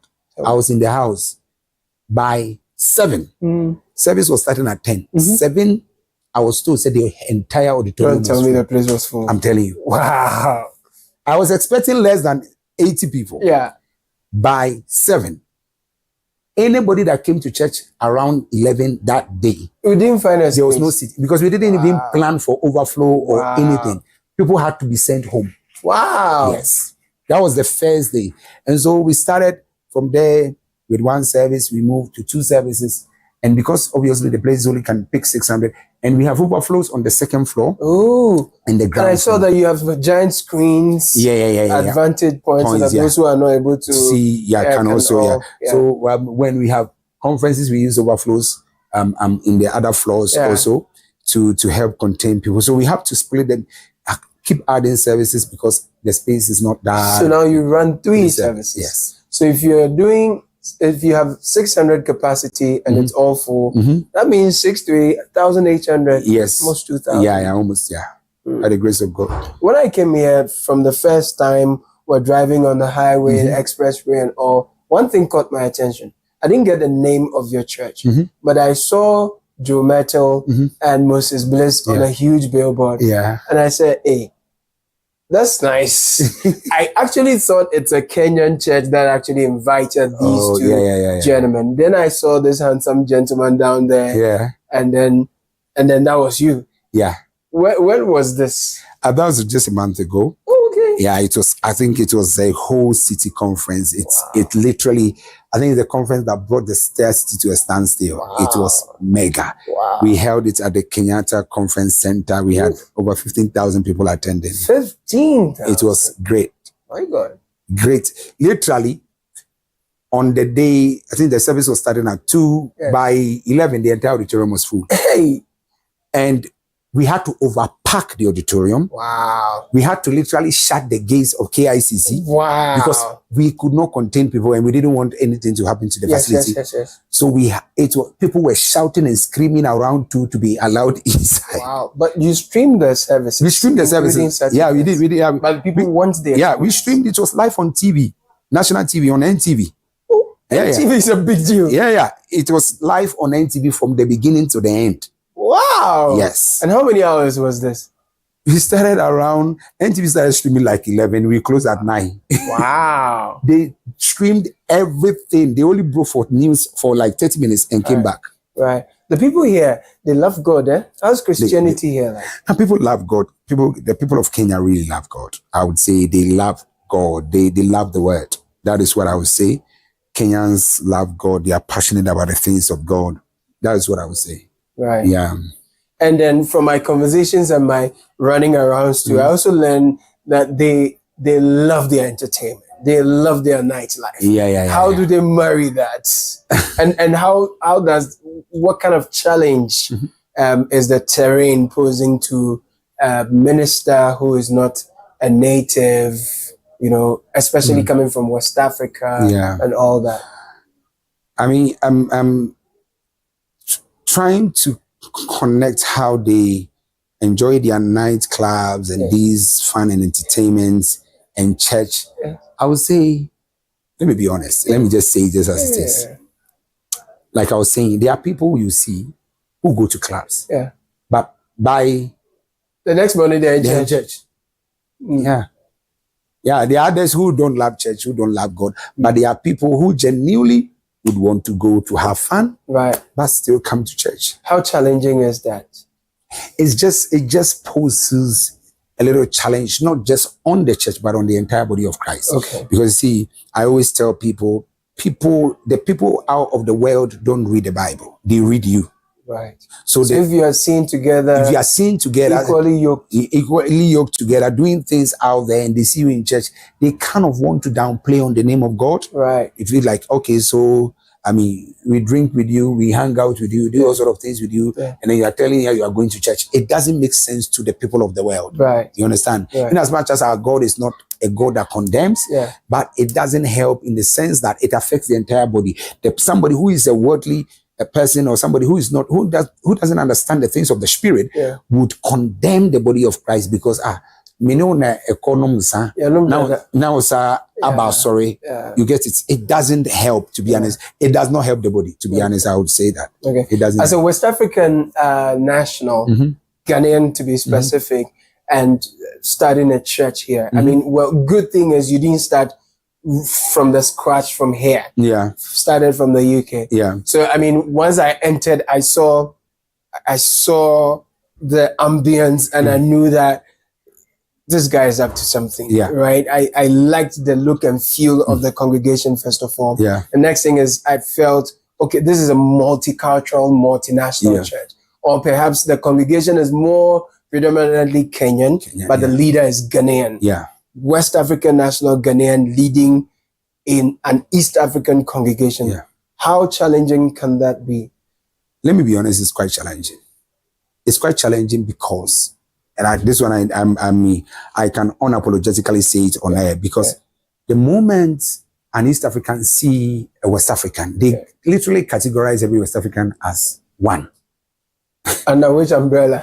That's what they say. They'll see us as Nigerians, whether even me, even though I'm a Ghanaian, act or now. There are people who say, oh, you go to that Nigerian guy, Prophet's church. They still see me as a Nigerian, even though I'm a Ghanaian.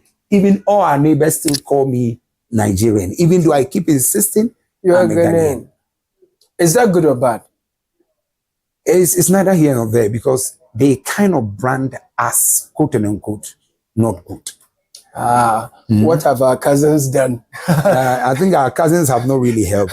Oh God. Yeah. So, if you have a big brother, he goes ahead of you, and he has good example, good name, it rubs off you. Exactly. And if it's bad too, Charlie, you become a partaker of the same. So that is the thing. So they kind of feel literally, there are people whose family members fight them because they come to this church.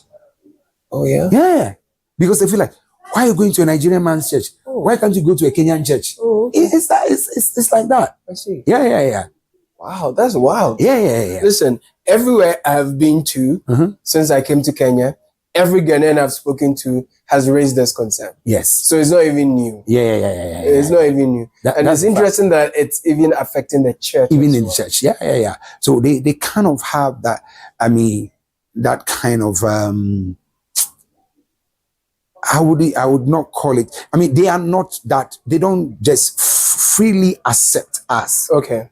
As West Africans. Right. Yeah. Though we have the government does not have any issues with us. Yes. We are free to operate in the nation. Right. I mean, if there are Ghanaians doing very good jobs in very high places, even in this nation. Yeah. But just the ordinary people kind of have this kind of repulsive attitude towards West Africans. Okay. And more also when you're a Ghanaian or when you're a pastor, you kind of feel like, I mean, why is it that all of a sudden that church it's doing well. Okay. That church, I mean, by the grace of God, we are blessed with a lot of senior politicians in this church. See very senior people in the church. Right. Why is that church? Do you think, they raise all funny things and stuff like that? Yeah. But God is still helping us. You did mention that you came to preach at a Kenyan church. Yeah. And the man of God, the final straw that broke your resistance was that the leader of the church said that he had a word for you, that he felt strongly that God was directing you to start a church here. There is that. So support already. Yeah. But have you had opposition from already established Kenyan churches who are also wondering, Hey, I know they're brave. Right. I'm telling you, I have been fought like something. If I tell you it's been very easy, within the past 1 year, getting to 2.5 years, I'll tell you, I've been fought. By pastors? Pastors, bishops, I've been preached in their churches. They've called me all forms of names. Oh, you have been preached in their churches? All right. There are sermons, I still have some of them even on my phone because they send it to me. Right. I've been preached, I've been called all sorts of names. I'm Illuminati, I'm what? I'm telling you. I have a lot of money. The money, they don't even know where. I mean, how can I bought a building? How? It's so many things. You see, and I asked a question. So can't God bless? So why would you attribute something good to the devil? Right. Yeah. Yes, let's assume I have that money that they are saying I have. Which I want to believe. No? It's by the grace of God. Now, the point is, can God bless? He can. Yeah. And he must, actually. The good thing is, one thing they fail to understand, I'm not just a preacher. Yeah. Typically, I'm a businessman. Right. I do my own things here in this country. Right. I run a real estate business in this country. I run a consultancy in this country. Right. I have a training company that trains most of the corporate organizations in this nation. Okay. Yeah. Okay. So I'm having a PhD in Strathmore, the best institution here. Yes. Yeah, I already hold one PhD. I'm having a second PhD. You are Papi. So your computer science. Yeah, computer science background. So what's your PhD in? I'm business administration. Business administration. And I did the first one in leadership and management. Leadership and management. Yeah. So now what are you pursuing? In the business administration. You're doing a second PhD in business administration in Strathmore. Yes. Strathmore is an expensive university. Very. It's the #1 university here. Yeah. And actually even in Africa, it tops one of the top 4 or 5, I think. Wow. So. Yeah. Right. Yeah. And I'm schooling here with them, right? I run businesses in this city, right? So, surely, wouldn't you not expect God to bless me? You work hard. Exactly. I do work hard. We are praying, we pray. Working, we work. And you are smart. By the grace of God, we try. We push ourselves, you know. So, I believe that... the Bible says God is, Hebrews chapter 6 verse 10, the Bible says God is not unjust to forget our labor. God is not unjust to forget when you decide to deliver, to work. Right. He will reward that which you do. Right. Yeah. Galatians 6:9, scripture says that, we should not be weary in well-doing, for in due season he will reward us if we faint not. Yeah. So when you work and you deliver, whether you are born again or born against, whether you are an unbeliever or not, or a believer, when you deliver, you work hard, God will bless the work of your hands. Yeah, because the diligent hand will rule. Right? Exactly. Yeah. So I've been having all forms of attacks from pastors, bishops here. Though I have a few friends in the city who support me, who have been really much of good support to me. And then, but they are majority of them really attack against you very much.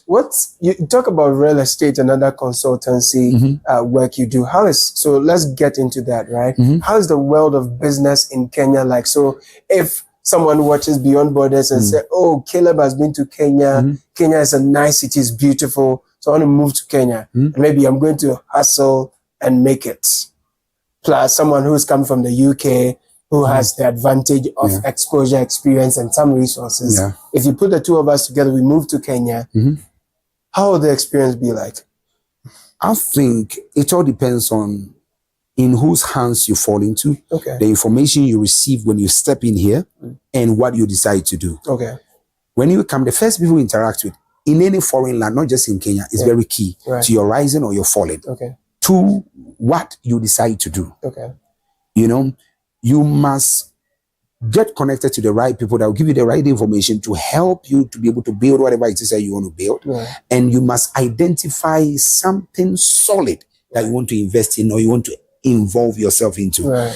Because there are, I would say the business system here works.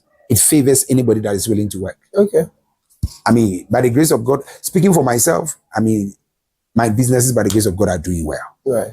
So I would say the economy is good. Okay. Though things are a bit tough because of what has been happening, but the economy is quite robust for business people. If you are a foreigner, you want to come to Kenya to do business, I would say you are welcome. Okay. Yeah, just make sure you are legit, you're doing the right thing. Right. And even if you want to come hustle, there's still opportunities. Right. Just identify the right thing. What makes the economy here favor businesses, both for natives and foreigners? I would say it's more of a free economy. Right. Like though you receive some competition here and there, you are free to do business. Right. It's not like other places in Africa where I mean the natives will come and shut down your business because you are not. Exactly, xenophobic. Thank you. I mean, the way I would say the way I'm hated here, I mean, possibly they should have shut my church. Right, but the system is fair to all. The system is fair to all, favors everyone. Right. So I think it makes it easy for us to do business and to work. I'm inspired that even as a pastor, other pastors are fighting you. Then those who are not in pastoring, then there's no giving up, right? I tell you. Wow. Yeah, it's coming. I'm telling you. Hey. I would say that the only people, I mean, a doctor's greatest enemy is another doctor. Okay. A lawyer's greatest enemy is another lawyer. A pastor's greatest enemy is another pastor. A journalist's greatest enemy is another journalist. Because of competition? Yes. All right. Yeah, which should not be so. Right. But it's what it is. Run me through your service. You run 3 services. Yes. And you preach in all of them? Yes. Okay. Yes, I do preach in all of them. Yeah. We start, we have what we call connect 15 minutes before service time. Okay. Connect is it's a social time. Okay. Where people connect with each other. We just ask. So service has not begun. 15 minutes before service begins. Okay. Just we allow people to talk to each other. Do you serve tea? Yeah, we serve tea. Is big here. Yeah, we serve tea. I saw it when I was coming. Yeah, up. we serve tea and bread and biscuits. Wow. Yeah. So during connect, people are holding their tea, talking to each other. Nice. Or where are you from? Nice. What's your name? What do you do? Because our church is greater percent. 70% of our church is corporate. Oh, corporate. Right. Yeah, I mean people that are in offices, working in various institutions. Right. Middle class. Like yes, technocrat. So it's more like people want to connect. Right. Socially, talk about things and stuff like that. So that is before service. Okay. And then we start with the opening prayer. About 15 minutes, we go to praise and worship. After praise and worship, we give what we call grace news. I think possibly you didn't capture that. No, it's more like a news time. Okay. So it's read like the way you read news. Everybody sits down and the screens are on, the lights are out. Okay. And then sweet. Yeah. Like some cinema feel. Exactly. Like you listen to Grace News, more talk about the announcements for the week and what the church is about to do. Right. And so right after Grace News, there's a song ministration, then the word comes and then we close. Okay. It's multicultural. How do you attend to the needs of the people? They are diverse. You know, when you're preaching, when you do the hermeneutics and the exegesis and all that, you have to interpret scripture, the context in which it was written, and make it relevant to your audience within the culture when you're doing your hermeneutics and all that. Yeah. So what? You study a lot of the people. How do you make the scripture relevant to your multicultural audience? I think also school helps me. Okay. because I studied something during my master's program called cultural differences. Okay. I kind of borrow some ideas that I studied in my school to be able to know how to relate with people from different cultures. Right. And also looking at what we call interpreting scripture based on the people here. Yes. Interacting with them. Actually, one of the main reasons, this is of the books, why I decided to pursue a PhD here and not in London, because I've schooled in London. Right. Is just to understand the people. Okay. Interact with them. So continuous learning. Yes. Interact with them in classrooms. Right. And in my PhD, we have the top CEOs in the class, top guys in my class. Right. So you're able to interact, see how they think, how they reason, how they talk. Yeah. You are able to study the people on the ground. Right. To be able to understand them. Right. And be able to know how to release the word and bring it to their level for them to be able to understand. Right. So that the way I may say something in Ghana is different from the way I would say something here. Exactly. It's different from the way I would say something in the UK. Exactly. Because there are different cultures with different setup with different people. So I'll give you an example. In a theology class, they will tell you that we say yes, Christ, you're in Yamir Grandma, the Lamb of God. That was, and then if you go to other cultures where lambs are an abomination and maybe they prefer pigs and things like that, if you go and present Jesus to them as a lamb, Charlie, what are you talking about? It's an abomination and things like that. Exactly. Exactly. So that is how it works. You're able to know how to marry the message of the gospel to relate with the culture of the people. Right, in a way that is relevant. That is relevant to them. I see that. Yeah. This is Beyond Borders on Channel 1 TV. I am Caleb Kuda, hanging out with Apostle David Owusu. He is the founder of Grace Arena Ministry. After this break, we'll come back and delve more into his life. How is life in the UK like? We'll come back here and explore some more through his perspective so far. Haven't been here. I've been visiting in the last 8 years, but established the church in the last 2 years. Stay with us.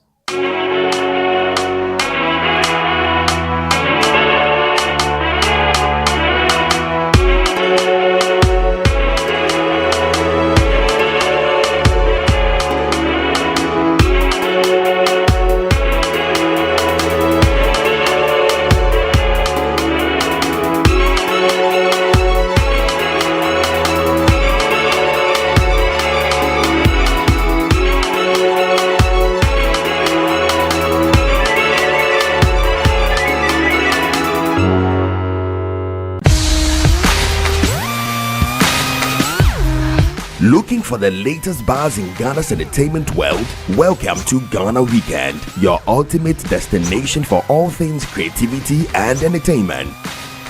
Stay in the loop with breaking news, exclusive interviews, and then insider stories from your favorite creatives and stars.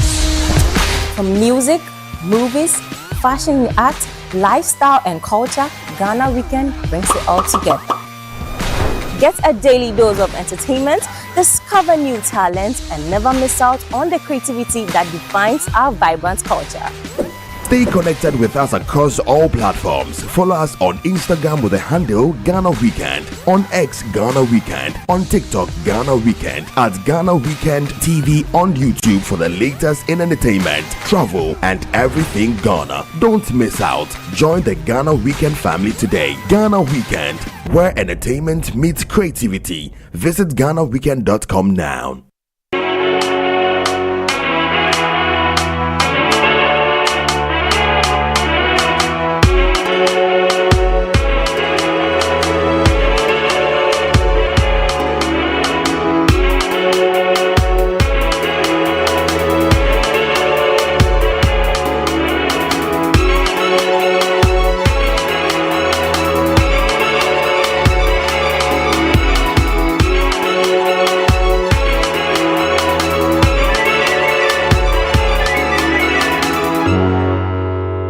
Welcome from that break. This is Beyond Borders on Channel 1 Television. We are hanging out with Apostle David Owusu, Grace Arena Ministries here in Kenya. Earlier on, we were part of the service and he delivered a very uplifting message on building the Church of God. So I'd like to take you back into that message, bring you some excerpts, and we'll continue our chat with our PhD, double PhD, soon to be double PhD holder, Apostle. I mean, some people came for first service, who are here for second service, others will come for third service. But guess what? That is not the only thing that we do in the house of God.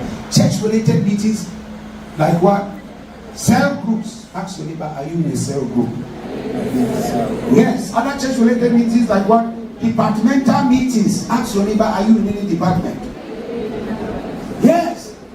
Church-related meetings were like what? Church party. Church party that you're supposed to come and eat for free and drink for free. Even that one you don't come.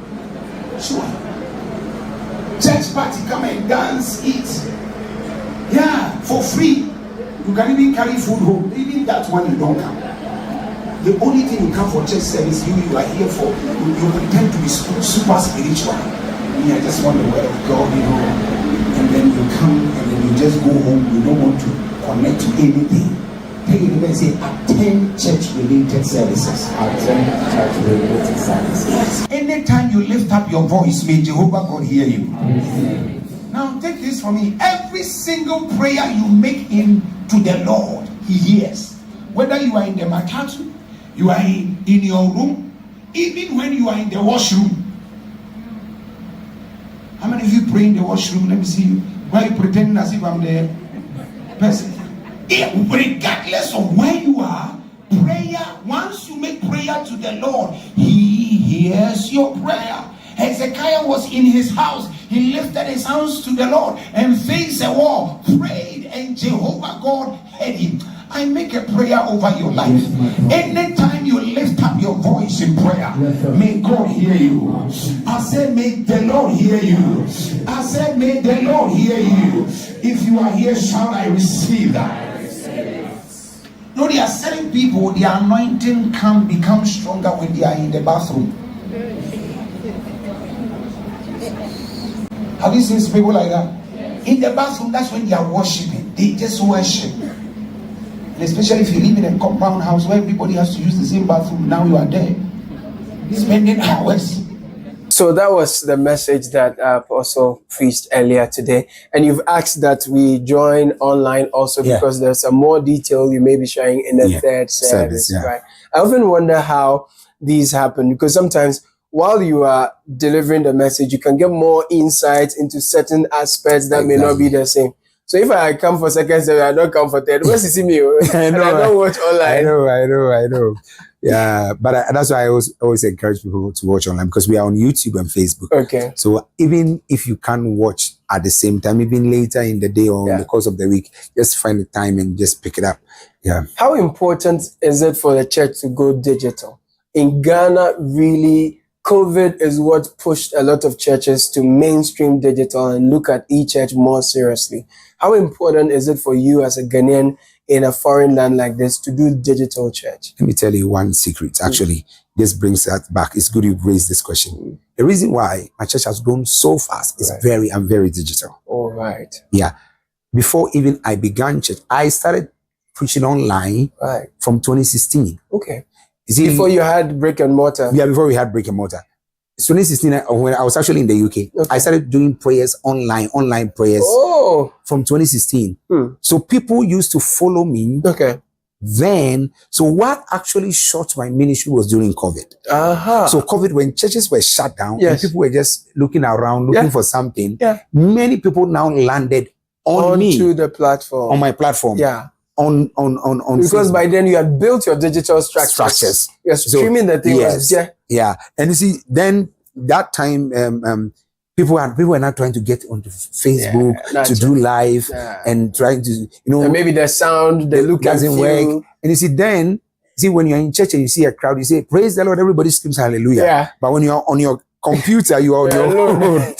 So if you are not able to connect with the people and imagine that there is a crowd out there connecting with what you are delivering, you may not be motivated to do it. Right. So I started preaching online. I used to do it once a week. 2016, 2017, I went to 3 times a week. 2018, I used to do it now every day. Monday to Friday. Were you a student at the time? No. I had finished school. I finished my master's way back in 2010. Wow. And way back. 2010. Yeah. That's right. Yeah. So I by this time, were you doing church full time? I was doing church full time in the UK. Okay, cool. And then you were doing more online. I was doing more online also. So that was 2010. Yeah. Okay. So really after 2020, wow, 9 years ahead of COVID. Yeah, no, I started online in 2016. 2016, or 3 years before COVID came, and a lot of people caught up with 2016, that's when I started online prayers. Right. So we used to pray online. So people, even though I was not in Kenya, people used to follow me from Kenya online. Oh, back in the UK. Yes. So once you came here, then uptake was people easier. are able to connect. That's what I was saying. Before we began church, we had 80 people who had already registered to be part of the church because they were connecting with me online. They felt like, oh, if you are coming to Kenya, then we would like to be part of what you're doing. Right. But now it blew up in there. So being digital as a ministry, to be honest, actually, last week I was telling our media guys that right now, in this 21st century, media is one of the strongest departments of every ministry. If you really want your church to stand, to go far, you must invest in your media. As much as you invest in every other thing, you invest in the worship team, you invest in every other department, you invest in your media. And we will take our time to invest in our media. Wow. Any gadgets they say they want, I get them. And media is expensive. Very. But a lot of church leaders don't also... They don't see it. Yeah. Because you see, people are still living in the past. True. The way church was done in 2010, early 2000s is not the way church is done now. Right. Things have changed. People have moved on. People would want to stay in their homes. In fact, a greater percentage of people watch me online than you see them here in the auditorium. Because how many people can I hold in a service? Right. You know, many people watch me from the US. Right. I have got ministries in 16 countries. Wow. My presence is in 16 countries. But you don't have brick and mortar there. Brick and mortar You would have needed visa, flights, accommodation, and all that. But what we do, we hold conferences there. Okay. Like I'm going to the US first week of December to hold a conference. And when I go there, the people gather themselves. The people that follow me, they book the auditorium, they do the setup, my presence, because we have a system. So your role is to just show up and go and minister. I mean, like the way, ministers will come from maybe other places to just hold conferences. And we do that in most of our places where we have our presence. There's a huge, there's a new online prayer culture. Yeah. There's a new movement, I should put it that way. And it seems, from where I'm coming from, it seems very big in West Africa now. Very. Where churches, you follow that? Yeah, very. Tell me about how. Yeah, I mean, it's the new thing. Any minister that really want to last in the years to come must do it. You see, when I used to start, I used to bring my son online, Pastor Elvis Ajman of Alpha Hour. Oh, share the link. Share the link. He's your son? Yes, he's my spiritual son. Oh, share the link. And then share the link. Yeah. So he used to sometimes preach on my platform. Okay. Then, you know, I'll just bring him sometimes on to come and minister on my platform. And then later, I think in just 2 years ago. Right. I mean, I most of the time when I'm in Ghana, the only place I preach is his church. So I see a connection in your names. Yours is Grace Arena. His Grace This Mountain. is Grace Mountain. Yes. Okay. Yes. So I mostly preach in his church. I hardly preach anywhere else in Ghana. So he told me he wanted to start online, even though I was doing it. I said, no, go ahead. Right. And then by the grace of God, it blew. It really blew. Very, very, very much. So, I mean, it's a great work. The online ministry is the new thing in the body of Christ. Right. Yeah. Now, with the proliferation of churches, catapulted by digital, there is also concern about standards, where people in the name of God are preaching heresies. Yeah. People are leading people astray. Yeah. No, people also do not take time to study the word. And they are, doing all kinds of things and leading people elsewhere. They are not teaching sound doctrine. I mean, recently, one of the senior pastors in Ghana had cause to say that if anyone felt a call upon their lives, they must study, go to school and study. I spoke to a reverend father here, and from my calculations, it looks like he spent 9 years to prepare himself for what he was going to do. But then if I have a phone, I can turn on light and camera and say, God has called me, I'm preaching. Yeah. What's the danger? How can we deal with that? It's quite a dangerous place also.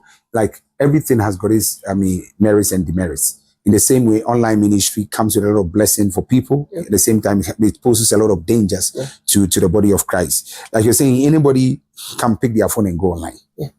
I mean, there are no standards. There are no special guidelines as to who can go live to go say what. You know? So what I would say is, most of the people who are preaching heresies and deceiving people are very few. Are you sure? I think so. But this is it. Let me tell you. This is it. This is it. The few people are posing a lot of damage to the many. So it looks like I take that. It's like having nuts. Take that. And they allowed that too. They allowed. Yes. You see, having so you say wait nuts one. So one person that is not good messes up the entire body to make everybody looks like everybody is false and stuff like that. So that is the danger. What I would say is, those of us that are good, stands for the truth, stands for the word, we should make our voices louder, right, to overshadow these voices that are destroying the kingdom, right. You know, right. If we don't stand up to preach the truth, stand for the truth, and do the truth, these other voices can overshadow us. What's the risk if something is not done? Because there's a crackdown in Rwanda, I'm sure you know, where Kagame insists that if you're going to be behind a pulpit, you should have a diploma at least in theology. And about 300 churches was shut down sometime in June. And I was told more was to follow, because some of them, even the structure they're hosting people's children in, were not good. Churches have collapsed in Ghana before while people are praying. And sometimes you go to a church, you look at the environment, the structure they're in, and you're wondering, no standards, so anything goes. What's the risk if the players don't self-regulate?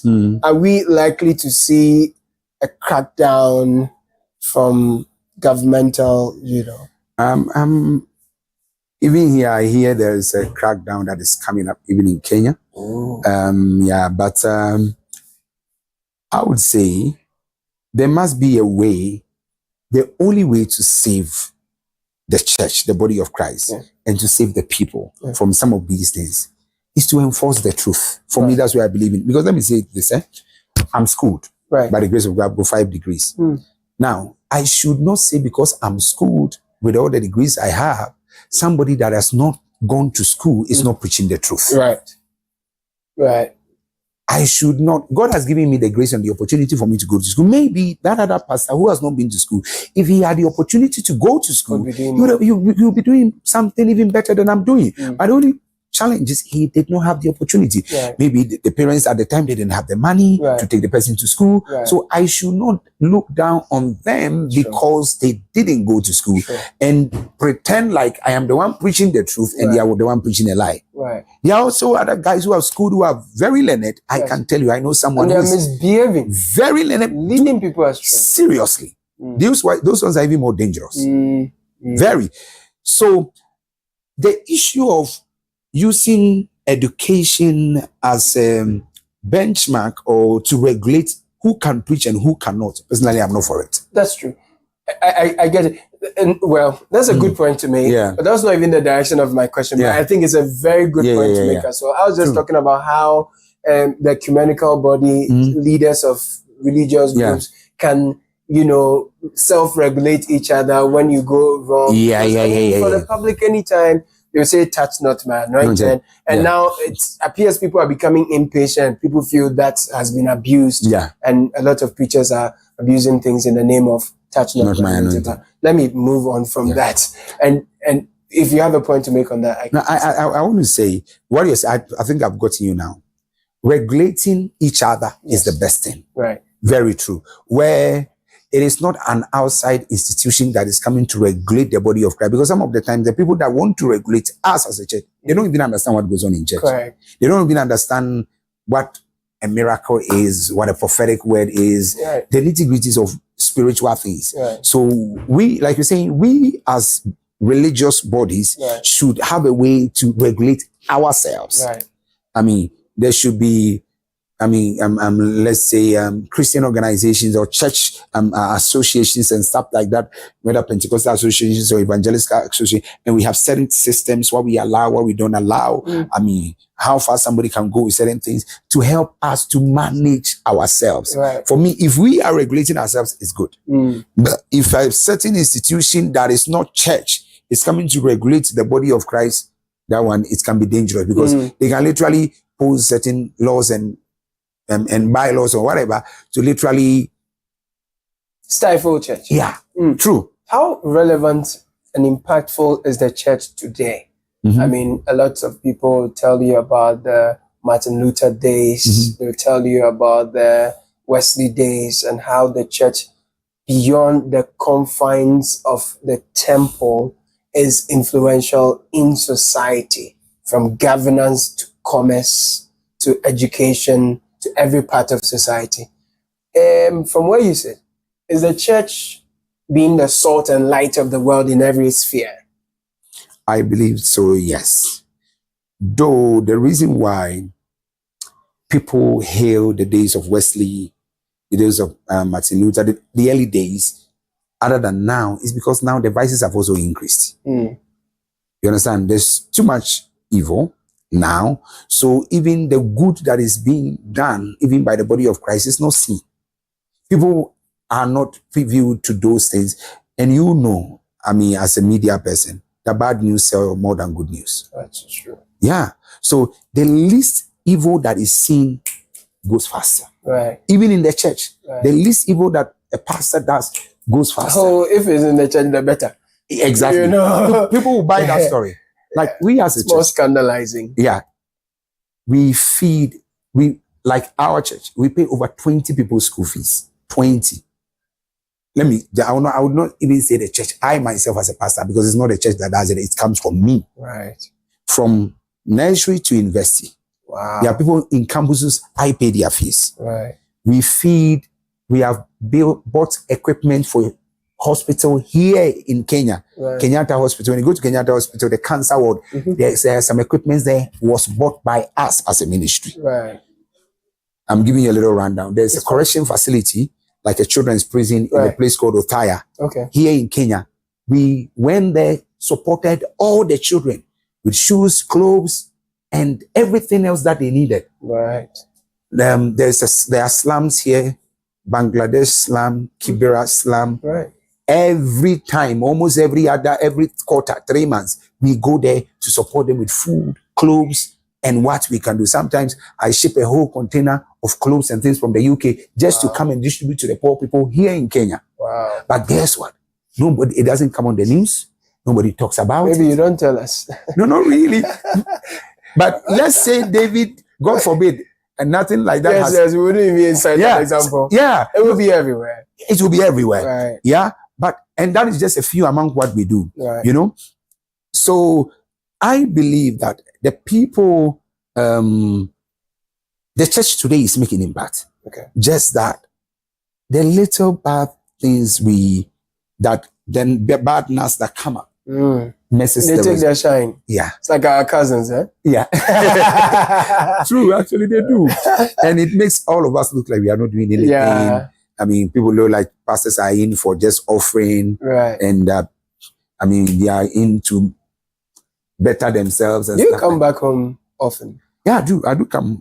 We held a conference in Ghana in February. In February. When else was I home? In February, yes. We had a conference in Kumasi, right, in KNUST. Right. Yeah, in February, and then I also preached for Pastor Elvis. Okay. Yeah, around the same time. Please bring some of the containers you bring to the Kibera and Bangladesh people next time you come back home. No, we do events. We support other needy people also in Ghana. That's great. Yeah. You've lived in the UK, you're in Kenya now, you've lived in Ghana. Among the three, tell me about life in all these three countries. Obviously, UK, you cannot compare to any of these other countries because of how robust the economy is. Right. And though UK system also does not support church much like Africa would. Yeah. But the economy there is good. You can never go hungry. Okay. In the UK, it doesn't matter how hard the system is. Right. I mean, life is a bit more. The taxes are overwhelming there. Yeah, they are. But you see, but the good thing is the systems work. Okay. You know, systems work. I mean, you don't have to be bothered about anything. If something goes wrong, you can fight your way through with the law and everything and stuff like that. Right. Yeah, the only challenge there is the church. Okay. The body of Christ, the church in the UK is not that strong. It's Right. not, it's being suffered sometimes in a way that it becomes challenging. People are not churchy like they are in Africa. Right. Because sometimes you don't blame them because also, the system works, eh?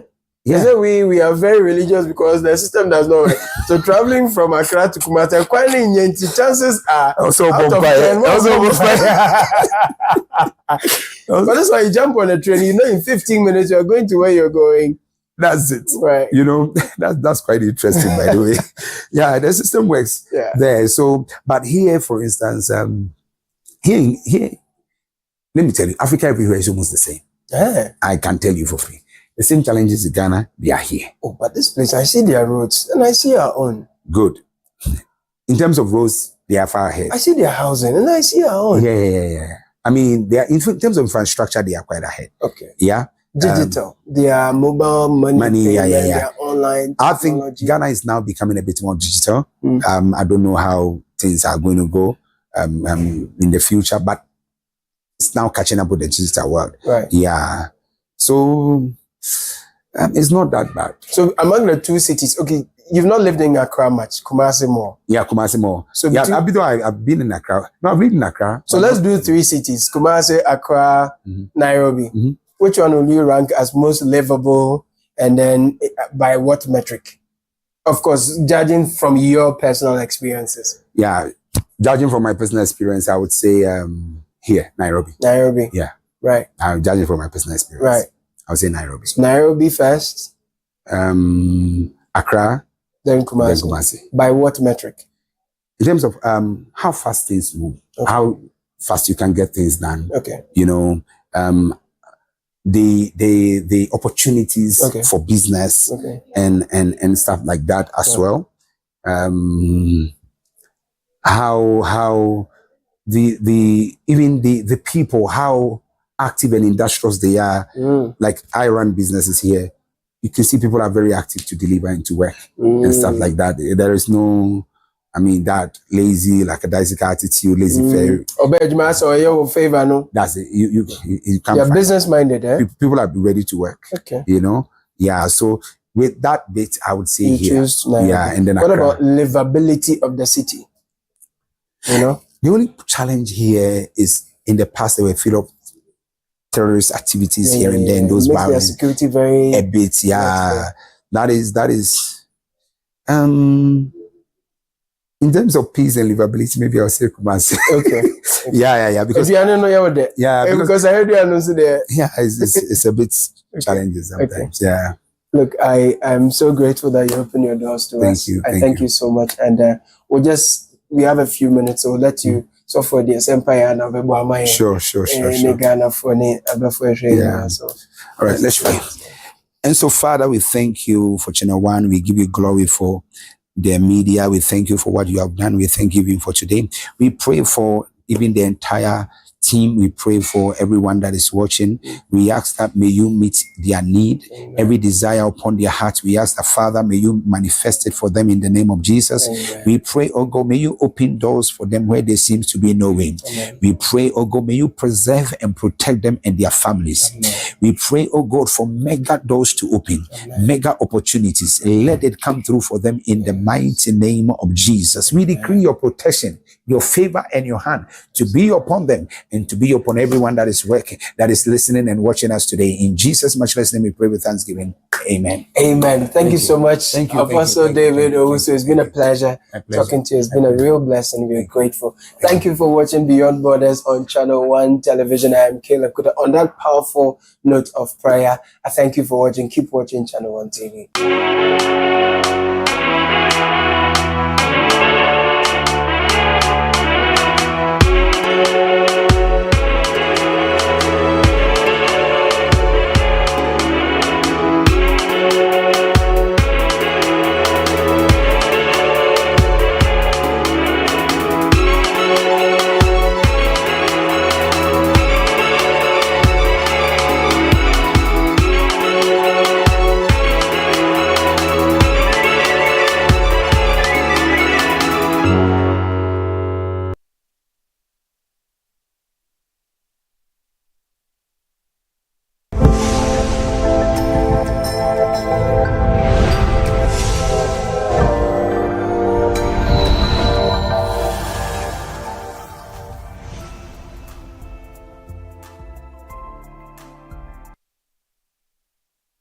Ago.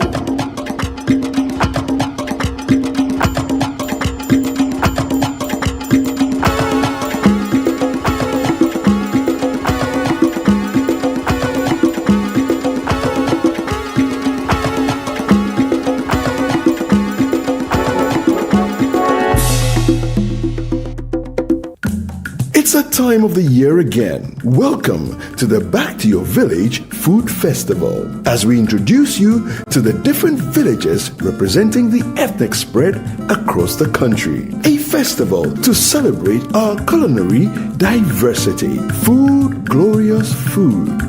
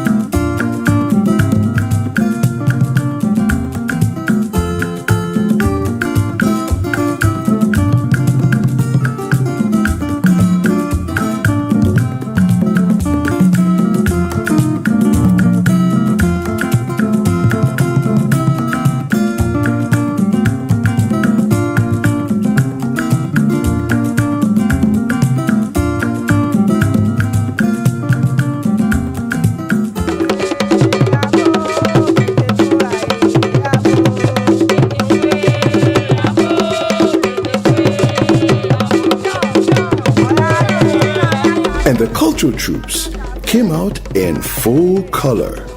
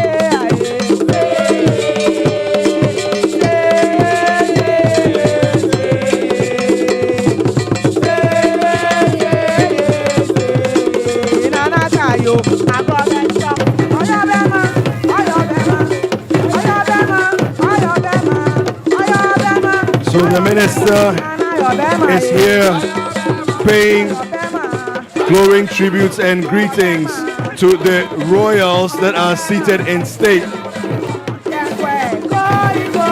And he's gone through all the different groupings that are seated here, the northern, the Ewe, the Akan, and the Ga states.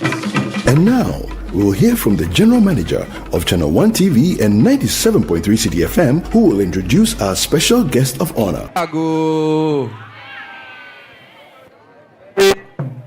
Good afternoon to all of you who have joined us for the Back to Your Village Food Festival. Please put your hands together for yourselves. On behalf of the management of 90 FM and City Television, I want to welcome the Honorable Minister for Chieftaincy and Culture, the Honorable Stephen Asamoah Boateng. Put your hands together for him. Honorable Minister, distinguished guests, today's gathering is one such gathering. We are not here because we are different. We are here because we are similar. We are not here because our problems are over, but we are here because we've made progress as a people. And so today, the last 2 days of the month of March, City FM and City TV is bringing together Ghanaians from various cultures, various regions, to celebrate our difference in similarity, to celebrate our food, to celebrate our music, to celebrate our dance, to celebrate our fashion, and to celebrate our togetherness. Put your hands together for togetherness. So this program is a development program, and we are very happy that we have over 120 vendors of food from all over the country. Gathered here today are people from the Northern Village. Can you make some noise for the Northern Village? So you will have Tubani, you will have Tuzavi, and Dawadawa Jollof all displayed behind you in the Northern Village. Northern Village, make some noise for me from the back. Wonderful. We also have the Middle Belt Village, where we have invited people from the Ashanti, Eastern, Bono regions. They have the Afufu, Ebunebunu, Nkatibe, Nkatikonto, Nkatikontobe. Where are the Middle Belt people? Make some noise for us. And of course, those of us from the Volta, those of us from the Greater Accra region, we are hosting and we are winning. So we have our Amadechi, our Akple, Ewokple, Bobby Kaji, Toto Pakpa. We also have Komike Kena. We even have Pekple. We have Aklo. Where are the guns? Can you make some noise for me this afternoon? The Back to Your Village Food Festival has moved from a bazaar to a festival. So as you can see, we have a delegation of representative chiefs. We have chiefs and people from the Middle Belt. Chiefs cannot wave, so make some noise for the chief. It's been hard. Our host is the rep of the government in red. They are very serious. We look forward to Homo in August.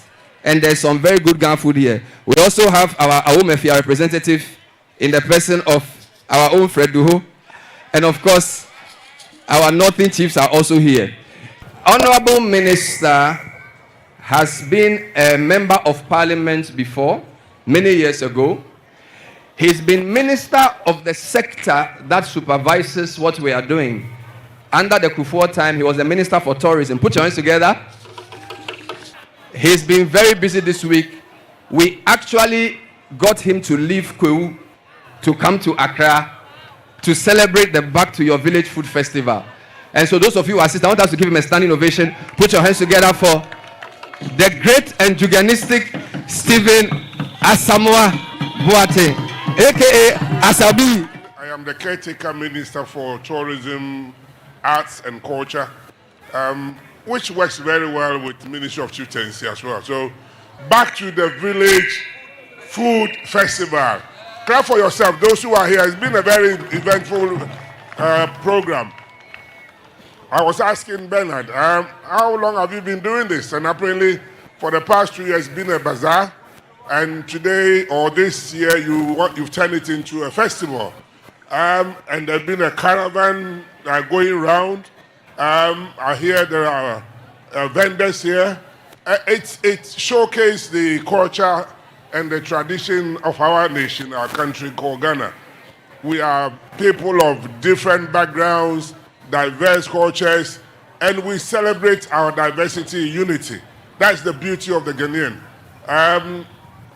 In Ghana, we are very privileged to have a variety of food. And if you travel outside the country, even to the Southern African countries, you'll be struggling to find food to eat. But you come to Ghana, maybe Cote d'Ivoire, Togo, but don't forget they all came to Ghana and took it away. So we are proud as a people, and I am happy to be here.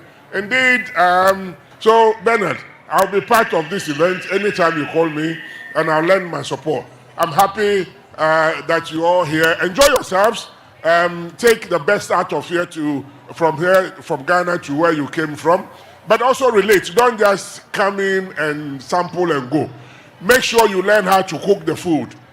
Make sure you know how to prepare the food that you've eaten. And when you go, continue with it outside so that other people would also learn the Ghanaian way of life through food and our culture. Thank you very much. Our special guest of honor was eager to tour all the food stands at the festival. All right.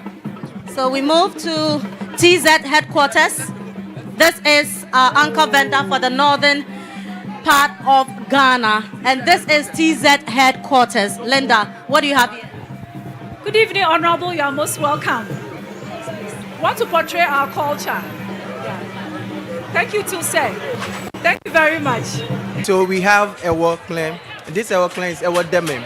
It has a bit of cassava dough inside that goes with our ademe. Green. Yes. Then we have our prekese jollof rice. Yes. Very delicious. Let me try it. Prekese with jollof. I love prekese. I've never heard prekese jollof. No, I have never heard of prekese jollof. I do prekese in soup and stew. Yeah. And sometimes I can drink it as well in warm water or something. But not jollof. It's my first time. I will try it and see. Yeah.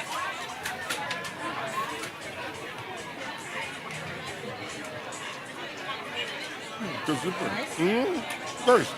It tastes different from what we are used to. And there's a variety. Thank you so much. I said you made your money. Interesting. It tastes different. Why are they? Right. Hi. So this is Panadoc. Okay. Right. So what do you have? Yeah, we have Aikula. We have Bake, Banku from the Volta region. Prepared with corn flour, mixed with corn flour and cassava dough. We have, yes, but that's our Banku. Banku from the Volta region. And we have Opioid. Opioid is prepared from the millet. Opioid. We have Ademe. We have Bobitadi. We have Patridachi. We have Ademe and Ashidachi. We have Kokonte, Emutuo. All right, okay. There was music. All right. 1, 2, 3, 4. Please don't talk.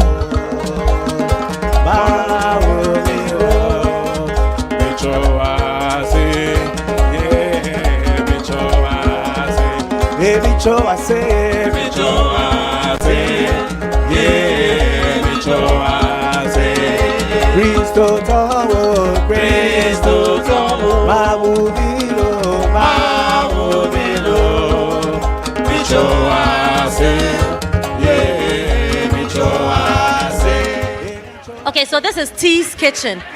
Hello, T's Kitchen. What is on display? You see them? What's it? I have coconut, yes. You see the package? Ruffalized apple. Apple is not in them. No, Ghana is doing I know. I know. Then I have rice balls. I have banku and coconut. It's going with factory dachi. And then I have proper adamedachi. Okay. And then I have bobitadi. Superb. Thank you. I'm confident of the food. Say that again. Proper adamedachi. All right, okay. Hi, what do you have? Okay, so we have our wet spices, then we have the dry spices, and then we have the raw herbs and spices at the other side. What is that? So I have the shrimp powder available, and then I have the stew mix also available. The best replacement for Maggi. You can use either this or this, and you are good to go. That in fact, where is Ruisa? Where are Wintia? But I. And this is what? Cut out schoolboys fish stew. This is a bobitadi and this is ayikple. It's prepared with beans, yes. This is prepared with beans. Yes. So it's like Prince, yes, and with coconut juice. So what is the difference between the ayikple and the jample? So this doesn't have beans. The jample doesn't have beans, so it's made with, yes, exactly. But this has the coconut juice. The coconut juice, we use coconut juice and the beans with corn flour to prepare the ayikple. Yes, so it goes with the abobitadi.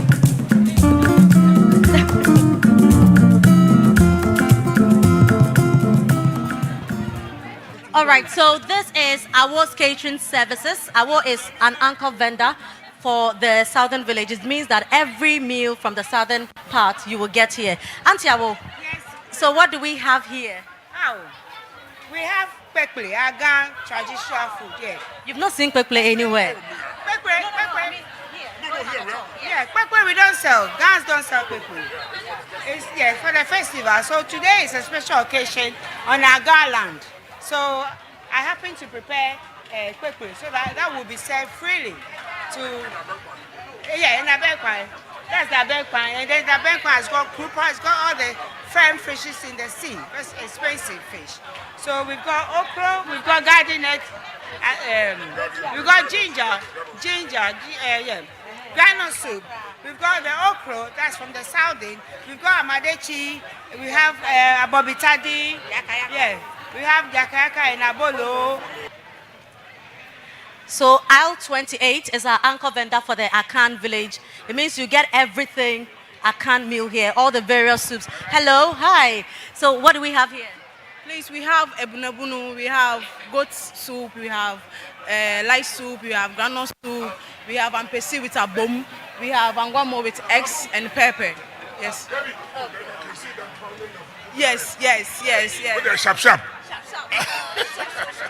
Oh, that's good. Then in Kumani, Bibi account, Emre, and then the Mrabao. All right, so that's our anchor.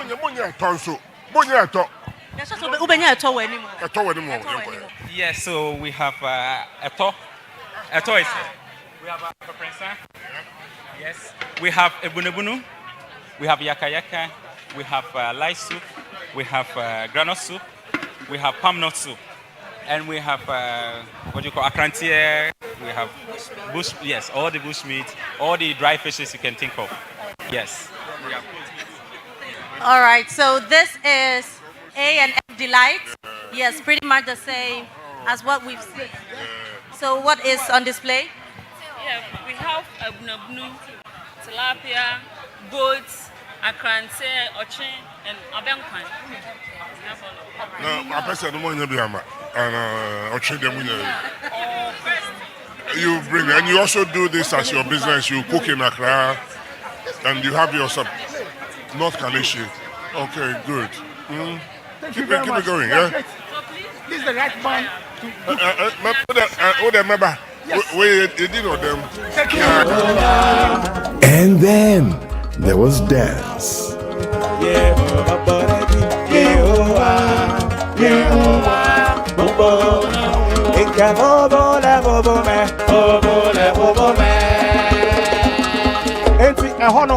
Ehono enye suono sawo sabo bobo no abomu asekra edu ho ayu brofona sa obepeja mu na ototo sa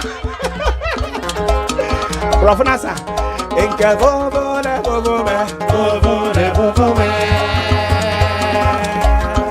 enke bobo le bobo me. Hi, so what do you have? So we have a but the rare is done. So we did a rare palm nut soup, there's light soup, and with the there's snail, koto, we went the Akan way. Yes, and then there's fufu, we did cocoyam fufu as well, and then we did apeti, so that's somebody that we're serving. So that's the garden eggs abomo, then we did a contourage too. I'm sure it's in the soup somewhere. Somewhere you've hidden it. Totobi. What's Totobi? Yes. Okay, and this is Pork 101. Pork 101, what do you have? Honorable, the famous Kosianu Meku. So we have fried pork, we have kelewele, we have fried yam, and kinky, and of course, Kosianu Meku. Easy food, that's good. Thank you. All right, okay. But we have the drinks village and the snacks village, local drinks, local snacks. So I think we should just take this route and also just see a few of the vendors there as well. What drinks do you have here? We have cinnapine. What? Cinnapine. It's made of pineapple, ginger, and then cinnamon. Oh, okay. Yes, very nice. And then we have Sobolicious. Natural fruit juice. No, we don't mix any additives, yes. They are very nice. And you can keep them in the fridge for a while. You don't have to drink it the same day. So, okay. So you can preserve it. Good. And they are called naked extract juice. That's enough. Yeah. And we have the Grills Village too there. All the. It's only for 2 days. Hello. So what is going on here? What do we have here? Okay, so we have chicken wings, we have drumsticks, we have sausage, we have pork. Okay. Yeah. All right. Thank you very much. And this is what? What is this? This is pork. Oh wow. Good and that's good. They are local pork. You rear them yourselves or you go and buy them? You purchase them.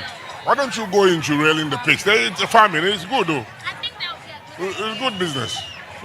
Try it, you see. So this is our eating area. You buy your food, you come and sit down here, you eat. Can't we do this where? Okay, this is Ejo Enterprise.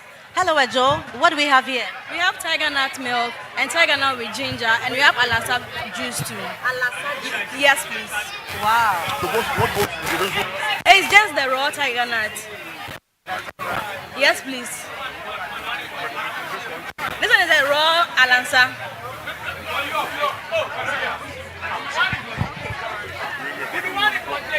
There's some in Labadi Beach. I think they were even serving it. Okay, but this one.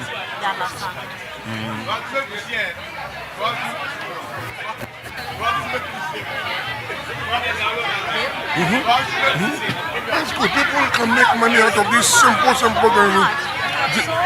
You do yourself and you supply to shops. So it's a regular thing and it's keep it up, okay? Yeah,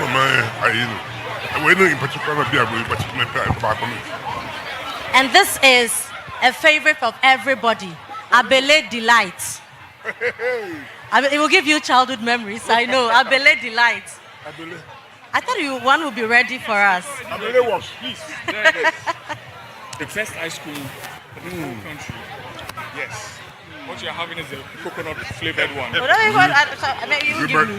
As I'm eating, I'm thinking of going to shed it tomorrow morning. Oh, you will. The sun will even burn everything for you. There you go. It's good, right? Authentic and Ghanaian. So the ice cream is made from? It's made from pure milk, and we've infused it with coconut to make it healthier. Yes, and you realize that the milk, the sugar content is very low. Yeah, exactly. So it's good for everyone. Like our tagline says, for young and old, everybody can have it. We should pitch you against the Italians making ice cream. Exactly. They claim they do the best ice cream. No. They should come and try it. The best. The best is right here. I'll tell the Italian ambassador.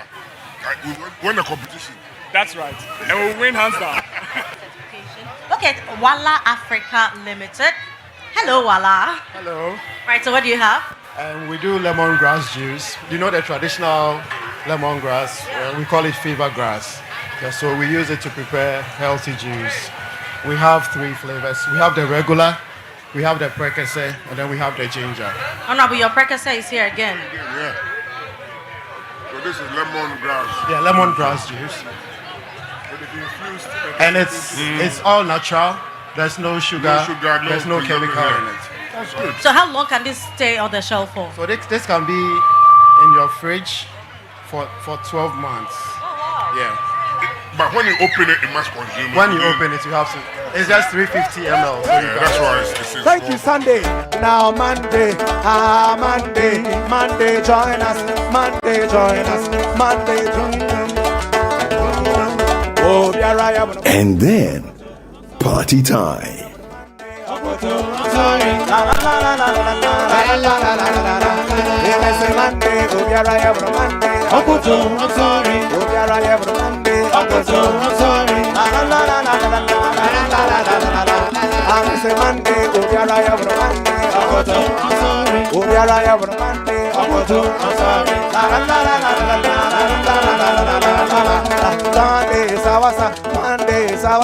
Monday, Sawasa. Hey, hey, hey, hey, hey. Thank you, Monday. Now Tuesday. Tuesday, join us. Tuesday, join us. Tuesday, join us. Tuesday, join us. Hey, Obiara ya on Tuesday. Obiara ya on Tuesday. La la la la la la la la la la la la. Hey, Mr. Tuesday. Obiara ya on Tuesday. Obiara ya on Tuesday. La la la la la la la. Tuesday, do your dance. Tuesday, Sawasa. Tuesday, Sawasa. Tuesday, Sawasa. Tuesday, Sawasa. Tuesday. Thank you, Tuesday. Wednesday, Wednesday, join us. Wednesday, hey, Wednesday, Wednesday. Oh, Diara, I have on Wednesday. I'm sorry. Oh, Diara, I have on Wednesday. I'm sorry. La la la la la la la la la la.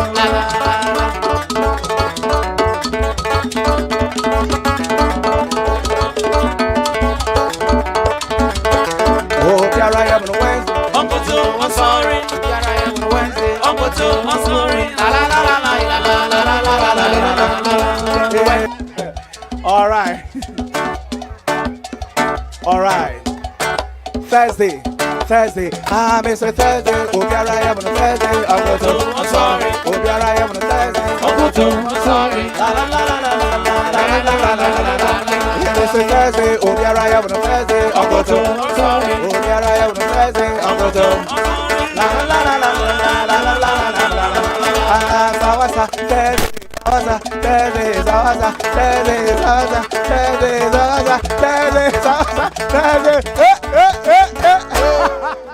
It's Friday, Obiara, I want a Friday, I'm sorry, Obiara, I want a Friday, I'm sorry, la la la la la la la la la la la.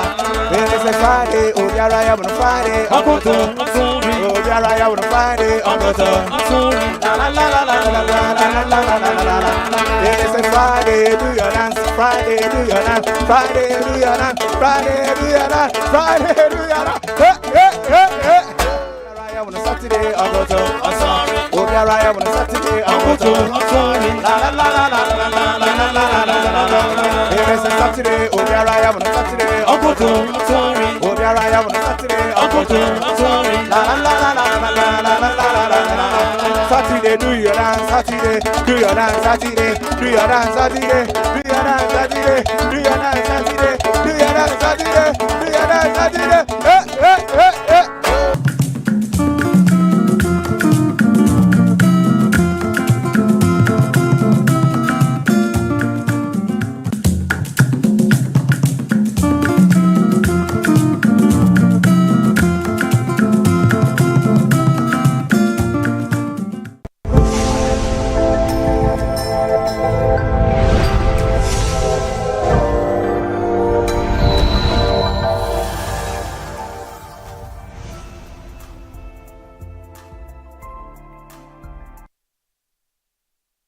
Ago.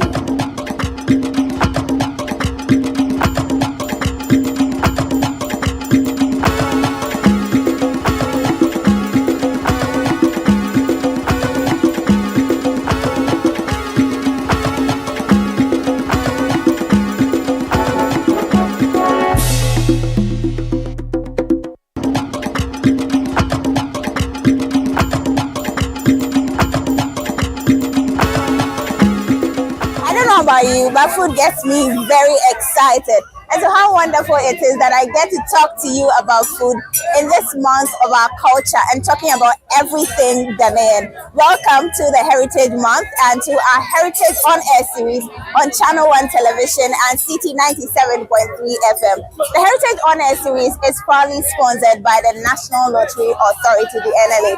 Today we are coming to talk about Waakye or Waakye, or awache, or shinkafa dawake, however you call it. So we're going to take you through the preparation process, how you get all the ingredients. So as you can see, we are here at the Nima market. Our guest says we should get here the ingredients. Who are we to say no? So we have come here to shop for you. So come and let's go and get the ingredients.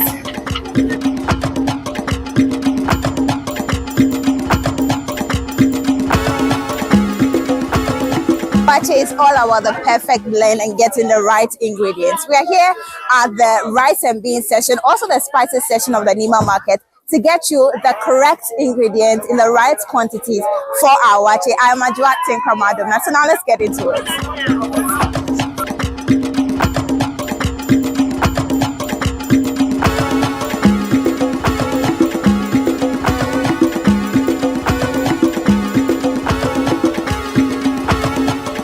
Now we're ready for our first ingredient, which is rice, and I have my shopping basket here. So if you're in the house, take your pen and your paper. We're coming to show you all the ingredients in the right quantities that you have to get for your waakye. Hello. Hi. Good afternoon. How are you doing? I'm fine. My name is Adja. Please, what's your name? My name is Grace. Okay. What do you sell here? Rice, local rice. And this one is Nigeria rice. This one is wheat, and this one is tapioca. It's what? Tapioca. Okay, we are here to buy ingredients for waakye. And we know that rice plays a key role in waakye. Yeah. So we want you to take us through the rice that you have here and which one qualifies to be the best ingredient for waakye. This one. So where do we start? So what's the name of this one? It's local rice from Volta region. Volta region. Which part of the Volta region? Akukwe. Okay, so which one is the right rice if I want to cook proper waakye? This one is very nice. Why this one? Yeah, if you cook it, it's not like perfume or it's perfume rice. Yeah. So if I have perfume rice in the house and I want to use it to cook waakye, can I cook it? Or this one, between the two, which one would you prefer? I prefer both. Oh, nice. Yeah, I prefer local rice. Local rice, local all the way. So I want to cook waakye for about 10 people. How many cups would I need? 10. You can use 2 of this. Okay, how do you call it? Is it the olonka? Yeah, this is called olonka. Okay. So for 10 people, one of this is fine. Yeah. So if you are a family of 10, you just need about 1 of this. This is the olonka and it's 55 Ghana cedis. But we are a few, so we'll just get half of this so that we can quickly get our waakye done. Okay, so please give us half of this one. That we have our rice down. Now we are coming to get our beans, which is the second item. And I've come to the perfect place for waakye beans. I have with me here Haja Sandara. Oh, how are you doing? Fine. Haja, I'm here to get waakye. Right. So I want to know what the best waakye is when I want to cook waakye. Okay, this is from Niger. Okay. Kuma Nigeria. This is from Nigeria. Duka ukun nan duka Nigeria ne. Okay. Amma wanda zaka dafa da waakye ka ji dadi shine Niger. So this is the best one for waakye. Why is it the best? Yana da dadi da wake kuma yana dadewa cikin wake. Yayi wake bar yayi fine. Okay, Haja, so I have half olonka. This is half olonka. One cup. So I just need 1 cup. Yeah, dafa maka wake yayi kyau. So please give me the cup. 1 cup. 1 cup. So if I'm cooking a full olonka, 3 cups. I need 3 cups of 3 this. cups. Okay. And how much is this? 12 cedis. Aja, thank you very much. Thank you, Miss Medase. So right now we need the sorghum leaves, which gives the color for our waakye. Now I've seen plenty sorghum leaves here, so let me just come closer and then get one of the traders to take us through really what does the sorghum leaves add to the waakye, whether taste, whether color, whatever it is. Hello, good afternoon. Afternoon. Please, how are you doing? Fine. What's your name? Patience. Patience what? Patience Dogby. Okay, is this like a sorghum leaves market? Because I see plenty here. Yes. So this is where everybody come and get it. Yes. So if they can't do this place, they will get it cheap price. Okay. So the bundle like this, how much does it go? It's now 70 cedis. Hey. Yes. Okay. So I'm cooking waakye for small people, like 5-7 people. How many will I eat? Oh, like I'll divide this one to you to 2. Yes. Okay, no, that's plenty. So give us like roughly 3 cups. Okay, man, I'll give you the 50 cedis. Okay, so one of the small one is 5 cedis. So give me 3 of that. Just tell me what is the importance of this one? Does it add anything to the As for watching leaf, if you use it, it will give you taste. Okay. And it will change the beans color. It change the color. You get the red color. You not get it white. You know if you cook beans and rice, it's white. So white. this one will give you So color. this is the one that gives the color. Yes. So without this, yeah, your watcher will you will not even get taste like the way you want it. original. What the fuck with my thank you so much. Welcome. So this is 15 to this. Yes. Okay. All right, thank you. Okay. So the more I put this in, the more color I get for my watcher. No, like if you are going to cook, you wash it and put it inside the silver. Okay. Then you cook, then the color will come. Okay. So do I remove it when I get it Yes, now? if you like, you can remove it. It's better to remove it. Thank you get the so color. much. Welcome. Bye-bye. Bye. Thank you.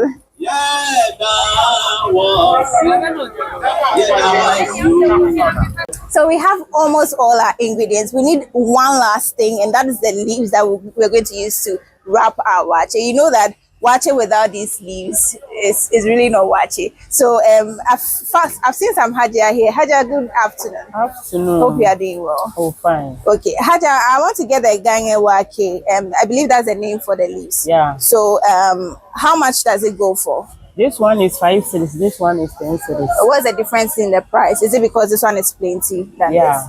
this? Okay. So if I want to cook the waakye, how significant is this to the process? Oh, if you cook it, you put it inside and wrap it. That's it. That's it. Does it add anything to the waakye? No. Doesn't add anything, even flavor or anything. You have some flavor. That's why if you put waakye in it, you have some flavor in it. Okay, so that's why it's important. Yes. Okay, so we are going to cook waakye small for the family. So we want to buy, how many will be enough for like 7 people? Like if you buy 3 to reach you. 3. Yeah. Okay, so please give us 3 pieces. Okay. So the 3 will be 15 cedis. Yeah. Okay. All right. Thank you so much. So we have our Ghanaian waakye now. Next time you want to get these leaves, don't go and say I want waakye leaves. Say you want Ghanaian waakye. So let's go and cook our waakye. So we are back from the market. We are ready to cook our waakye. I told you this meal gets me very excited. Now we have our ingredients. So we just want to run you through the ingredients we got in the market. Can see the order from our chef.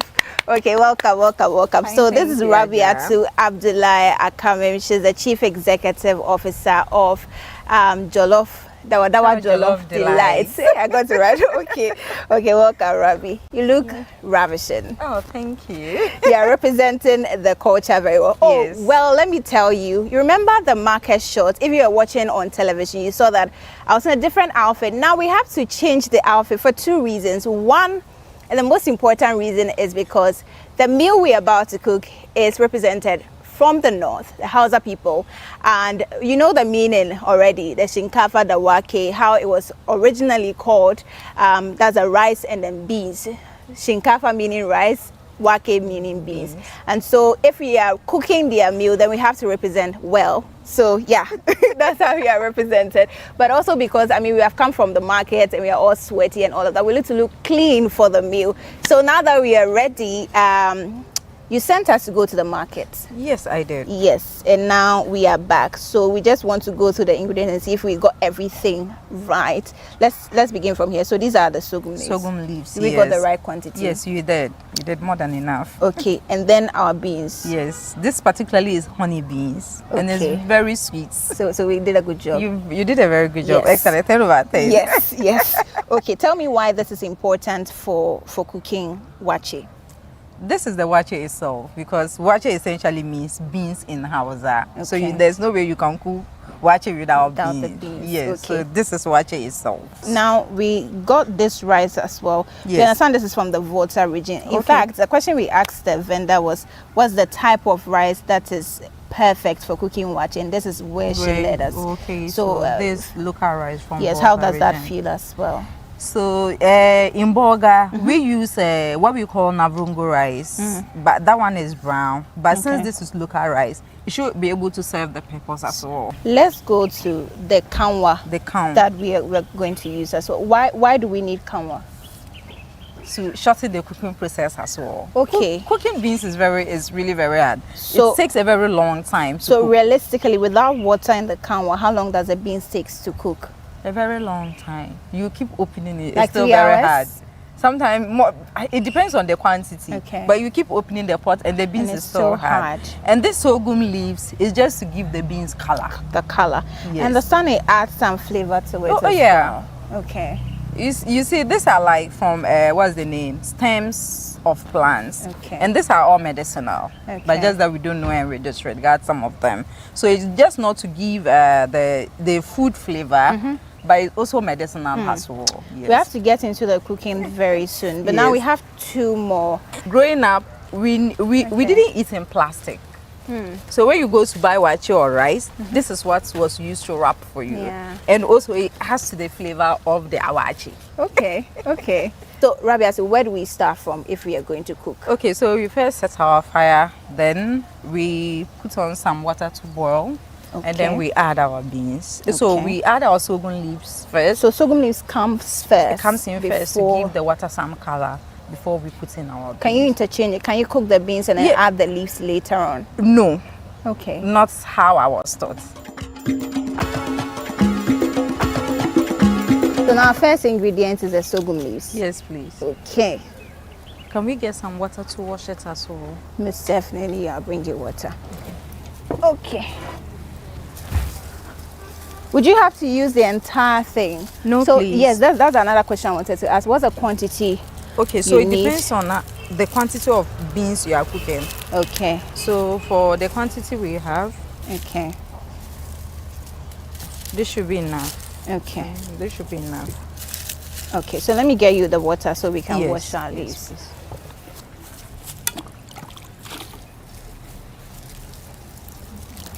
leaves. Would this water be enough? Yes, please. It's enough. Okay. Okay. So do I need to pack these away? Yes, pack this away. So you that can wash it. inside. Yeah.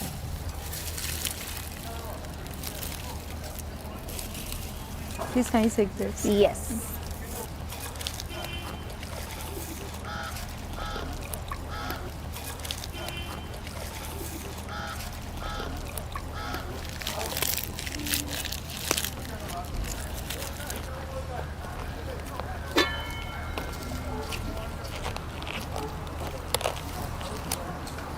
Once the color is in it, we just pour the beans. And then we allow that one and the sorghum leaves to cook together. So you can take out the sorghum leaves when you are about to put the rice in. So usually that's why I do. Let me take a seat because I have some more questions for you, No particularly problem. on the history of the meal, waakye. Waakye, yes. I do know basic knowledge that the Hausa people started cooking waakye. Yes. But where did we get the name from? Waakye. Uh-huh. Okay, so Hausa people, you know, though Hausa is synonymous to people from Nigeria, but when you come, because of trade and all that, when you come to the north, most of the communities who are not even Hausa, we speak Hausa. I'm a Gronga. Okay. I'm from Boga. Gronga. You're Gronga. Gronga. Gronga. Gronga. Yes, Okay. I speak Gruni. Okay. I'm a Gronga. So it is trade and marriage and those things that made Hausa to be widely spoken in some of the northern communities. Regions. Okay. So yes, waakye is Okay. beans. Okay. Like shinkafa is rice. Okay, so rice and beans. So Shinkafa the waakye. Okay. So we grew up eating waakye. We didn't eat it with shea. We only ate it with shea oil. And then what's the name? Powdered pepper. What's shea oil? Shea from butter. shea butter. Yes, so you cut onions in it. You fry onions, that? yes, to caramelize the onions. And then you eat it with some powdered chili pepper that with salt. And that was how simple waakye was eaten. Powdered chili pepper? Yes. So the chili normal pepper. one we sell on the market? Yes, but what we do is that we buy the big ones and then we pound them because we want the seeds in it. Do you put that in the oil? No. when you finish the waakye, you spread it on it, then you Okay. add the shea oil. Okay. With the onions as well. Okay. Yes, there's a lot of steam coming Yes, from. I think. It is Okay, boiling our water now. is boiling. So now Yes, you so need you have the to beans. bring the beans. Okay. Yes. I got you. So do you usually put a timer on how long in each of the ingredients are supposed to last? So for instance, the beans, how long? No, please. Okay. I don't. So you don't put a timer, but would you recommend that people time? Yes, you their can, cooking? but you know, with home cooking. Yeah. You As just and when know. it is ready, You you know. know. If you know, you know. If you know, you know.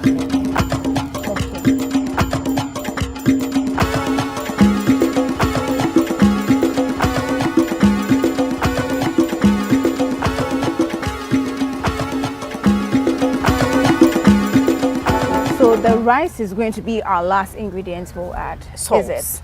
Salt is the last ingredient. Yes, please. So now what's happening to our beans? It's still boiling, so we Okay. just touch it small to see. Okay. So touch It's not and soft enough? Not yet. It's a little bit Okay. small. Oh, but it still feels hard, small. Yes. Okay, but it doesn't have to be too soft. Too soft for you to add the rice. If it becomes too soft, how does your waakye turn out? It will turn like a mutu. Okay. Okay. So that means the beans. So the softness of the rice, the beans affects the outcome of the waakye. Yes. Wow.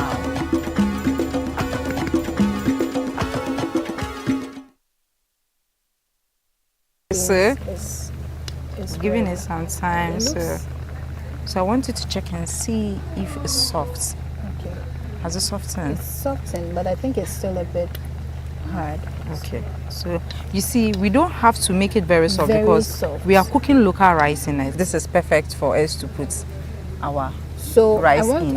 I want you to show the viewers and the listeners when you press, how must it feel before you know? Okay, that so it's it will ready? feel mushy, and the middle part will feel hard. Okay. So you see some hardness in it. Yeah, That means yeah. it is ready for you to put your rice in. Okay. So kindly bring now the let's- rice. Let's get the rice. Okay, we've already added the water. Okay, to so it. can we now? I think we can take our sorghum leaves out now. Okay. Here you go.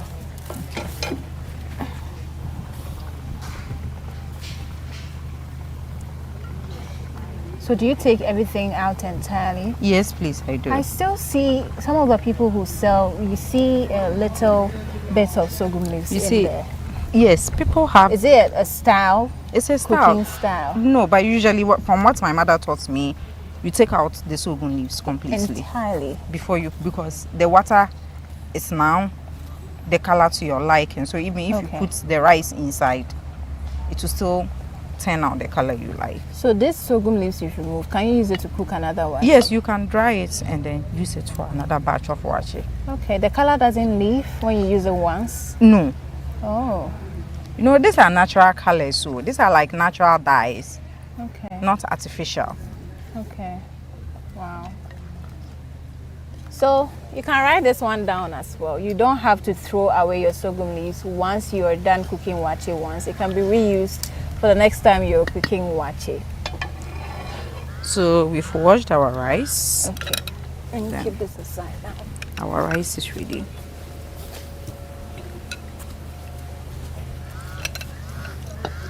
Then we can now, you see how quick our beans cooked. So we can now add our salt. Okay, so it's important to pre-soak the beans. The beans. So that it can cook faster. So now you add the salt to it. Yes. Right when you have added the rice? Yes, you just add a little bit of your salt. Okay. This should be enough for us. All right. Okay. So now waakye It's almost is ready. almost ready. We will take a quick break. When we come back, we're going to talk about the things you're going to eat your waakye with. You know that you don't eat waakye alone. Earlier, she was talking about how originally they used to eat the waakye. We'll get into all of that. Just remember that this on-air series is proudly sponsored by the National Lottery Authority. My name is Ajua Tinkrama Domina, and I'm here with Rabia too. We'll be back after this break. Please stay. At Sugar Laundry and Cleaning Service, we take up residential and commercial laundry and cleaning services. So for the laundry, we wash, press, fold, and dry clean, carpet cleaning, power robes, sofas, bags, wedding gowns, suits, jackets, etc. We do general cleaning for households and institutions who are moving in and out of their homes. We are equipped, we are convenient, we are affordable, and we have a state-of-the-art laundry room that takes care of all your needs.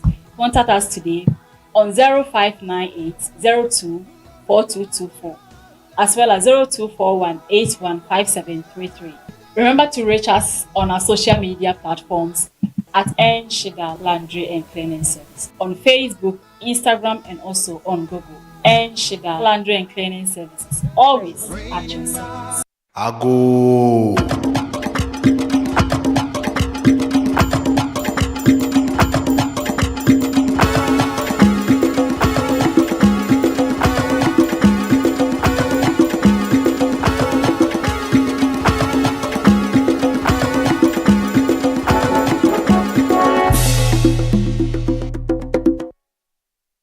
Welcome back to the Heritage on Air series on Channel 1 Television and 97.3 City FM. Today we are cooking waakye, and our waakye is almost ready.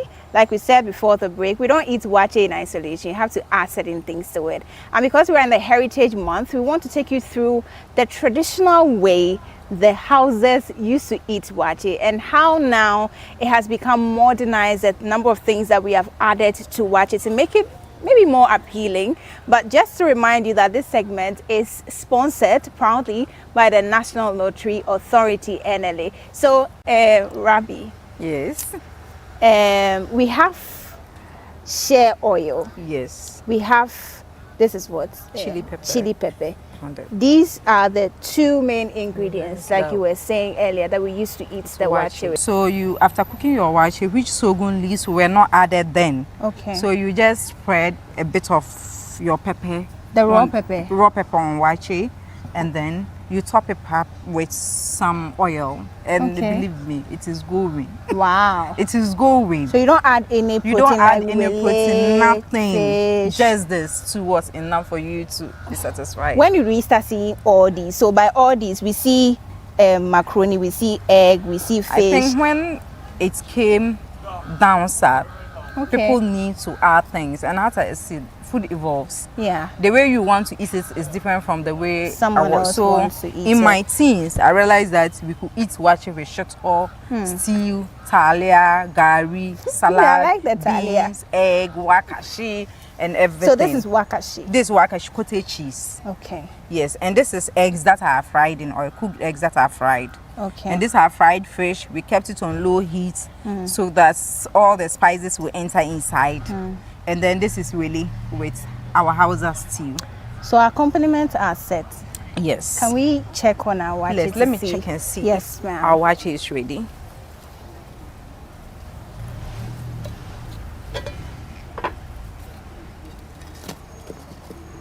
So when all the water is out of the waakye, then we know that it's done. And it's softened. Okay. Enough. Our waakye is ready. Yay! The favorite part is coming. Our waakye is ready to be served. Okay. So let's just bring it here, then we can set the table and do the needful. So you can have it here. Okay, looks good. Very good. We are washing our leaves in salt water first. Okay. Why is it important to wash it in salt water? Because salt water, the leaves comes with a lot of particles, and you know, salt water itself is something that prevents leaves from getting bacteria and all those. So it's advised. That's why even your vegetables, they advise that you use salt water to wash. Yes. Okay. Because we believe salt water removes impurities.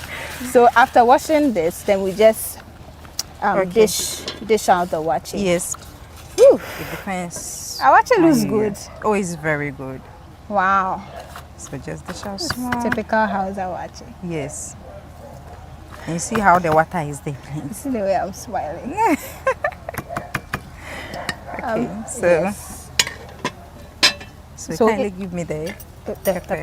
Yes, okay. please. Here you go. So, Oh, small like that? Yes. Okay. So it sprinkles on the waakye. Yes, please. And then the oil as well? Yes, please. So you Okay. bring the oil too. Okay. And you make sure that the onions are fully. Okay. You mean to say this is how we they used to eat waakye? Yes, please. Do Just like people this. still eat it like yes, this? they do in the north. Wow. So this is our second serving. Yes. So let me do you the honors of dishing out the rest of their compliments. Okay. So I can go with any. Yes. Side by side. Okay. Mhm. So I mean, the decorating food is my passion. Okay, so I fetched this one too. Yes. This is willy. Yes, stew And is stew. willy. Can you eat it without Yes, you the can. stew? Yes, please, you can. I Okay. prefer mine with ulishito. So just shito. Yes, please. Okay. But does the stew add anything or take away anything? Not that Some you people know, say when they because eat the it, shito is very hot. Hot. Some prefer it with the stew. some say when they eat the waakye and the stew, it feels like you're eating rice. and Rice? stew. Yes. Because sometimes the shito is quite hot. Okay. So people just prefer it. I think you have to use the fork. The fork, yes. Okay. But traditionally they didn't add leaves to or Not vegetables to it, no. Okay, so all these are modern additions. Modern additions. It's I like, see. you know, I sell tubani at Dawa Jala. People Okay. come and like they are like they want tubani with meat. But But we don't you ask eat- them, but we don't eat tubani with meat. We just eat tubani alone. Okay. The protein choice, people usually just want what they Yes, they what is prefer. available, yes. Yes. To whatever food. So they do not necessarily regard how originally it was eaten. eaten, Otherwise, no. I'm not sure we'll have all these This added no, to not at waakye. all. So I think We are through. done. So let me bring water so that we wash our hands. Yes, please. Okay. So you can have your seat. Okay. Then let me help you. Thank you. Let me help you too. Okay. Thank you. There. First of all, let's start with the how the they used to do traditional. it the olden days. This one, I'll let you taste it first. Oh.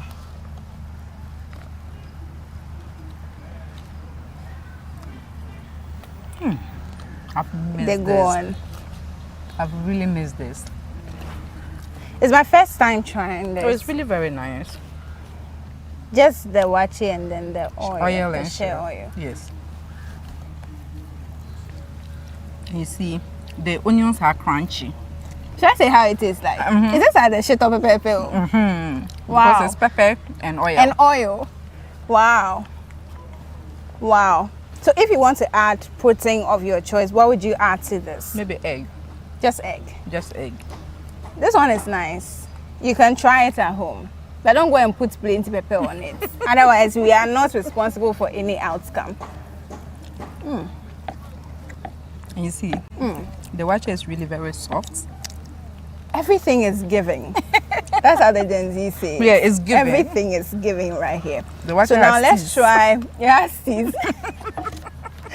Let's try the one with the modern accoutrements, accompaniments. Once we are and trying all the that one, things that I've missed this, Yeah. so I'm still trying this. Okay, so this is how we are wrapping up on today's edition of the Heritage On Air series on Channel 1 Television and City 97.3 FM. As we said from the beginning, this is sponsored by the National Lottery Authority. We are so grateful that you could join us. Thank you for listening to City 97.3 FM and Channel 1 Television. Till we come your way next time, this has been the food edition of the Heritage On Air series. I am Ajua Tinkramadumna and I did this with Rabiat Abdullahi Akamimi, CEO, Dawa Dawa Jollof Delight. Okay, and yeah, bye-bye. Bye. Ago.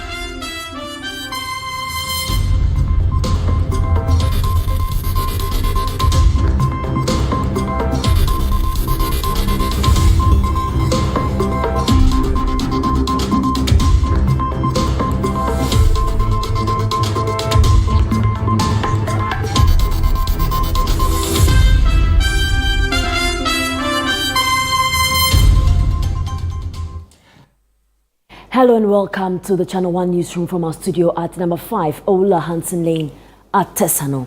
I am Zoe Abube Eduardo. Coming up. Parliament approves repeal of E-Levy emissions levy and betting taxes. The Emission Levy Repeal Bill 2025 is read for the third time and accordingly passed. An act to repeal the Emissions Levy Act 2023 Act 1112 and to provide for related matters. Supreme Court adjourns ruling on Akwetia MP's contempt case to April 30. At one done on 6 January 2025. And that is what they are using as the basis for which we did not have the grounds to go and file the election petition. And as you heard the lawyer arguing strongly, that barrier was crossed. And so as at the time we filed the petition, the Akwetia election has been gazetted. Still to come, ANC mall to cover vehicle repair costs for cars damaged at its premises during Tuesday's downpour.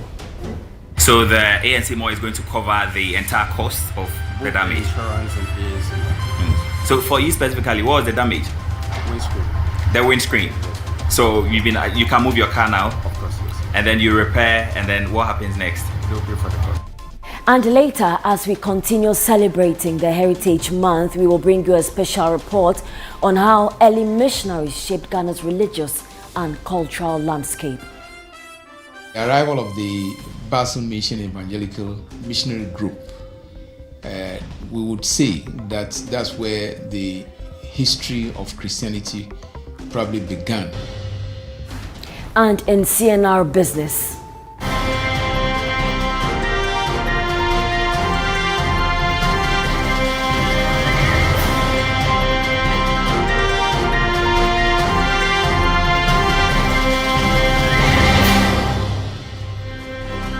World Bank reveals commercial disputes in Ghana take 900 days to resolve, 4 times longer than Cote d'Ivoire. According to our data, resolving a commercial case takes an average of 900 days. This is 4 times longer than Cote d'Ivoire.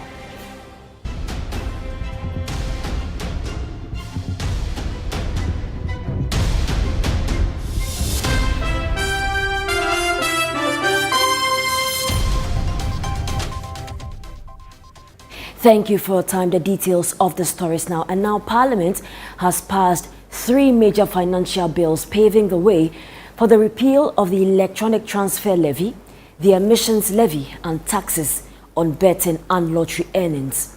The approval of the electronic transfer levy repeal bill, the income tax amendment bill and the emissions levy repeal bill 2025 eliminates charges on mobile money and electronic transactions, removes emission-based taxes and lifts taxation on bettings and lottery winnings. Channel 1 News' Nia Ikokai reports. In fulfillment of government's promise to scrap E-Levy betting tax and emissions levy, Parliament on Wednesday approved the Electronic Transfer Repeal Bill 2025, which imposed the tax on bank transactions, Momo transactions, and inward remittances. According to the Majority Leader Mahama Ayariga, the removal of this tax would offer the taxpayer a relief of 2 billion Ghana cedis.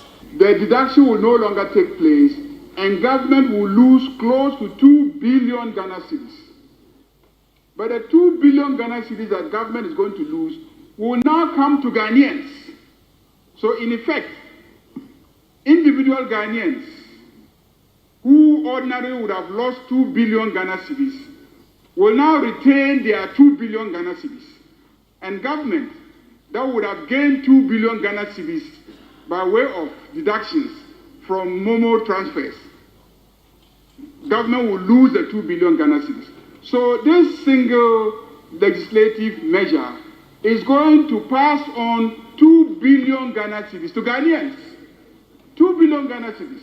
They can pay their children's school fees. They can, build their homes. They can, those of us who want to get married, we can get married with it. Mr. Speaker, 2 billion Ghana cedis An act to repeal the Electronic Transfer Levy Act 2022 Act 1075 and the Electronic Transfer Levy Amendment Act 2022 Act 1089 and to provide for related matters. Honourable members, the motion is adopted. The Electronic Transfer Levy Repeal Bill 2025 is now read the third time. The House also approved the Income Tax Amendment Bill 2025, which seeks to abolish withholding tax on bettings and lottery earnings. This amendment is far more than what the NDC party promised in our manifesto. The Speaker, in our manifesto, we promised to remove betting tax, which is a subcomponent of the lottery tax, withholding tax on the lottery. The Speaker, what we have done is that we have not only exempted or removed the tax on betting, but we have also removed the tax on gaming and also on lotteries, the everyday lotto. So, Mr. Speaker, it's 3 in 1. This is really nothing in real terms. That is my submission. And I further submit that this government is not really a government that cares about the ordinary Ghanaian, because importers who are expecting an end to this special import levy will be disappointed, because the government is going to extend that levy from 2025 to 2028. That is my submission. So it's just a matter of giving one and then still taking more. The Emissions Levy Repeal Bill 2025 and the Revenue Amendment Bill 2025 were also approved by the House. The Emission Levy Repeal Bill 2025 is read for the third time and accordingly passed. An act to repeal the Emissions Levy Act 2023, Act 1112, and to provide for related matters. These financial bills are expected to take effect after the President has assented to them. Reporting for Channel 1 News from Parliament, Ni Ayukwe Okai. Now, the Supreme Court has adjourned to April 30 to deliver its ruling on an application filed by a Quotia Member of Parliament and his committee seeking to overturn a High Court decision that held him in contempt. Lawyers for Enes Kumi argue that the contempt ruling should be struck out, claiming the judge committed a jurisdictional error and exhibited bias against their client. Channel 1 News' Hansen Ajiman has more in the following report. Counsel for Enes Kumi, Gary Numakomafo, contended that the contempt ruling was based on an interim injunction that was granted wrongfully. He argued that at the time of the ruling, there was no evidence on record to confirm when the election results were gazetted, making it unclear whether the court's jurisdiction has been properly invoked. Additionally, he accused the judge of bias, stating that he was not given a chance to be heard on the day his client was convicted of contempt. However, lawyers for NDC Parliamentary candidate Henry Waakye refuted these claims, maintaining that there was no jurisdictional error. They provided evidence that the election results had been gazetted on December 24 before the petition was filed. Henry Waakye's lawyer, Bernard Bediako-Beidou, also argued that no law mandates the date of gazette notification to be attached to an election petition before a court's jurisdiction can be invoked. Meanwhile, the Supreme Court has also postponed its ruling on another application by Enes Kumi, who seeks to quash an interim injunction secured on January 6 that sought to prevent his swearing in. One of the lawyers representing Henry Waakye spoke to the media after the court proceedings. Germane to our case is the fact that we do not know where they got their Gazette notification from. I'll share this with all of you so that you can make copies yourself and talk to it yourself. Assembly Press said there was only one publication that was done on 24th December 2024. They had one done on 6th January 2025, and that is what they are using as the basis for which we did not have the grounds to go and file the election petition. And as you heard the lawyer arguing strongly that barrier was crossed. And so, as at the time we filed a petition, the Akwetia election has been gazetted. And the lawyer made that point very, very clear. Also, he indicated that there was no need, nowhere in the law is it stated that you must bring hard copy of the Gazette notification before you file your election petition. So the idea that he referred to his phone to read was neither here nor there. On April 30, the Supreme Court will deliver 2 critical rulings as far as the Akwetia parliamentary election is concerned. The first will border on whether the interim injunction that was granted on January 6 was lawful, and also whether or not the contempt application as a result of Ernest Kumi ignoring that injunction in itself is also lawful.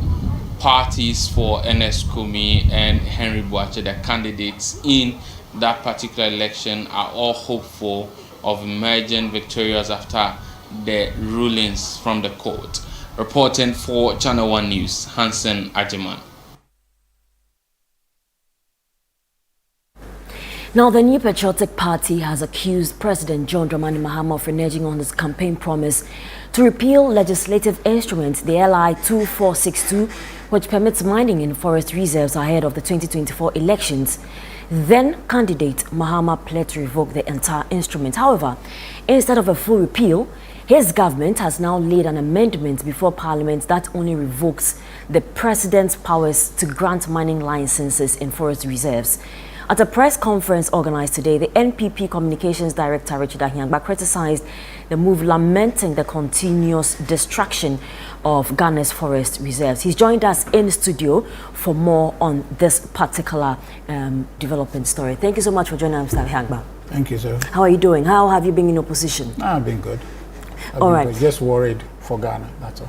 Why are you worried for Ghana? Well, I don't know. This whole thing is not going well.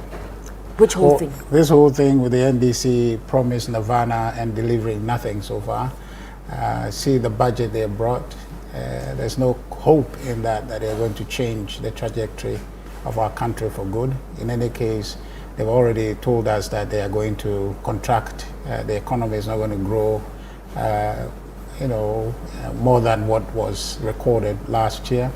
And so that presents real concern for me, that we're on a path of growth, a steady path of growth that they inherited, but somehow they are not able to keep that momentum going. And if we are not growing at the rate we grew last year, it means that we're not going to be doing. They're just 2 months in office. Well, I'm saying that the sum total of what they want to do this fiscal year is not going to be better than what was recorded last year. Right. But one would have expected that this year will be better than last year. You have described this budget as an Azan budget.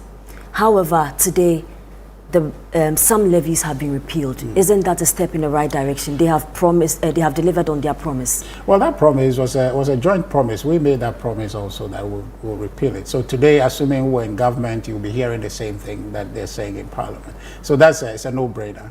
To the extent that they remove that, the question is, how are they going to plug the holes? All the gymnastics the finance minister is doing, the tax refund account is going to shift money from there, reducing 2%. It's your own money. It's like shifting your own money. The total that you're bringing in is the same, right? Assuming. In a basket of money, you just put in one here, one there, one there, and he says that he's going to bring one from this side to put it, and that's a creative way of getting money. You're not getting any new money. Well, that 2% is not a discovery of new money. It's the same old money, which is government's money. So the question really is how you're going to plug the hole, and you see that they have the budgets really underfunded some key areas that people wanted to see funding go to. Agricultural sector, heavily underfunded. That's education, heavily underfunded. And so you're looking at a government that is just going to be keeping up appearances for the whole year and doing very little. It sets people's hope very high and it's going to deliver almost nothing if you look at it. All right, let's now deal with an issue that you spoke about today at the press conference, which has to do with the mining and President Mahama not delivering on his promise to repeal the LI 2462. Now, wouldn't you credit him with partial repeal for a law that your government enacted? Yeah, I mean, you can say that the law was enacted under us. The circumstances that led to the conception and the passage of that law, things have changed. And today, what it looks like is that repealing that law is better than having it on our books. And he made a promise. You think so now? Absolutely. I mean, you see how ravaged our forests are looking. I mean, on your pictures, you can see it. And there is now a renewed momentum coming from supporters of the NDC to galamsey even more. And this time, they have imported militants from across the borders to come and help them. So why did you put in such a law if it wasn't relevant? But the point I'm saying is that the circumstances under which the law was conceived and passed have changed.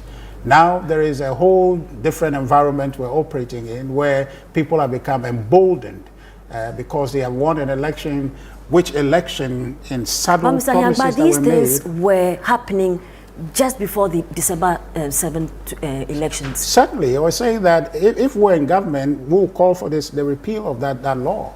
It doesn't matter But you were that in government when these things were happening. But I'm saying that, yes, so we're towards the tail end of our government. That's when things really became, very bad with the galamsey, and you realize there was a call to declare state of emergency. Yeah. And the NDC was chief in that call. And so now that they are in government, what happened to the declaration of emergency? And for nothing at all, the promise His Excellency John Dramani Mahama made about repealing that law, this is the time for it. If we're in government, we'll call for it. So where I sit, assuming that things were different and the MPP is in government, I'll be more than happy to call for it because the situation today is grave and something ought to be done about it. Others also term what your stance now as hypocritical because you had 7 years. You started the fight in April 2017. April 2017 to December 2024. Nothing significant was really done about illegal mining in Ghana by your government. One thing I'll admit to you is that the fight against galamsey is an intractable one. It's one that is hydra-headed. It requires a concerted effort. We're just pointing to this law as one key action that must be taken. There are multiple things that ought to be done. I believe the government is paying lip service to the fight. I'll be honest with you about it.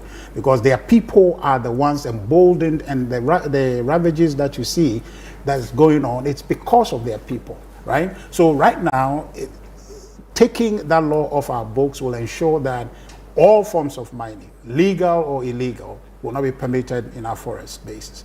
And so when that is done, then it gives you some reprieve that you can focus on other areas. Okay. But to leave it and allow for the process to carry on, except that the president will not approve it, for me, is not solving the problem. It's actually worsening it because it goes underground at this point, because then it goes to institutions, the agencies to be able to approve it. Okay, briefly, aside from the LI 2462 that you want repealed, what other actions or suggestions do you have for this government with regards to this fight? I think right now where we are, the government ought to be able to declare a state of emergency and put out a clear plan either to outright ban all forms of small-scale mining till they regain control on the matter, and then be able to really then give access going forward.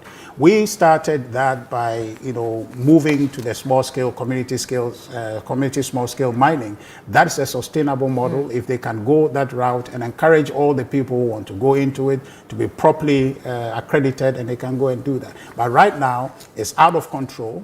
Their own people who they promised in the galamsey areas that when they come, they allow them to galamsey are now coming back to take their pound of flesh. Right. And that's how come suddenly this whole thing has gone out of control. And they need to put control by banning it and repealing this law to let us start from a clean slate and ensure that we have some modicum of control on the issue. All right, so we'll come back to you and we'll deal with other matters. You spoke about the AG extensively as well, so we'll come back to you and we'll deal with those issues as well. That is the Communications Director of the New Patriotic Party, Richard Ahimba, speaking to me about the issues having to do with illegal mining with regards to this government and their fight against it. You're still watching Channel 1 Newsroom, still to come. ANC Mall to cover vehicle repair costs for cars damaged at its premises during Tuesday's downpour. Please stay tuned to bring you the details shortly.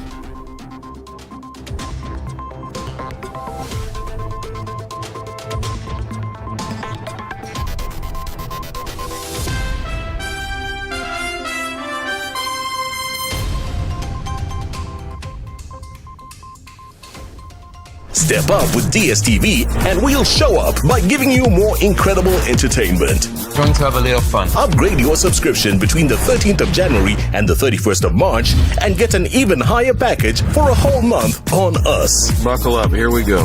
There's nothing better than putting a little bit in but getting a lot out. Time to boost some office morale. Incredible! When you want to build a future, you gotta know what you want. Step up and we'll show up on your home of entertainment, DSTV. Here's Kwame and Yao. After hours of planning, both have locked in the same perfect multi-bet. Big win for United, over 1.5. And both teams to score in the London Derby. But who could have picked Leicester over City? Or a high-scoring game at the Bridge? There's nothing worse than having your perfect multi-bet missing. But there's nothing better than having it saved. Bet saver, win, even if your bet misses. Paying for your Showmax is easy. Just choose your preferred payment method from these easy and convenient options. MTN Momo, Visa or MasterCard, Showmax vouchers at DSTV or GoTV sales agents, or use a promo code. Enter your payment details and hit submit. Showmax, pay easy, stream easy.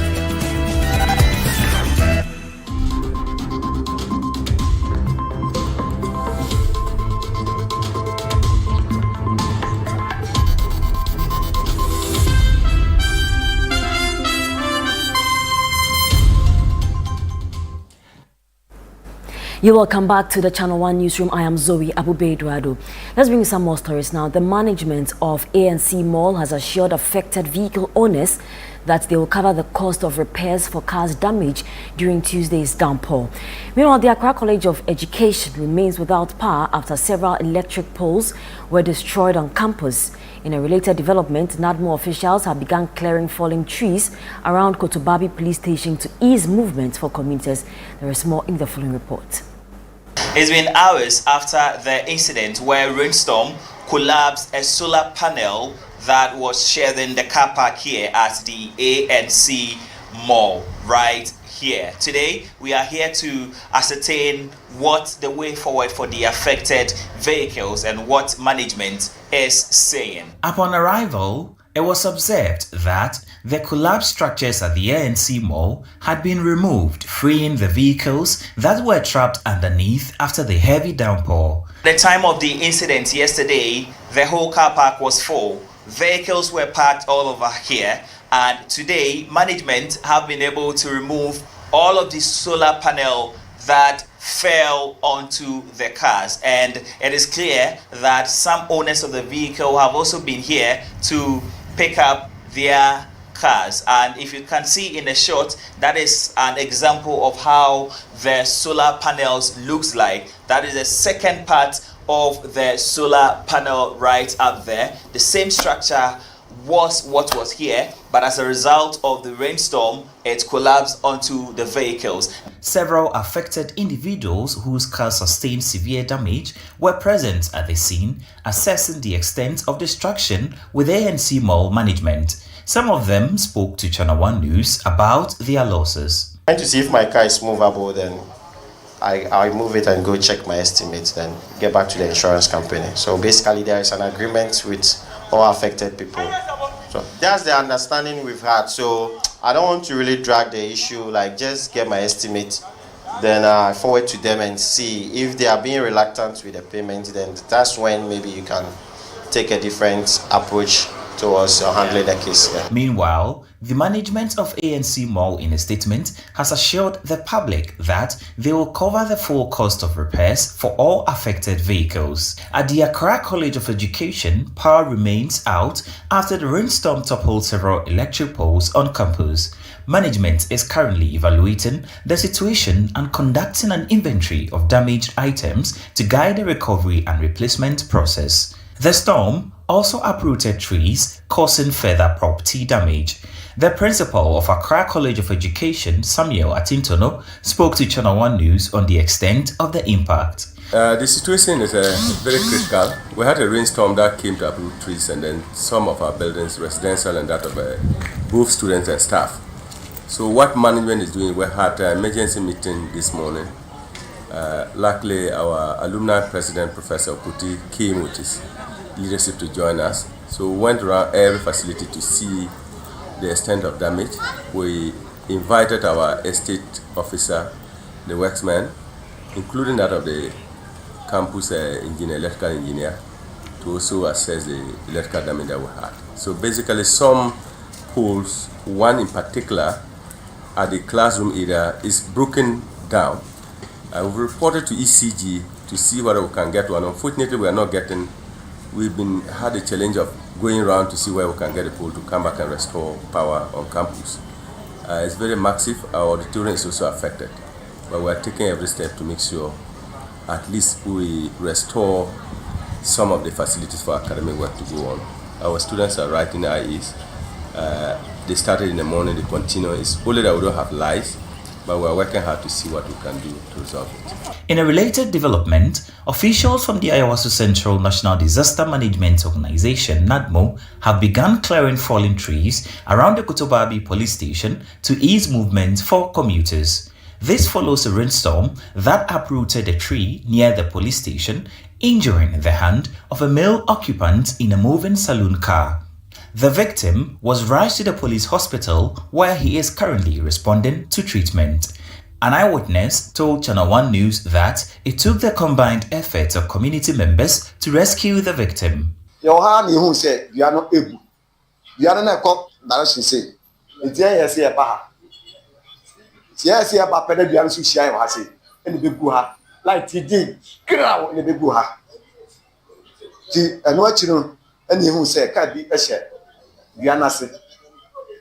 Japano started bape no pape. Na se mena light ni so tini so say ye be ko ye be see from. To my light off no e na ye ko wide gate no. Yes ye twe no. Ye twe nya na twe nsa se nsa. Na se bia no kese ne pa no e da nsa so. Afra steer no dashboard no ene we say no. Ti ho na dwen ba e na petre ni na say. Organizer for mo fa mu check no. Emra no so jack ni ye. Am so your bros akase ho ye be pack no. Ti akwose sa bros no e be hye dua na se me boss ro ye jack ni si ase. Ni bo jack no a ti e bo kakra ba na nsa no etimi e film ene yi no a ye de no hospital. The assemblyman for Ayawaso Central, Tommy Thompson, has appealed to the government to equip NADMO with the necessary resources to enhance their efficiency in responding to such disasters. We have to call the coordinating director here until we have called them and they are coming. So eventually they came. But quite important, when they came, the chainsaw they bought was very small. So it delays, it wasn't fastening the process of the cutting the tree. So quickly, a friend said he knows someone at Newtown. So you have to organize and go and bring him down to also support. So as you can see, the bigger one that they are using, the two, they are coming from the other side. So NADMO, I think they don't have materials. And so what has happened, I think you can also see. So if government can do something by supporting NADMO for future occurrences, I think it will help. You are still watching the Channel 1 Newsroom. We still have in studio Richard Ahiangba, who is the Director of Communications for the New Patriotic Party. We've already dealt with him on the NDC's fight against illegal mining, and he's shared the NPP's thoughts on the fight against illegal mining. Now, we'll move to other issues, which is the Attorney General's update on criminal investigation. So, Mr. Ahiangba, today, one aspect that is worrying to the New Patriotic Party is what you term as the media trial of some of your appointees or former appointees. Now, which specific actions of the Attorney General do you does it constitute a media trial in your opinion as a party? Yeah, well, I think you watched on your screens what press conference he gave the last time, right? Following the arrest of Mr. Kwabna Dubois the last time, and his wife, and some other cases involving the Professor Ameya Okumfi and some others. And the update he gave there and the information he was passing on to the public was highly prejudicial. Matters that ought to be litigated in the courtroom, he is discussing with Ghanaians as though we are to judge the case. If he has evidence of wrongdoing, he should go to the court to charge them He didn't. He has indicated that they are yet to well, file he should do charges. that. That's what matters. Ghanaians were interested in the final outcome of the prosecution of people who have misconducted themselves. We're not interested in consuming the evidence. The evidence won't do anything to us. It's the conviction that is crucial to us, because at that point we realize that somebody has abused the state authority that they were to exercise for a collective good, for their personal income or personal benefit, and so therefore they are punished. That's what we're interested in. We're not interested in the update is given, but they are doing so intentionally to create a certain false impression in the minds of the people that these people are guilty to begin with. But we know, as our law provides, that we're all to be presumed innocent until proven guilty by a court of competent jurisdiction. So if he is the Attorney General and he has evidence, he should go to court. Prosecute those cases in court, not in the media. So what they are doing is part of a strategy, either because, one, he doesn't believe in the force of the evidence he has, the strength of it to stand a test of scrutiny in the courtroom, or it is part of an elaborate strategy to defame the New Patriotic Party, create this impression that we said they are corrupt, indeed they are corrupt, in the media trial. But these same evidence taken to court perhaps may not stand the test of time. So how should corruption allegations against former appointees of the NPP be handled? That satisfies both the need for justice and the MPP's call for fairness. Well, the Constitution is defined how this ought to be done. It's straightforward. I mean, Article 19 talks about it. You are innocent until proven guilty. So everything he came to do the last time is to convict those people in the court of public opinion. What evidence he has, if we think is conclusive enough, if we think is compelling enough, he should take them to court.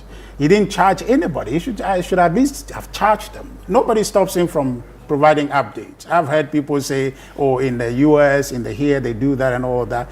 In those jurisdictions, they don't come to talk about cases they are yet to take to court. They can talk about a case in court, being mindful of the fact that it's before court, and so they are guided to not to go into the merit of the case. But here, there's nothing before the court, so he literally just came out with the evidence to convict the people in the court of public opinion, and that for me is wrong. That for us is wrong. That's the law. He's a lawyer, a very accomplished one. He knows what to do. Why he's not doing that is confounding. And we think that it's a strategy to defame the New Patriotic Party, create this false impression that we're all corrupt. Right. Well, instead of going to the court to test whether or not his suspicion about anybody's corruption is true or not. That can only be told by a court. Finally, before I let you go, what is the NPP's position on the petition that has been sent for the Chief Justice removal? Well, that's a new one. I think I'm searching in my mind to see. It may have happened sometime in a very long while ago, but in this Fourth Republic, this is a first. It's unprecedented. I just see that perhaps the NDC, in opposition, were talking about characterizing the legal judiciary as having been biased or one thing or the other, accusing them because they go to court without evidence and they lose cases. But if they were to remove the Chief Justice, which I think is their ultimate goal, even if they remove her, they still have to go to court with evidence. The key thing is that our judiciary must work. But I think that this will compromise the independence of our judiciary. Thank you so much for your time. That is the Communications Director of the New Patriotic Party, Richard Ahiaba, joining us. Let's move on to some other stories now. President John Dramani Mahama has nominated individuals for appointment as district chief executives pending approval by their respective district assemblies. The nominations made in accordance with Article 2431 of the 1992 Constitution and Section 21 of the Local Governance Act 2016, Act 936, seeks to strengthen local governance and accelerate development. A statement issued on Wednesday, March 26, 2025 and signed by the Minister for Local Government, Chieftaincy and Religious Affairs, Ahmed Ibrahim, confirmed the appointment. Now, some of the nominees for various districts include Sandra Sairam Bedo of Anglo, Dr. Suraj Isaka of the Akan district, Entry Vincent Ejay Sunyani East, George Andani German North, Mahama Fusaini Central Gonja, and more names are expected to be announced in the coming days.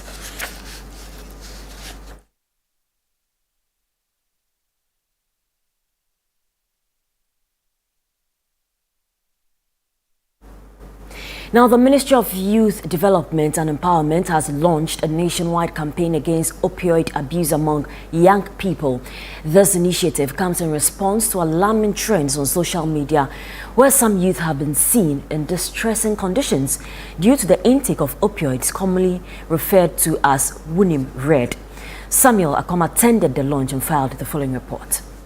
According to the Youth Ministry, the Red Means Stop campaign is aimed at protecting young people from opioid and related drug abuse. The Minister for Youth Development and Empowerment stated that the campaign will be implemented across the country, including disadvantaged areas, with a strong focus on rehabilitating individuals struggling with opioid addiction. Tax the National Youth Authority to use their platform and their resource centers across the country to support those who have already been caught in that web, so that we can put them through a rehabilitation program. And also, once we rehabilitate them as part of the National Apprenticeship Program, we will give them the needed skills that they need so we can reintegrate them back into society. I'm dragging all the agencies on board. We will visit every region, every constituency, and make sure our foot touch there, campaign, preach, and make sure that everybody gets to know this. Jeffrey Edu Yeboah, Vice President of the University of Ghana Student Representative Council (SRC), also expressed the SRC's commitment to supporting the campaign on university campuses, encouraging students to stay away from drug abuse. We intend to carry it along with other tertiary universities, just like KNUST, UCC, and other universities. We will launch an awareness on campus, not just University of Ghana, every other campus, so that all the students populace will know that RED really means stop. Indeed, RED means stop. And this is a project that has been launched by the Ministry for Youth Development and Empowerment with the aim to ensure that the youth abstain from the use of opioids and some hard drugs that have recently taken trend in the country to preserve the country's human capital. Reporting for Channel 1 News, I am Samuel Akom. Stay with us on the Channel 1 Newsroom. We'll bring you a special report on how early missionaries shaped Ghana's religious and cultural landscape as we continue celebrating the Heritage Month.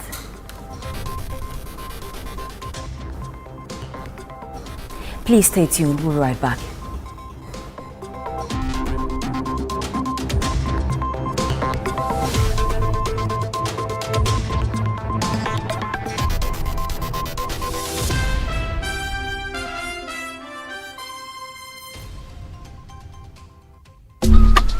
Life is a celebration of moments. Big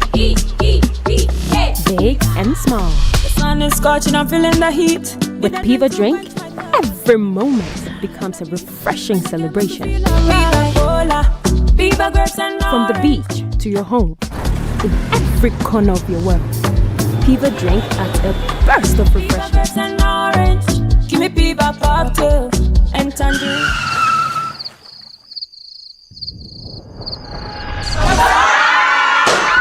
Celebrate every moment with FIFA Drink. Refreshment for every occasion.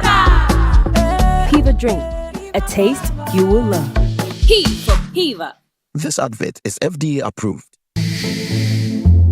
In a fast-growing urban environment like Accra, safety is as important as the air that we breathe. Hear the real stories from those who now feel safe like never before with Response 1. One night, I heard the glass shattering.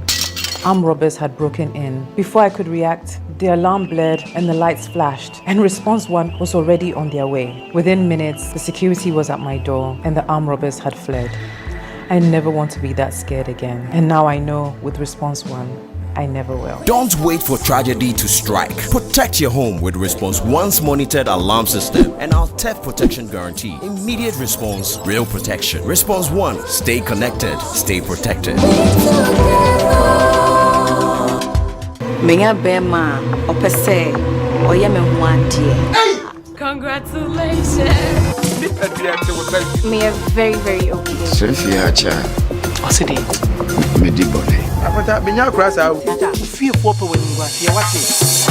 Ate siripa ne so aware no. Emma to ne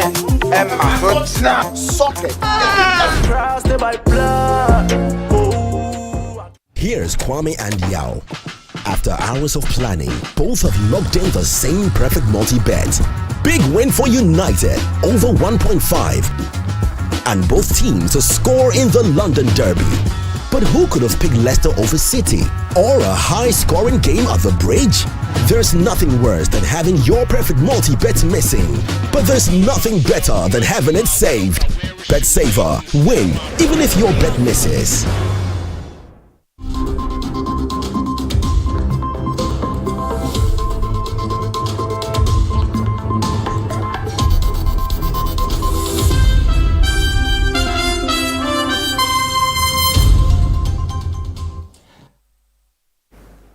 Thank you for staying with us.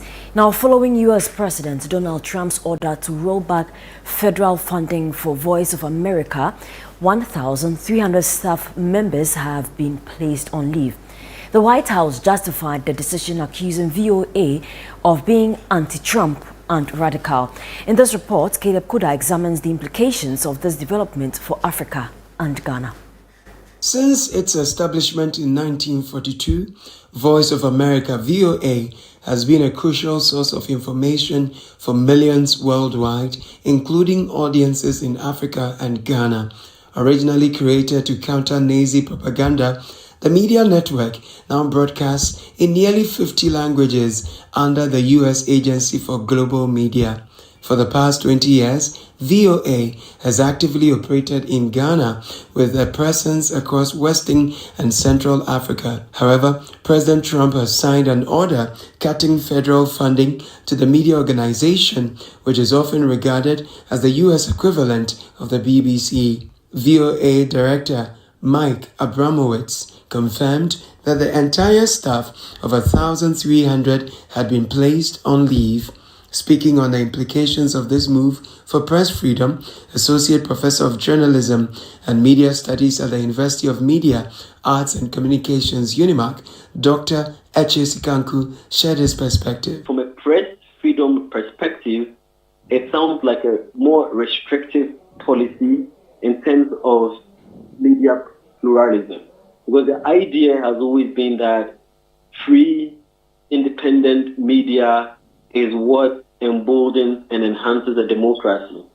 And so for the paragon of democracy across the world to restrict rather than expand access to the media or media presence, the Committee to Protect Journalists have spoken strongly against this particular move and have called it an affront to freedom of the press. Dr. Sikanku emphasized that Trump's order will have significant consequences for Africa. Even though this was an American media network, they had a vast and dominant presence in Africa. So I remember when they had disease outbreaks, for instance, meningitis in Nigeria, or the Ebola, or other diseases across Africa. The VOA served as one of the major media outlets which brought these issues to the attention of the world and global leaders or global players. I would even say that it contributed in a very major way to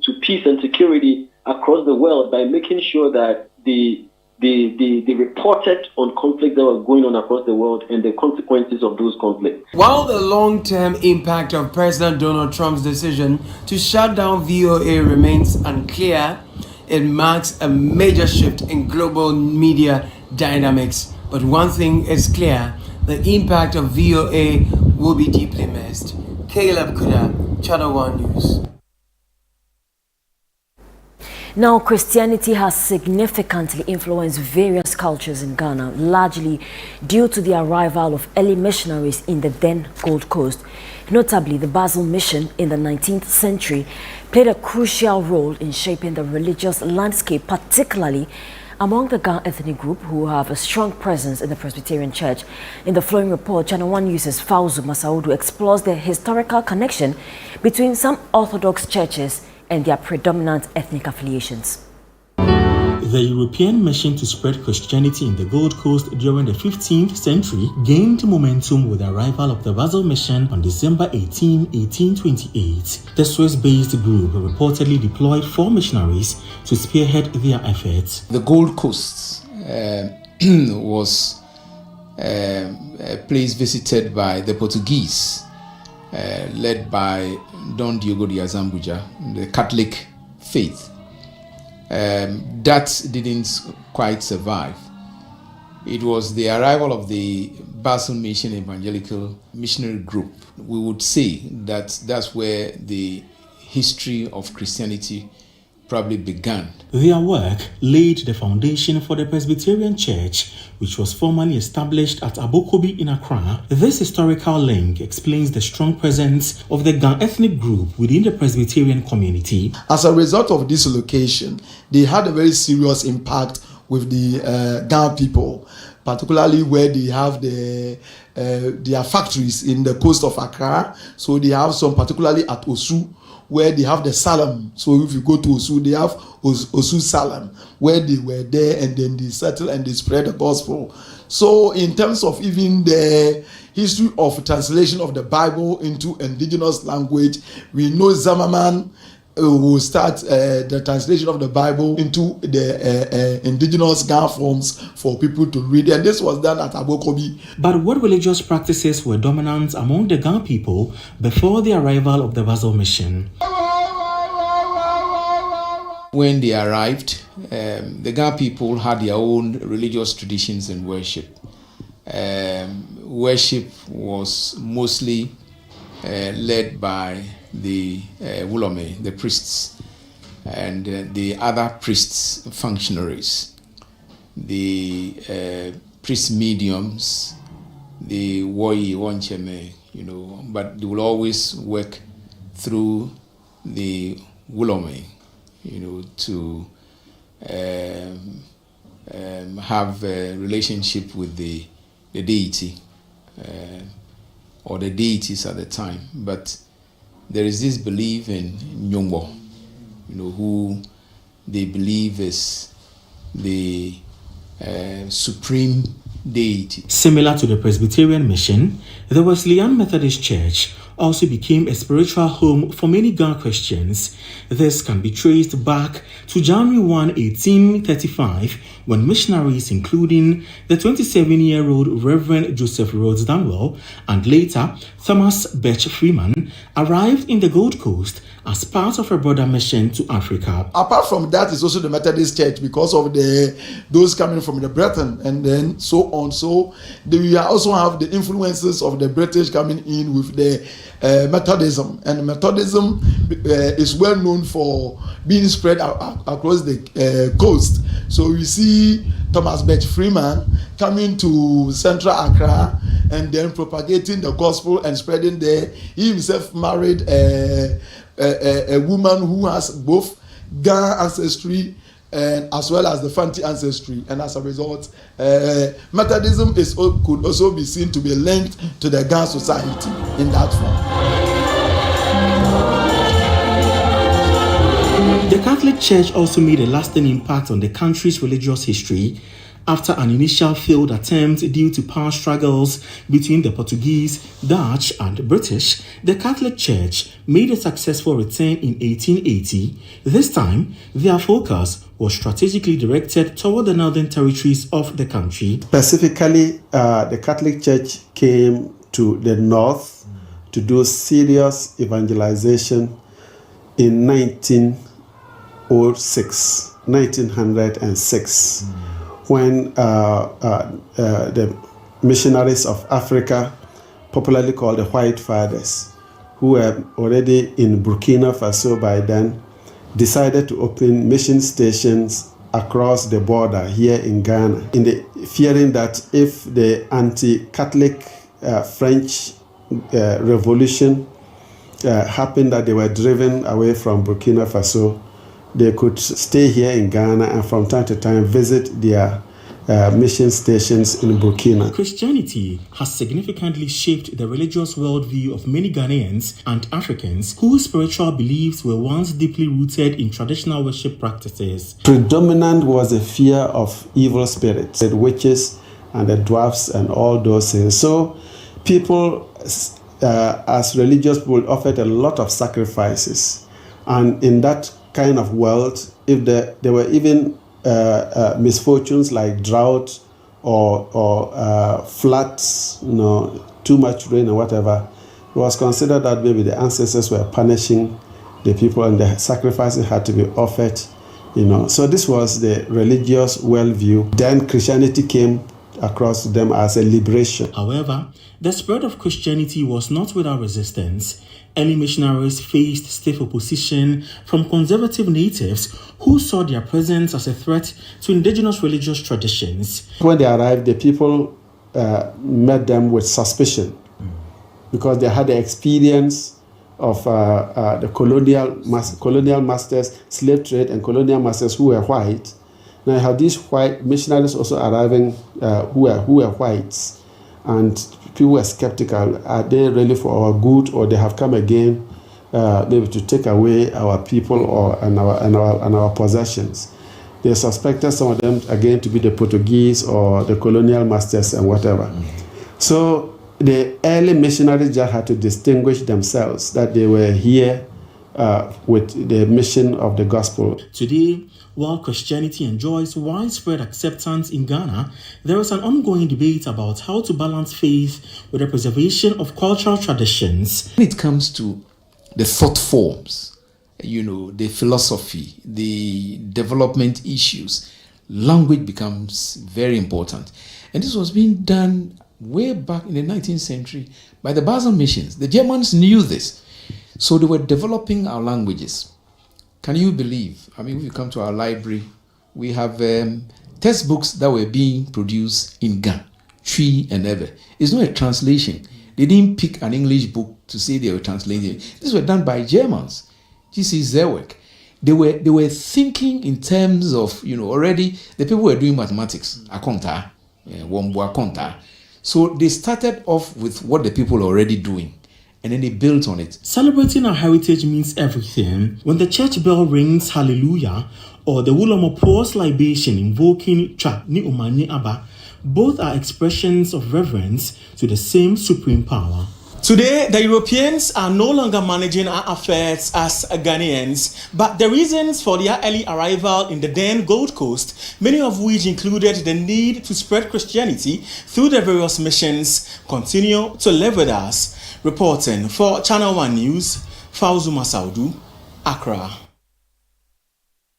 You are still watching the Channel 1 Newsroom. Next, CNR Business with Nash Kasiza.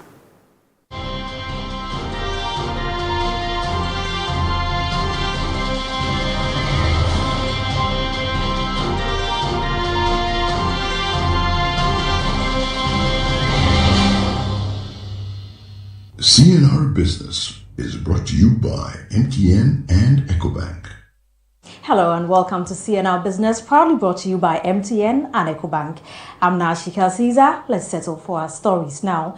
Illegal payment along trade routes, high transport and logistic costs, as well as tariff and non-tariff barriers within the ECOWAS region continue to hinder the full implementation of policies such as the African Continental Free Trade Area.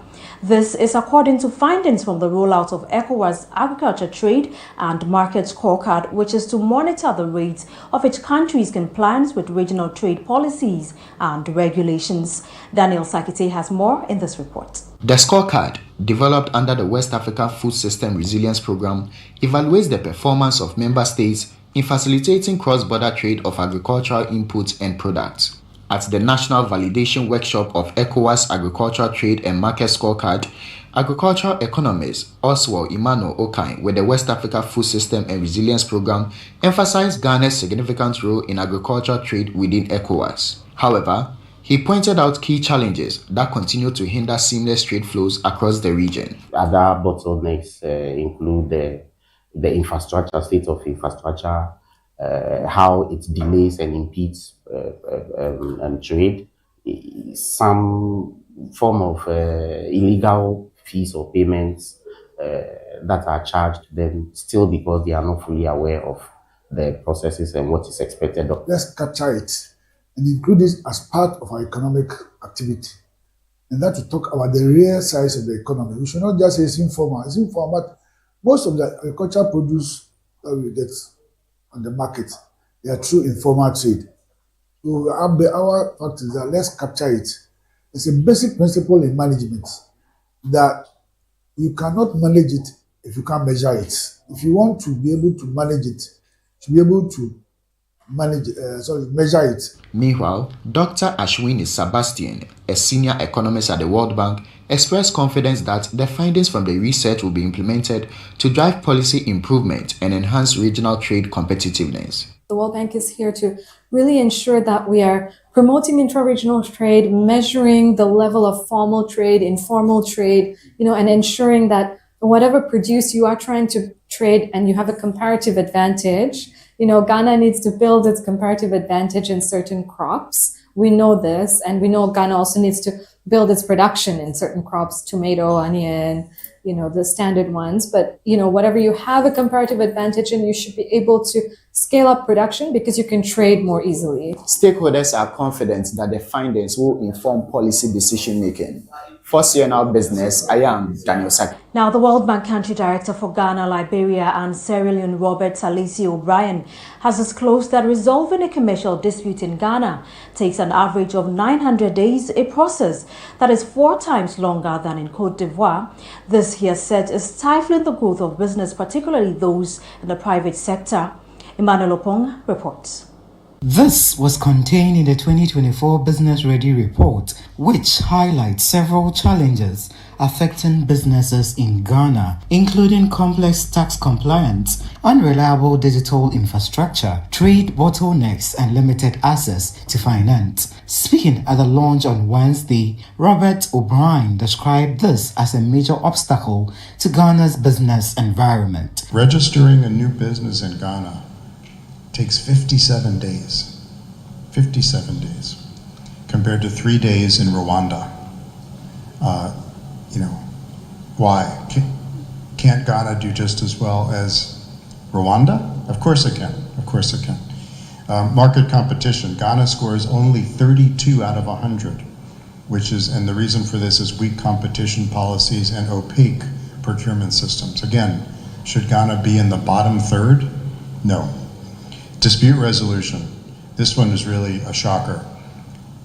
According to our data, resolving a commercial case takes an average of 900 days. For her part, the Minister for Trade, Agribusiness and Industry, Elizabeth Ofosu-Adjare, says government is taking steps to enhance regulatory frameworks to create a more conducive business environment. The Ministry of Trade, Agribusiness and Industry is implementing a comprehensive business regulatory reform program, BRR.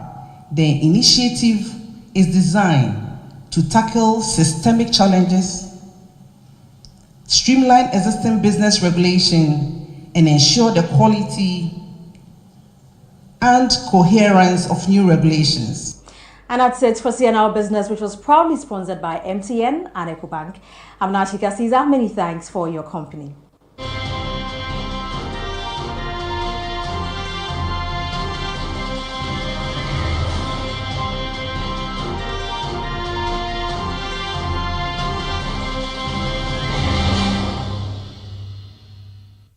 CNR Business was brought to you by MTN and EcoBank. Every day, people have money emergencies. Ma, I need my school fees emergency. Mommy, chop money emergency. Emergency. Catch it. I'm your rent emergency. Now, there's a new emergency number in town. More money, challenge and enjoyment.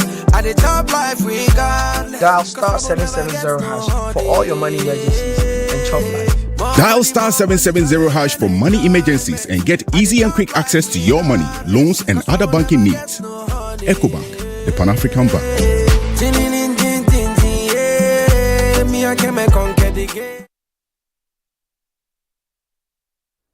That's all for this edition of the Channel 1 Newsroom. I am Zoe Apobedu Adomini. Thanks for watching.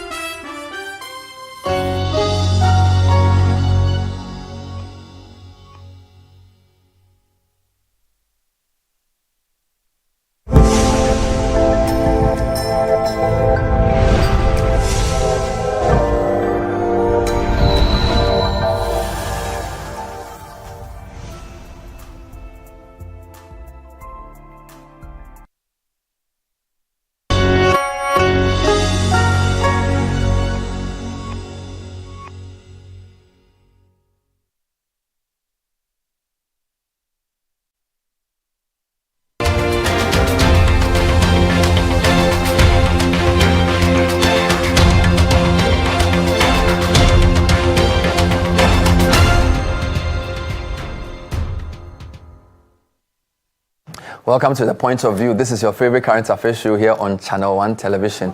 Here on The Point of View, we get the right guests. We ask them relevant questions on issues that matter to you. In the lead up to election 2024, the issue of Galamsey came to a head from October all the way through to election day. Ghanaians asked that we stop Galamsey now. It's been 79 days since President Mahama became president. So what is the Galamsey scorecard? His sector minister is my guest as we delve into what has been done to deal with this canker. Stay with us.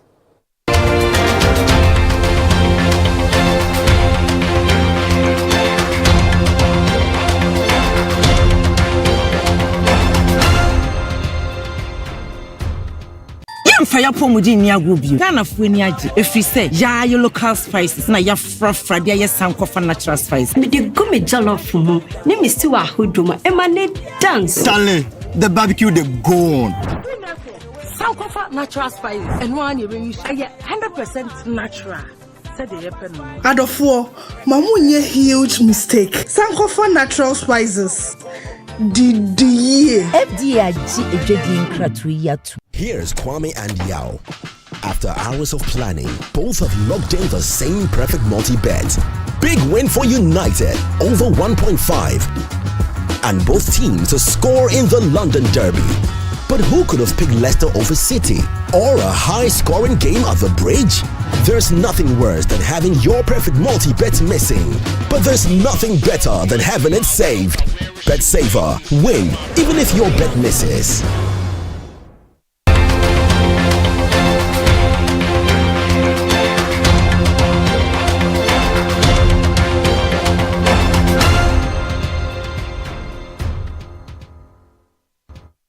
Welcome back. So we're live tonight with the Honorable Ama Kofi Emmanuel, who is the MP for Elembele and also Minister for Lands and Natural Resources. Welcome to the show. Good evening. It's good to be here. It's great to have you. How are you? I'm doing great. I've always loved City. You know. I know. From your days as Minister of Energy. Yes. There were rumors in the media that the Lands Ministry was the poison chalice because of the way the momentum to Galamsey built. It was really a role not many people wanted. That's generally what we felt. Is this correct? Well, I am here and I'm loving it. You're loving it? Why did President Mahama give you that role? You were energy minister in the previous administration.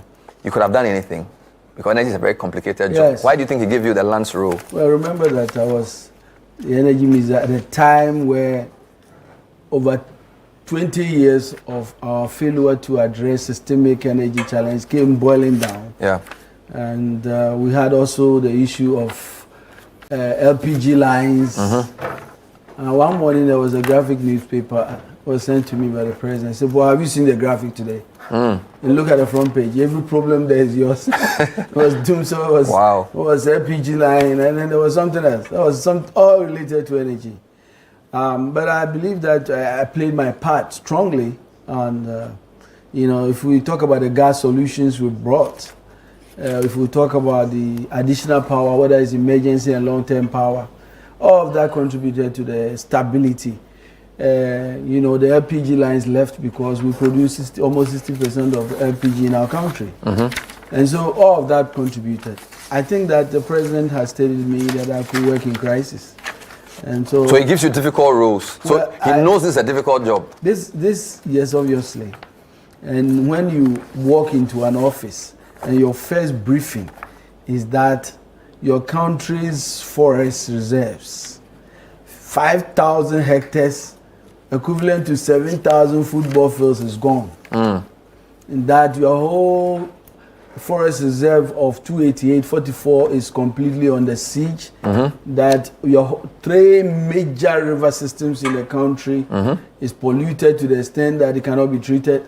That the turbidity levels are beyond control. From 5,000 to 12,000 instead of 500. It's a serious crisis, and that even in your licensing regime, there's craziness there. You take this scorecard and realize that, okay, this is a huge problem. And so you start tackling it from day one. Could it also be because you being from the western region, some reports suggest that the western and western north have become quite almost like an epicenter. Galamsey occurs in eastern Ashanti, western north, and part of BA. But there appears to be a concentration on the region of your origin. Could that be part of the reason why you think you were asked to do this job? I just don't want to second guess the president. What I know is that I have been given a responsibility and working with, I'm very proud of the support I'm getting from the president.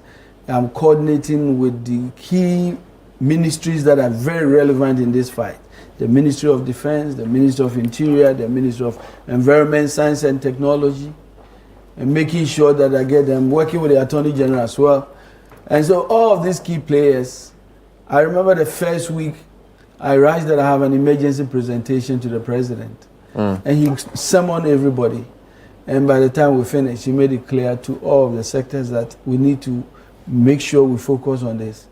So if you see us, for example, when we were told that in a democratic, free country like ours, 9 of the forest reserves were a no-go area, overtaken by armed bandits.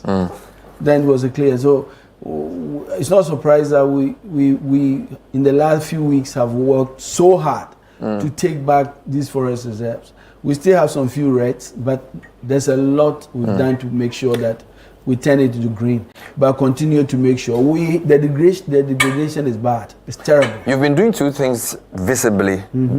Meeting stakeholders and telling us the state of deforestation and destruction. Some people would say, in terms of meeting stakeholders, that's great. But why do you keep telling us the state of play? Because in opposition, we knew this. As in, when people were campaigning for Galamsey to stop, they were actually quoting the same things you're quoting. So why are you taking the trouble to repeat all these things to us? Can you imagine? Have you seen where the Ministry of Lands is? The Ministry of Lands is a tiny office right there. I don't have soldiers. I don't have police. All this is happening in every district in Ghana. For example, if you see me meeting all the members of parliament in the stakeholder, what I'm telling them is that take leadership in your constituencies. When you see me working with traditionalists, directly talking to them. These are the landowners. These are the people that are directly in charge of these districts that are impacted. The young people who are there. These are the people that must understand the consequences of doing nothing. And so these engagements are very important. And I've seen the impact. I've seen community leaders that have stood up. There's one community where they formed their own group and said that, you know what, there will be no illegal activity here. And we believe that we can be successful as a government by showing leadership at the top. But also importantly, while we are showing leadership, we are also getting the buy-in of every Ghanaian, including those that are impacted. And that, if you are telling them to do that, exactly what are you also doing to empower them? If you see me say that we are going to change the way we issue money licenses, this is the reason. How come that somebody will sit in a village in a Lembele only to see a guy walking with a so-called prospecting license, his first time going there, saying that I have a license? The work came to the farm as a cocoa farm. Who gave you this cocoa farm? He said they look at the map and this is what they gave me. That must stop. So when we are proposing, and you see some policy proposals that we are working on, we want to make sure we decentralize licensing. It must start at the district. And my argument is that it must start with the DISEC, working with the EPA, Minerals Commission at the district level. And that's why we support strongly the decentralization of the district approach by the MINCOM to build offices all over the country. That license will be approved, and then it will come to Accra for simply approval, recommended, and come to Accra for approval. The DCE and the president will make it clear when they are appointed. Their KPIs will be how you fight galamsey, top priority, because you are going to be the chair of the people that initiate the alliances in the first place. This is a dramatic shift from the past. When you get the people who are impacted as part of the process, they will be empowered to fight and make sure these things don't happen. So decentralization of the fight is one difference between what you're doing and the previous administration. No, there's something else. Yeah, I'm listing it. So that's one. That's one. What's the second difference? The second one is political will at the top. Political will. Political will at the top. When the president says to everybody that if you are in my government and you are caught in galamsey, you are going to face the same punishment as every Ghanaian, we will not shield you. That's leadership. That's political will. And I have said, I'm the minister, I have said, and the interior minister has emphasized that, if we arrest the Chinese, you want to release them? The only person who appointed me is the president with support of the vice president. Let them call me. But we are going to push and make sure that people who are arrested will face the full rigors of our laws. It doesn't matter your status. This is critical. So let me get you straight. Political will, as demonstrated by his announcement. I remember earlier... We are taking the steps as well. There was an announcement or a report that an MP was involved in galamsey. Yes. What has happened to that MP? That MP is on the current investigation by Parliament. The Speaker, having worked with us, is already engaging us on investigating and knowing the facts. There's a lot of angles to this very story. And so you want to make sure you get to the bottom and know what the truth is. And I think that is being done. Still on that, on 5th March, there was a report by Eraso Saredonko that NDC officials resist seizure of galamsey equipment as government team faces hostile reactions. This story was published widely, and it basically said that a team was sent to especially inspect galamsey sites in Dunkwa. Tensions escalated as minders led by the NDC constituency chairman mobilized to confront the team. What has happened to that NDC constituency chairman? You know what the leadership is? One of the things we did, and I did that, I put a team together, and I said, I'm not putting a team from our ministry. I want to add everybody, including people who have really led this effort. And the reason I invited your own Erastus is because over the years he's been dealing with this issue. So his participation, I wrote a letter to you, and I needed a broad session of Ghanaians. And I told them that yes, when this information, and it was brought out, I was the first to condemn that act, and I called the commander in that area to make sure that people who are involved in that are arrested and prosecuted. So this was in the Akwesi J and Nim one? Yes. But I'm talking about... No, this is the other one. The Akwesi J and Nim one, let me give you a very good update. The person that attacked them was arrested. The court has really pronounced that the camera and others are to be paid, and then I think that has been done. I personally called the police in the last few days to make sure that all of that is transferred to... we are grateful for that. But on the NDC guy in Dunkwa, that official, what has happened to him? I think the police was handling it. And, you know, the thing about our laws is that you have to be arrested and go through the rigors of the processes of our court. I'm not sure exactly. I don't have the current update of that, but I know that incident was not a very good incident. I'm not very sure where the status is, but let me make it clear. It doesn't matter. This where we are in this fight. It doesn't matter your political polarization. I think we must all agree that people, for example, who are destroying our water bodies, who are actually blocking it, who are destroying our forest reserves, cannot be my comrades in NDC. They are terrible people that must be dealt with. Don't you think the NDC, either at the local level, regional, should have issued a statement condemning its action or even dissociating the party on the basis that NDC ruled on Galamsey? We don't even know some of the facts, but this report that was reported by Erastus Donko. Yes. That's the one I'm telling you. Yes, that's what I'm saying. I'm saying that it happened because the minister led the team across the country, and the minister made sure, and that's leadership. No, we appreciate that. I'm just asking what has happened to the guy. I'm saying that. Well, at least you should let us know that. Asking the police. So the police are dealing with it. I think you should be asking. Fair enough. I thought maybe the NDC could say this is not the behavior we want from NDC officials because our party. I think we've been saying it. I think no, it's the action. Yeah, I think we've been saying that. But the action against disown him, call him out, tell him that you're not a member of the party. Let me say it again. Yeah. I told the police in Kumasi the last time when I said, Mr. Police people, do your job. And when you arrest people, please don't expect any phone call from anybody because that call will not come. And if anybody calls you, please report the person for us to deal with. And I think that's leadership, and that's the difference. So we are still on the list. Number 1, decentralizing the fight. Number 2, political will from the top. Yes. What's number 3? A change of policy. A real change of policy, and I've told you what we are doing so far. So far, for example, we must make sure the processes of licensing is also cleaned up. We can't be giving political licenses. We can't be doing licensing to cronies without following the processes.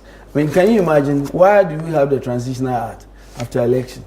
Making sure that 30 days period, we use our time, let things go through the right processes. Unfortunately, in some of these rights, it didn't happen. But more importantly, people who have been given licenses are also breaking the rules. Some of them have not come back to, for example, renew their licenses. Some of them EPA licenses have expired. Some of them are supposed to mine in this area. They've gone past it. And so this review we are doing is going to try to make sure everybody's in line. To make sure we sanitize the system. I talked about the ban on community mining. Yeah. I mean, we did a study within this short period. It was very clear that community members in these community areas, frankly, were not involved in community mining. They were involved in name only. That must change. If we say that we want to do something to empower communities, we must do it well. In the vision we have, what we want to do is that we want to do community mining cooperatives. This must be led by truly the community. So you would change the way community mining is manifested? Completely. Not ban it, but change it? No, change it completely. Good. So you've listed about 4 things. The true word of community mining. Good. You did 2 things that were giving high media coverage. Yes. River guards, 400 and something, and Tree for Life. You've heard the criticism about river guards that they cannot match up to the brute force of those let me finish the question, who are basically destroying our water bodies.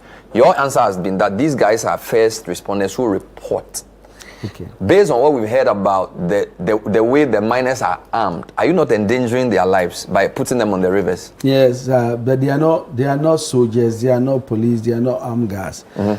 They are being trained by the Marine, the Navy, the Ghana Navy. Okay. The Ghana Navy has a very clear plan on this whole, and let me say that this whole concept was really thought out in collaboration with the Ghana Navy. The plan is that they go through a 1-month intense training, including swimming and other activities. The Ghana Navy is creating 12 marine riverine bases along river stretches. But you know that they don't have the manpower to spread themselves so thin along these river banks. The people we are recruiting are from the river banks, the community areas. Okay. And they are going to be the ears and the eyes of the Navy and the security forces. they are also going to be an interface between the community. They are going to be more of people, because the training also involves them understanding the impact. So fight will be won not by guns, by minister,